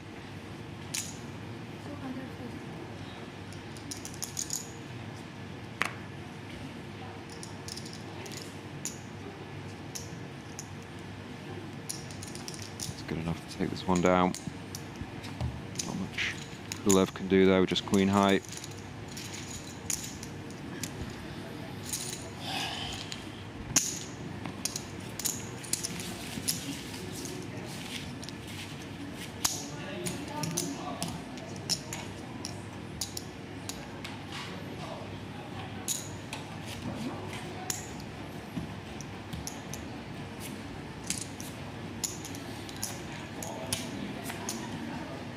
What's your plan tomorrow, Neil? I think I will 350. have a little wake up, have a little relax in the spa, have a nice lunch. Maybe go to the tea room. Pop to the tea room, have a nice latte. Thought you were going to say have another lunch. Yeah, have a lunch, and then get ready for some cash game action tomorrow night. I want to be well rested so I don't miss anything. Patrick Antonius game tomorrow night. And then we have a Yo Viral game the day after that. Not too much for either player. A gut shot here for Gabdullin. It has gone check. See if he does need this turn card. Not loving it, no heart. Does decide. Is he going for that big size again? 650 was that? I'm getting good now.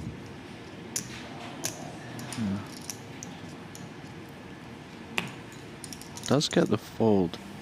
It's interesting to see this lead after the 6 deuce of clubs turn check with a flush.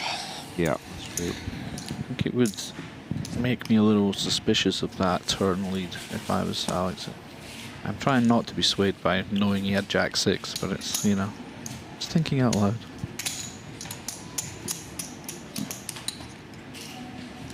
We know you're honest, don't worry. I feel like you're sort of second guessing yourself, thinking like, well, you am know, I just being a bit swayed? But I don't want to come across as, you know, someone, you know, explaining what to do after you see the cards. You know, nobody likes that.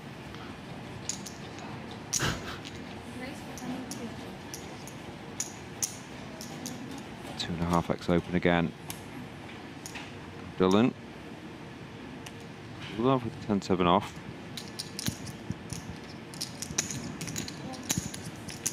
Peel.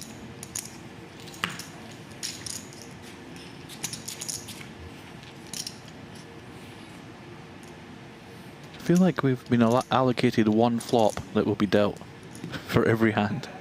And it's just 8-4-5. Oh, I see what you mean, yeah. I was like, it's one flop every hand, you know. Oh, that's I see what you mean now. Kulev does flop a gut shot. Over card to the 8. Checks over to the king 9. Let's check it back. Now with a double gut shot. Let's see how he proceeds. With an overcard, and this is very similar to the previous hand where Gabdullin led out his gut shot and took the pot down. 1,250,000. Let's go for the big size. 50% pot. A little bit less, excuse me. Does get the job done. Yeah, gets the king high to fold. Always nice. А меня кто заменит? Я понимаю, что...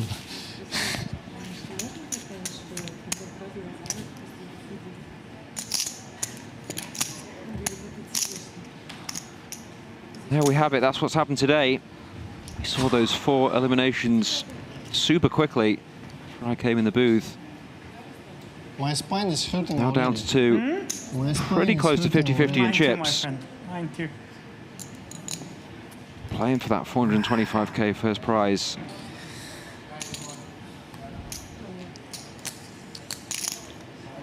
Seeing how many eliminations. Alex knocked out 2 players, Gabdullin 3. Mustafov had a good start to the FT. Knocking out a couple of players. He did finish 3rd, which is good for 200k.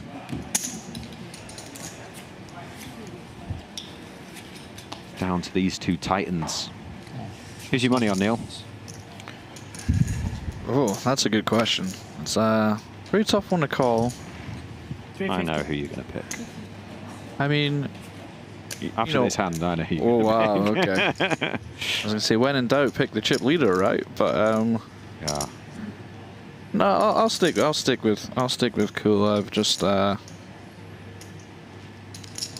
not to get too ahead of myself, but what are you doing with the 4s here? 1,000,005. I think you would want to call mostly. I think you're just too deep to. My friend, can you tell me how much you have roughly? How many big blinds would you be? Let's count. In the old teppy. The tappy? The old all in. Yeah, maybe something like a maximum of like 40 or 40 to 50. Yeah. It's not, I remember, the 2010 days where you would just, Gus Hansen told us the small pairs were a pre-flop hand. Yeah, pair's a pair. Doesn't play well after the flop, but I think we're maybe a little, in many ways, sadly, a little bit more sophisticated than that now. Give the 50 back. Yeah. Gone are the days you would slam the 4s in here and just beat ace-king and feel like a complete champion. It was a simpler life. It really was. 3 million in there. Queen 10-8, all spades. Good flop for the ace-king. Yeah, as far as misses go, that is a good one. 2 overs got shot, not flush draw. Not a lot for Kulev to work with. Yeah, it's going to be hard for him to proceed, isn't it? It does show you the power of aggression that Alex does have 37% equity here, but it's just incredibly difficult to realize without the betting lead. Yeah, even to a small c-bet here, you'd imagine he's just going to let it go. Yeah, this isn't even a small c-bet, I don't think. 3/4 pot. 2 million to 3. Yeah. He's got it done. And with that, takes the chip lead. Yes, he does.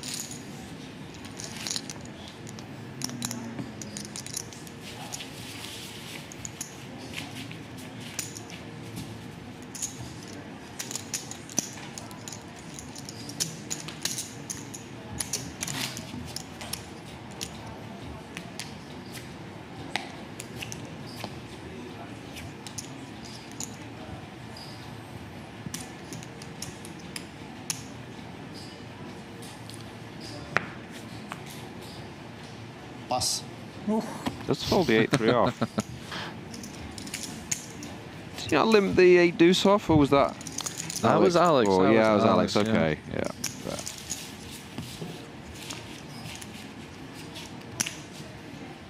I think heads up sometimes you can just listen to the flow of the game. You can feel the universe a little bit more. You know, I meant to limp in here, but you know, I'm just going to pitch it this time. I feel you. It's certainly got to understand there are higher forces at work sometimes. Speeds up the game as well, doesn't it? It's all true. Limp, check to the river. Just come on, let's have next hands. Here we go. Let's find the ace-king heads up instead. How about that? Alex's turn now. 350.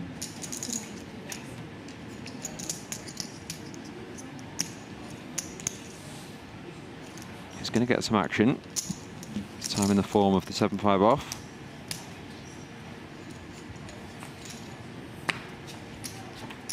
So we hit hand number 80. Interesting flop. Gut shot. Small flush draw. Double gutter and a flush draw for Gabdullin. Just excuse me. Yeah, correct. We are the numbers are hot on the flop, Steve. I've noticed this. It's a lot of numbery boards, and oof, there's the straight. Beautiful turn for Gabdullin. Now let's see who proceeds this one. Make that flush early, didn't he? And snap check turn. Bit of a different spot here. He did play these very large bets the last time in the spot. Let's see if he does the same again. And it does look like he is reaching for an overbet. This makes sense. Oh no, maybe not. Oh yeah, it is. 1.2 into 800k. 150% pop. Kulev thinking about it. It's very tough to fold, yeah. To proceed there with no diamond in hand.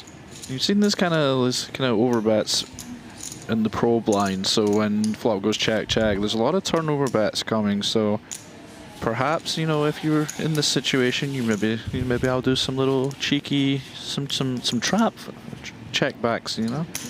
There's something you could think of. It seemed the check line does seem to be followed by a lot of out of position aggression so far, so maybe something to consider going forward. Yeah, and he'll definitely have noticed that now. It's happened 3 or 4 times, so he does manage to flop a good hand, which is not easy heads up. Maybe we'll see that. It's true. Adjustment. 350.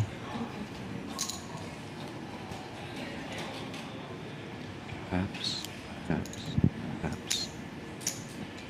Remember that song? I do. I think exactly who it was or what it was, but I just remember the end.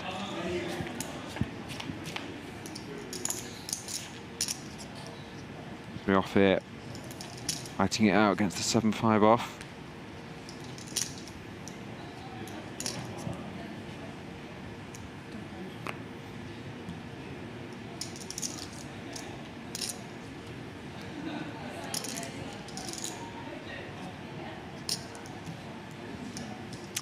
I might be wrong, but I feel like a couple of times he's kind of been wanting to find a check raise spot in these flop c-bet hands. I'm not saying this is a good candidate, but 850. I just kind of know what's coming, you know. Yeah, right in his mind here, and it does work. He saw the last few, like he knows he's got folds, but he's just like, just would kind of like to do this. The universe, the flow is talking for sure. I can see it. 10 mil plays 10.6. Not an awful combo as well. You know, you do have an overcard to the queen and a backdoor flush draw and a backdoor straight draw. You know, stretching the definition of those holdings. You know, technically you can run out a straight and a flush. Not very likely or good ones, but the fact remains the same.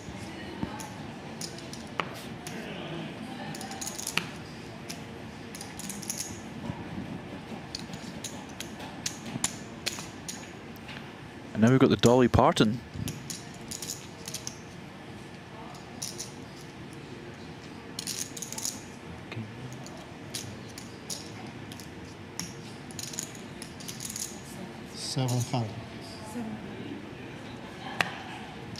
Okay.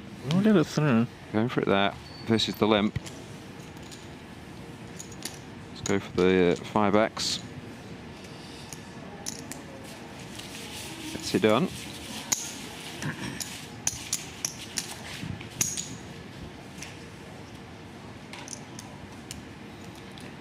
famous quote, Dolly Parton. If you want the rainbow, you've got to put up with the rain.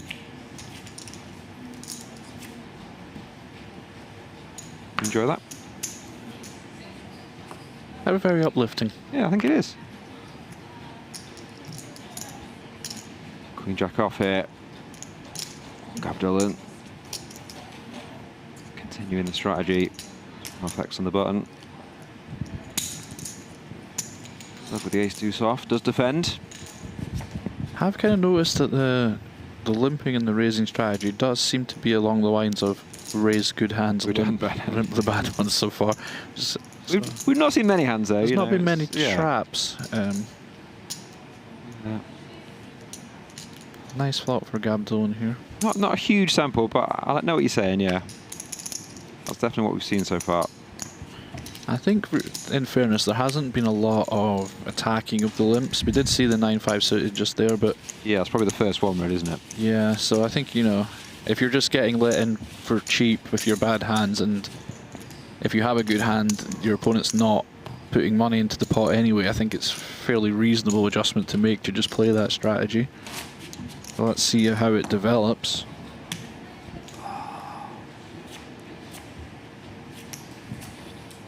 Thank you.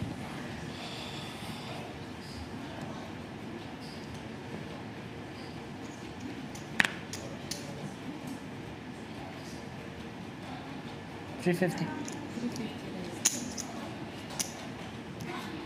Wide pair in the hole. Mm-hmm.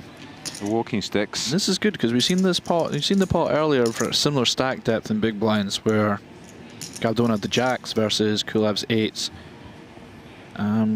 So it'll be interesting to see if he does any. He is 3-betting 7s by the looks of it. Yeah, interesting.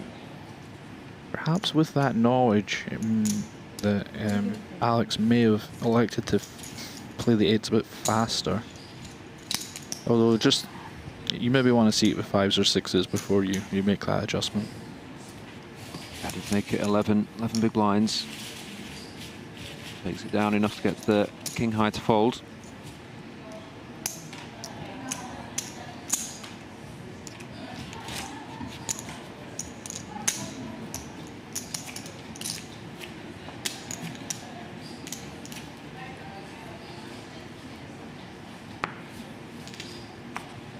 Pass.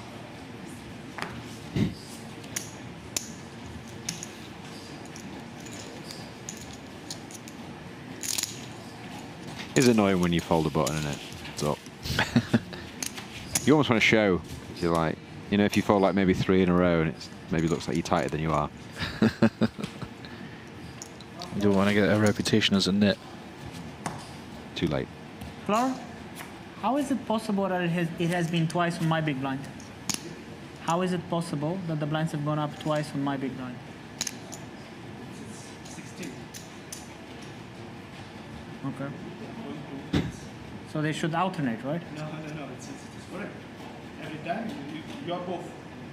Yeah, but twice the blinds have increased on my big blind. Yes, for sure. Because we are changing every 16 levels. 16.2 is exactly 8. I mean, that's correct, right? Okay, yeah. So every 16 hands. Yeah. Yeah, it's an even number, so it should, but... Okay, I understand. Yeah, that's an interesting thing, though. Interesting point. Yeah.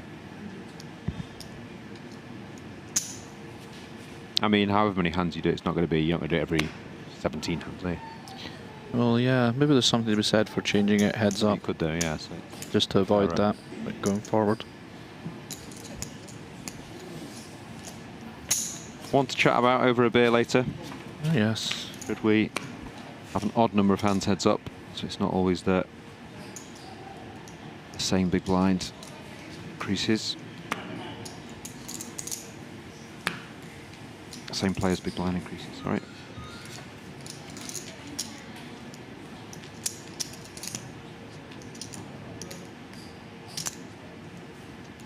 Kulev here does turn the best hand with a 10.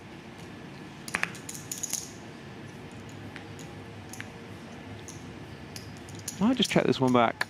I'm not sure. I think you have two streets here on a good amount of runouts, so you probably will just bet, I would imagine. But I think checking with the weaker 10s is certainly reasonable. I think you can probably just get called twice by a worse hand. So it's on a lot of rivers. 250. Okay. It's good to take it down. Pass. He folded.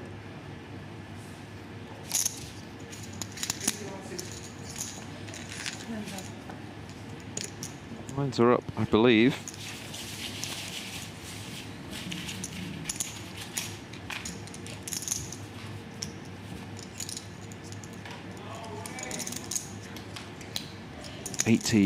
$160K.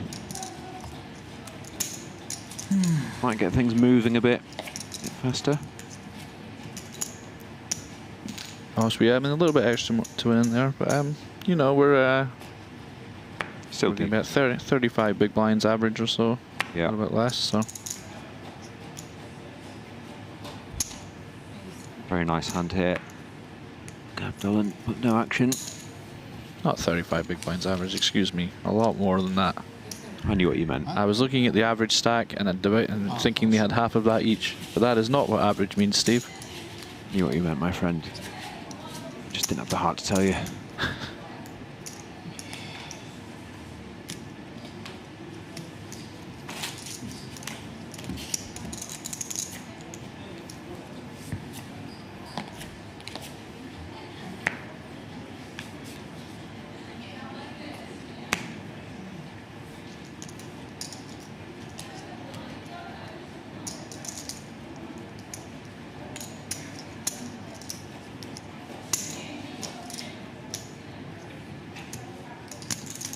Kulev back to the limp.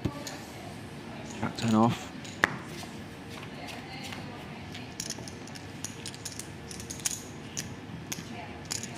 See the 9 deuce deuce. Does go check check.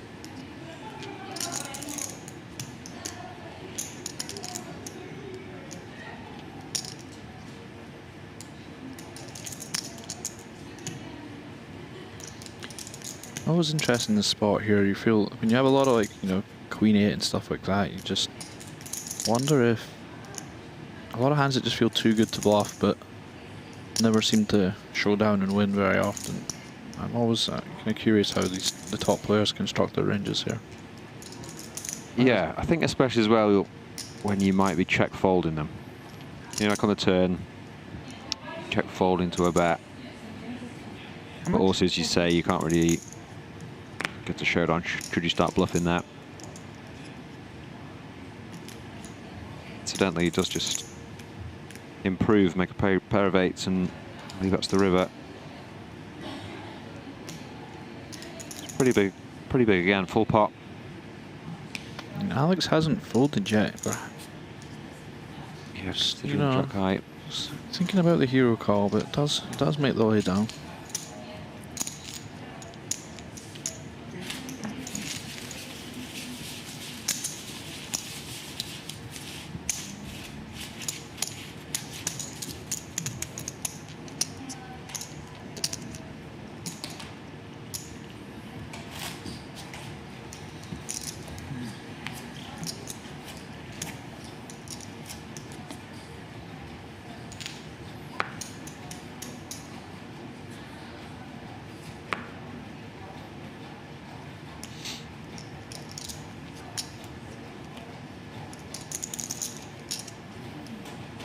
Ace 4 here, the button.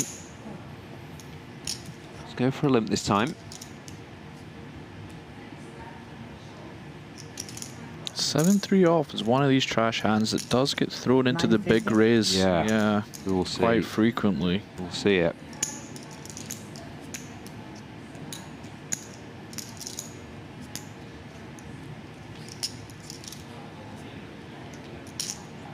One of the ones that's a very high frequency genre of hand to do this with.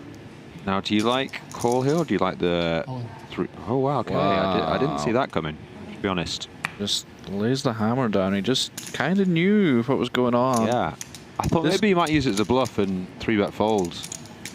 You know what I mean? Yeah, absolutely. You can That's what I thought was most likely, but he just jams. Yeah, I think as long as you don't fold, like you can do whatever you want. What you want to do there.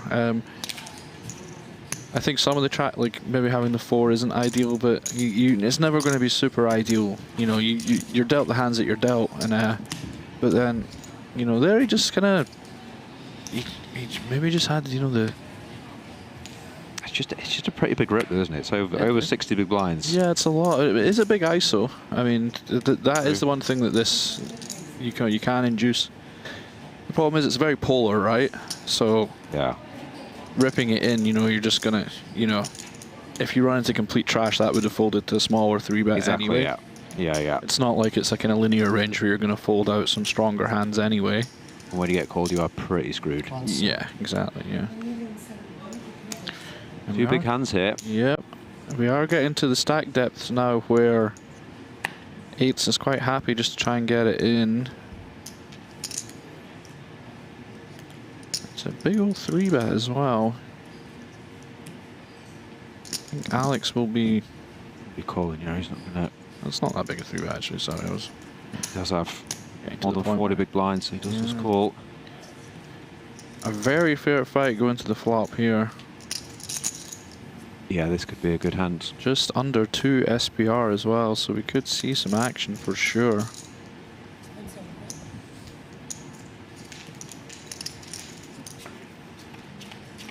Seven, 9, 10. I got some of it right. What a dream flop for Gabdullin. You just. Yeah, it's beautiful. Just nice to have the over pair. You know. Wonder what size he'll go. Yes, this is a spot here I think you're going to use either a really big size or check. Probably 2E, as they say. Betting to get the chips in on the turn most of the time. Let's go 1.5. Yeah, I think I would have maybe sized a little bit bigger.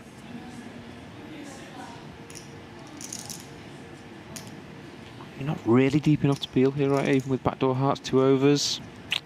Yeah, it's a bit dicey. This is this is the kind of hand that you're trying to discourage action from as Gabdullin, this hand class. Yeah, which is why you'd go a bit.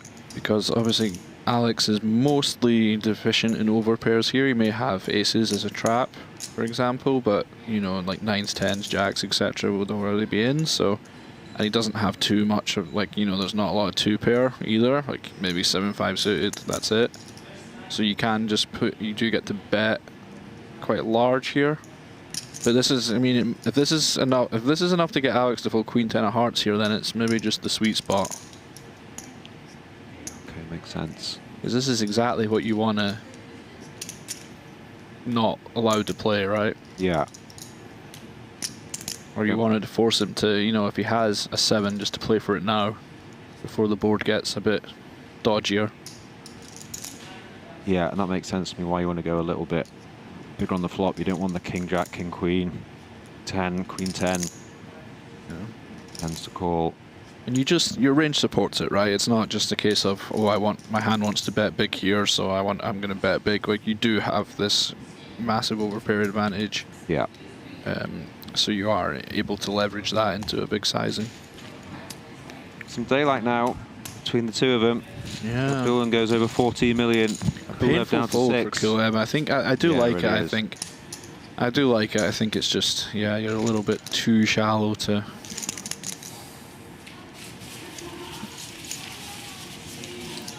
It's tough for you to have hands that want to call flop, that also want to call all, like, that want to like bluff catch turn, right? Unless it's, you know, you can have some like 7, maybe some, like 7x maybe just wants to get it in. You can have maybe a 5, some ace highs, but it's, you know, you're not, you can't, your range is just tough to continue, like it's tough to continue on turn unless you hit, right? Like you're just, yeah, you're just going to be put under it a good amount.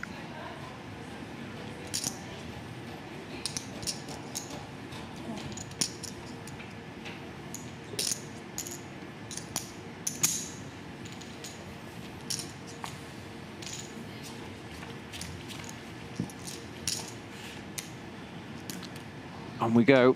Limp check. Gabdullin's flopped a gut shot, I believe. Yeah, bottom pair for Graphics. Kulev with Catch up there. the Doyle. Big sizing on this board as well.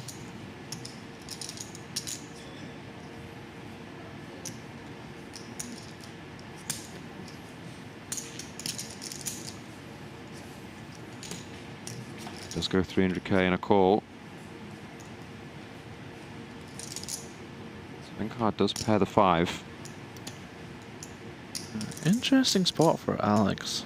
Yeah, do you have any leads here? I think less so heads up. I think that the theory behind leading is good. I think ranges are maybe a little bit too wide heads up for this. But he does lead.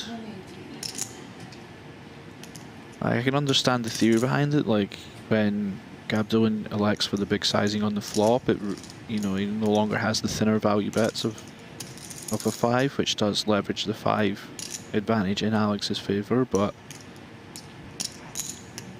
I don't know if this is still a thing when ranges are as wide as they are in a limp check heads up pot, but I'm happy to be... I certainly will defer here to the two gentlemen playing. The old 3 pair for Alex now. Maybe it does come a 10. So, because all stemming from this bigger flop sizing from Gabdullin, I think you don't... I think you have like not as much of a value bet as you would have normally because of the more polar nature of the flop bet. Very fair point. But he is going to value bet, I think. 160. He does. Okay. Very small. Wow. Just goes to one big blind. Yeah, I mean, okay, I can see this. I mean, if we're gonna bet 10%, I can see that being a thing. I didn't actually think about that at the time. Interesting now, Gabdullin, because he would have to bluff raise if he wanted to continue in the hand. I think absolutely no showdown. He does just let it go. Yeah. It's an interesting pot, that all stemming from the bigger size on the flop, right? It means there's no longer the thinner showdown hands in positions range, right? So you can't value bet as thin on the river as Alex, but he has countered that by using a size small enough that he can actually get some action from some bluff raises or maybe some kind of ace high that kind of just was trying to value bet flop even for a bigger size, and I'm not exactly sure, but it's just very interesting how making the flop size 2/3 rather than one big blind can change the whole trajectory and ranges of a hand all the way to the river. It's a great point.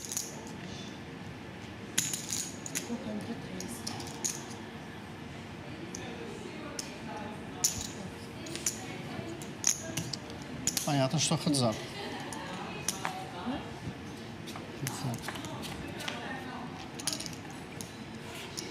And number 92, Mr. Kulev does open the button. Ace 4 suited gets the defense from the King 8 of hearts. A little bit of something for everyone. Let's go check, check. Backdoors for Gabdullin. Yeah, interesting spot here for Gabdullin. He does have this like king high showdown that maybe doesn't show down for super a lot, but it is there. But he does turn the gutter, and we have seen him be quite aggressive in these spots. Yeah, we've seen this a couple of times, haven't we? And he had a little bit worse than he has now, so I'd imagine he's going to continue that trend. And he is reaching for a lot of chips again, and he is.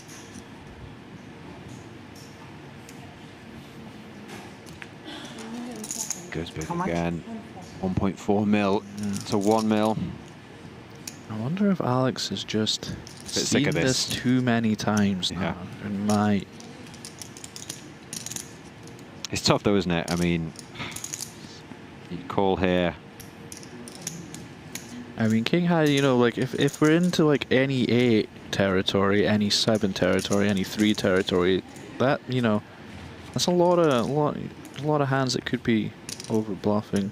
I'd like to see a brick, and we kind of have a brick. Not really. Three is a straight. There, yeah. Open-ender gets there. I mean, in a sense of his hands actually missed, and spades have missed, 7x has missed. I think so. Now that we're here with this hand, I think I would be looking to go for it. Yeah, he does. I think what you don't want to have I think if you want to give up, it would be 7x more often, because you know you want Alex to have like King 7 and stuff like that, Ace 7. Yeah. So I think 8x is natural. So I wasn't completely convinced about the turn, but I really do like the river. Yeah, and I can definitely see Alex calling this, by the way. You know, it's obviously going to be going through his head. I mean, it would be these previous turn hands we've seen. It's, certainly in the tank here. Ranges are wide heads up, but it is, you know, I mean, a big subset of the bluffs did get there on the river, like the 3x. Remember, this flop was... This was limp check, right? It wasn't raise call? No, it was raise call. It was raise call, okay, that changes things then. Yeah. That does change things. Last 3x. Yes, for sure. Yeah. A lot of the offsuit 3x no longer exists. Exactly, yeah. You'd think I had, you know, one job is to watch the stream here, and I didn't know it was free, but... We got 92 hands in. It's it's not a huge mistake to forget in a heads up if it was a limped or an open. Yeah. Yeah, this river then gets a bit dicier, because we are missing a lot of the 3x that I thought we had, so I'm not sure how much I like it now in the river. I do like an 8x, but I don't know, it's just... How much? Yeah, I would need to see it. I would need to see it. I can see him calling here. He does. Oh, wow, he does hero it off. And what a call. Nice. A very nice call from Alex.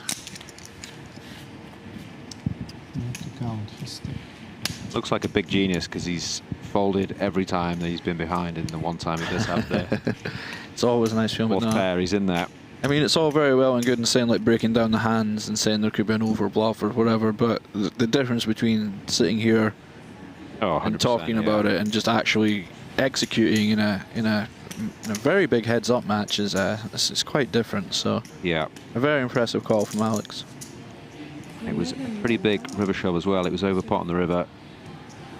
It's not like he was getting an unbelievable price. Yeah. Fantastic call.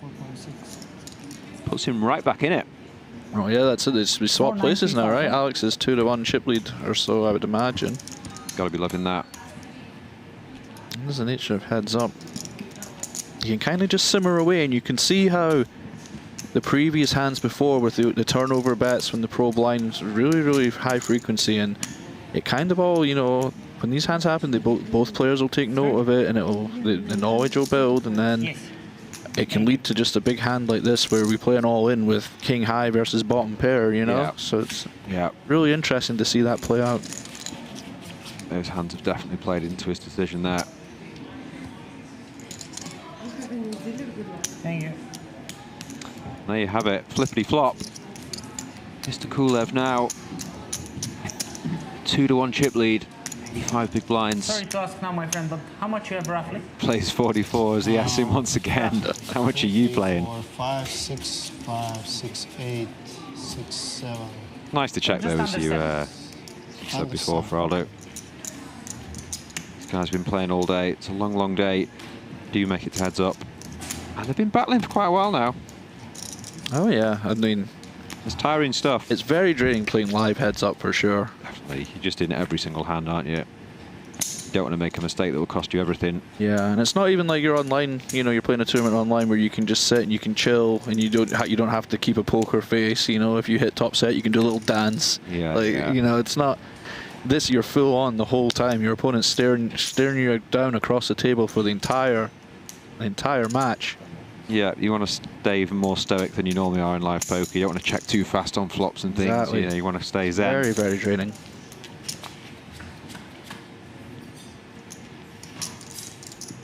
On we go though.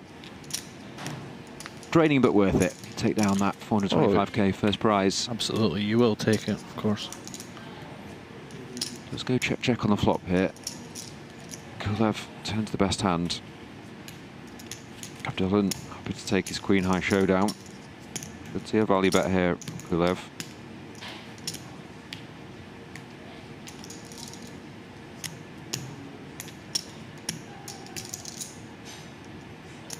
$600,000. Showing in the numbers. Goes chunky. 600 into 480. Perhaps Yeah, when he sees this kind of double, check down line, identifies that Gabdullin does have a range that's perhaps weighted showdown heavy, and going for this kind of fake polarization, if you like, just using a large sizing with not a super thin value bet, but not, a second pair, just trying to max the value against what he perhaps perceives as a range heavy in 6x and 5x and ace high.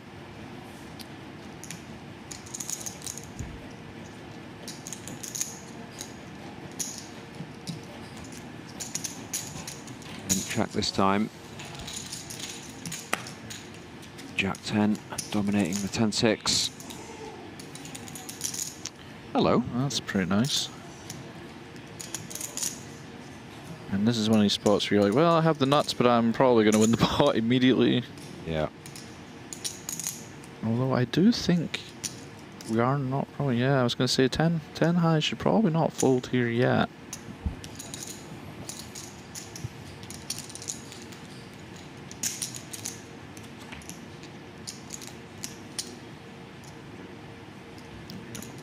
And I would expect to see an overbet from Alex here, particularly with this holding.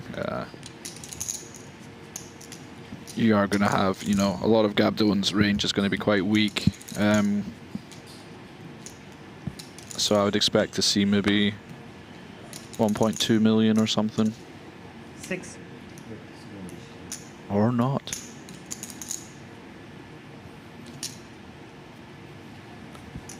Perhaps. Yeah, I mean, maybe Alex is saying there that he does want to continue betting King Jack and King 10 and just wants to put everything all into the one size. I think most Ace X would be worth an overbet there, probably, considering how the limped pots have played so far, so perhaps just keeping it simple and playing one size on the turn and just putting everything in. Perhaps. That's the get out word for strategic thoughts, is perhaps. Because you can say it and then you can end it with, or perhaps not. Yeah. You may choose to do that. You may choose not to. On we go, hand 95 off this final table.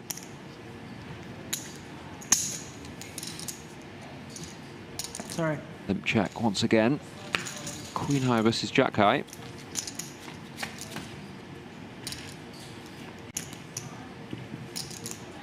Either player flopping a pair.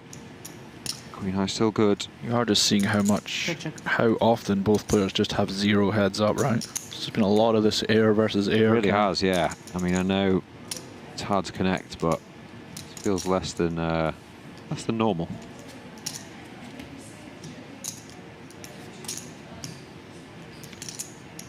I think on a king, yeah, I think you just take your showdown with the jack. I think perhaps on a lower card you might start to reach into some raggedy jacks for some bluffs.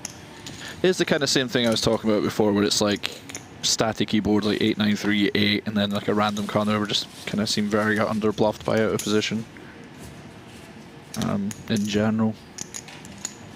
Perhaps, yeah. Perhaps. All I know is I just keep stationing people down there and never winning. So.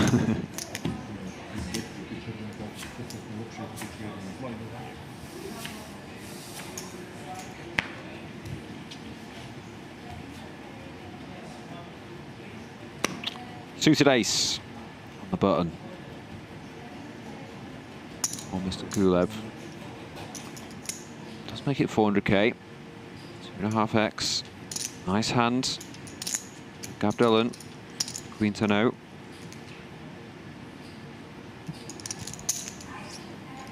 To a flop we go.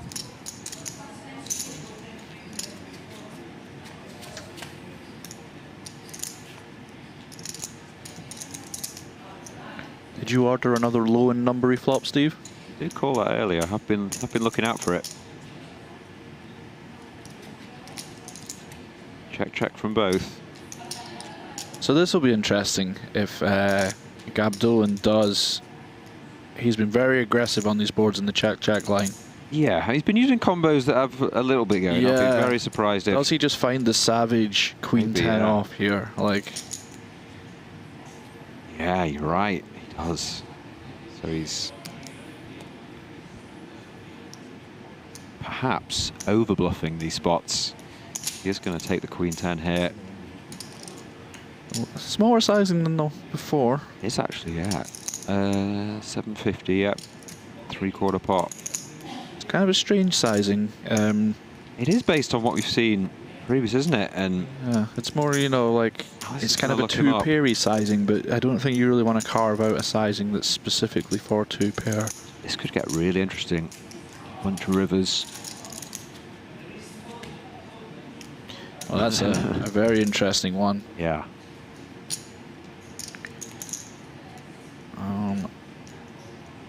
Yeah, so let me take a second to think about this here. To try and work out who's got more 7x. You would imagine...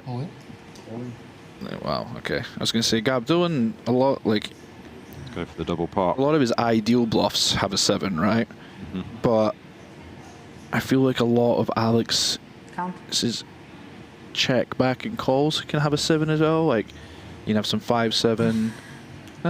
Maybe not so much 6-7, maybe some ace-7. There's a little bit, yeah. Maybe not so much then. I think maybe Gabdullin does have the edge in 7x. I think it's closer. It's not one of these slam dunk spots where one person very clearly has a lot more of the straight than someone else. Yeah. How many big blinds did he start his hand? Because it was a raised pot. I think around 40. Okay. The one thing is though, I mean, you can't fault Gabdullin for his aggression. Like he is, if he thinks that there is a pot available to be stolen, he will try to steal it, and it can be very difficult to deal with, especially over a short sample of heads up where you're maybe not sure if there's over bluffing going on and stuff. Yeah.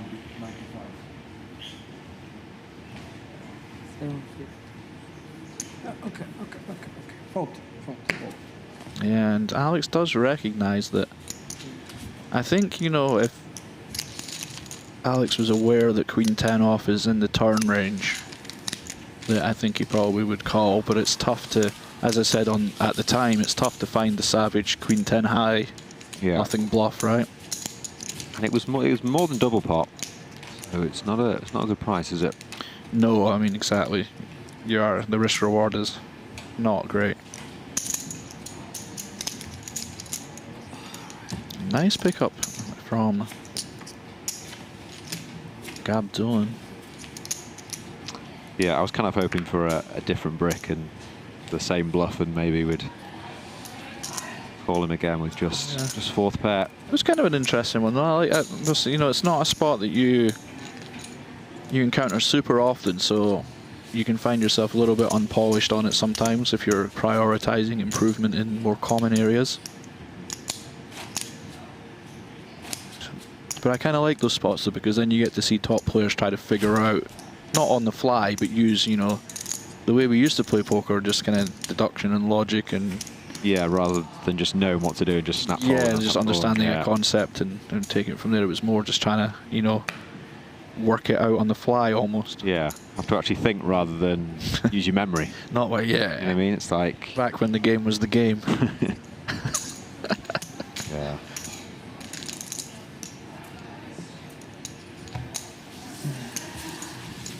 I'm loving this old Aldo shtick I've got going here, this old man for Aldo.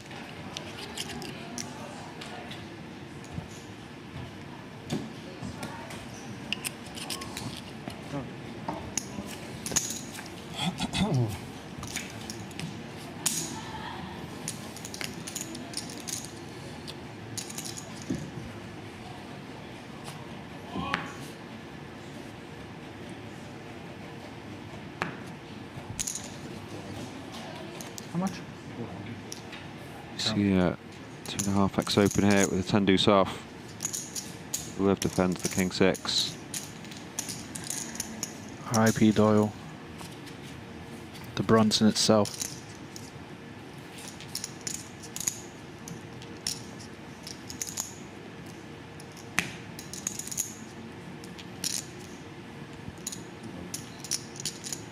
Kulev going to like his king high here. The 200k C-bet from the Tendui. Yeah, and this is one of these spots that's quite tough to barrel as in position. You need to find these kind of very small size turn barrels that are not as intuitive, you know. Like if you want to be betting ace-8 on this turn, you cannot put a lot in, right, in order to get called by a worse hand. A little bit different on double flush draw, but just kind of in general. And it's quite, you know, it's pretty tough to find the, like, you know, the 350k barrel when you're stone bluffing. We're not going to be seeing the 350k barrel, we're going to be seeing the big gun. Kulev has turned a pair.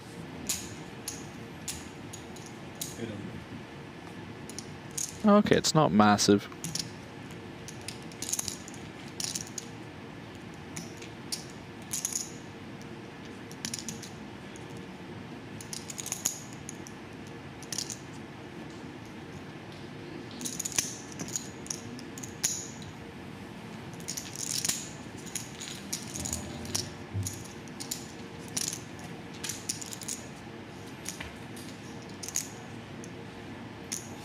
Alex does find the call.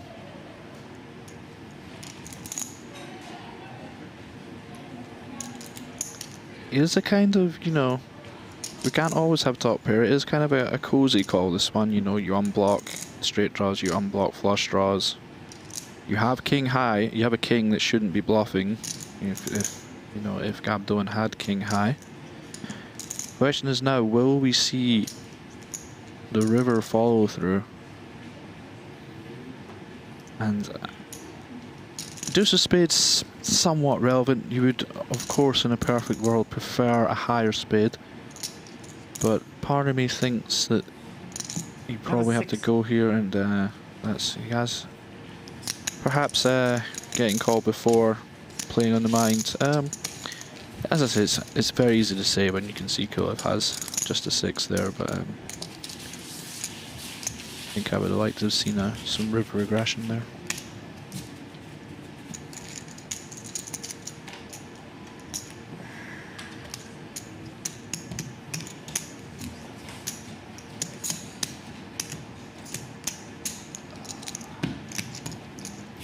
With that, Alex does extend his lead further. These pots do add up, and heads up is very much a momentum game.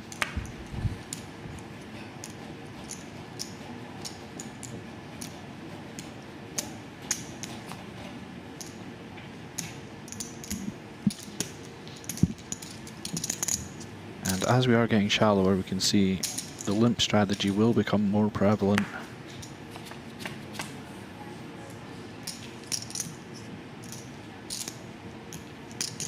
Another low numbery flop, top pair for Kulev. Quite a static top pair though, no real backup. There is of course a little bit of a backdoor straight draw, but 360. Maybe we'll want to indicate a larger sizing, and we do see a little bit of a bigger sizing here.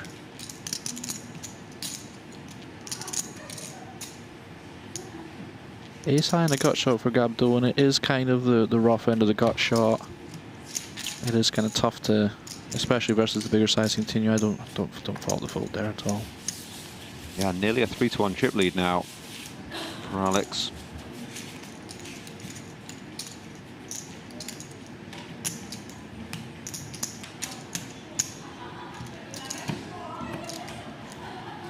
Nice to have that daylight, isn't it? Knowing that you can knock your opponent out, he can't knock you out. Absolutely, yeah. And that heads up's all about that. You just kind of trying to grind your opponent down, and then deliver the knockout blow once you have them well covered. Exactly, yeah.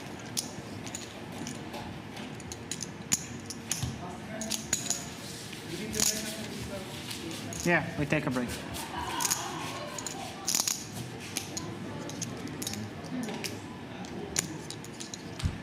He's just chatting about a break there. I don't think it's this hand. Perhaps meant at the end of this level. Level, yeah.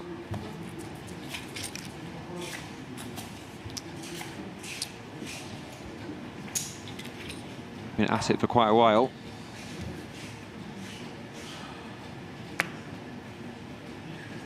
Kulev with the 9-8 off does go for call. It's looking 8-5 suited. Does sneakily have Gabdullin dominated here. Does. Nothing worse than a sneaky domination.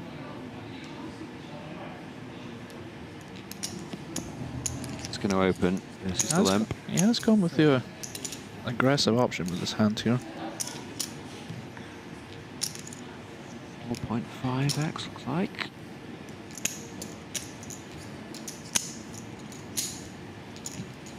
Kulev does come along. This could be a crucial one. 1.6 in there, and it does come 9-8-4. Top 2 for Kulev in position. A raised pot. Gabdullin with middle pair. You'd imagine, yeah, he does check. Yeah, this is a board that Gabdullin is probably going to want to employ a large size or check strategy, and 8-5 is just right where you don't want to be putting in. You can't, you know, value bet. 780,000. You know, for 2/3 pot too easily, especially with the run out to come, also out of position. So I think I do like the check. It's going to be tough to let go of this, to be honest. It really is, yeah. How do you proceed? I think we'll see a call, and perhaps some kind of straighty diamond card might save him on the turn. If he's lucky. Wow, he does just try to end. Not too shocked to see it. He's in really bad shape. 98% for Kulev. Perhaps just wanted to protect his equity against overcards. And it's one of those, he doesn't really want to call, see a turn he doesn't like. Has just kind of gone with it. Hopes it's the best hand. And just like that, it's very, very dominating position for Kulev. Yeah, it's going to be difficult, isn't it? He's going to be dead a lot of the time on the turn. It's his hand 102. This final table. That's it. That does kill it. Great run. A worthy champion. Alex Kulev does take it down. We are just learning that these two did actually do a bit of a deal. Kulev took just over 314,000.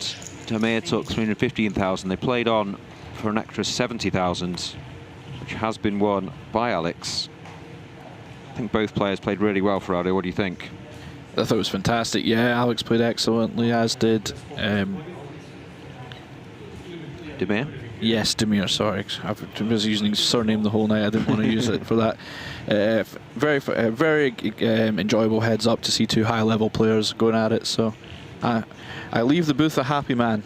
Yeah, and a few guys in the chat just asking about tomorrow night. Tomorrow night we will be streaming a cash game. Mr. Patrick Antonius will be the host of that. But that's it for us tonight. Please join us tomorrow. Like and subscribe to the Onyx YouTube channel. The winner tonight, Mr. Alex Kulev.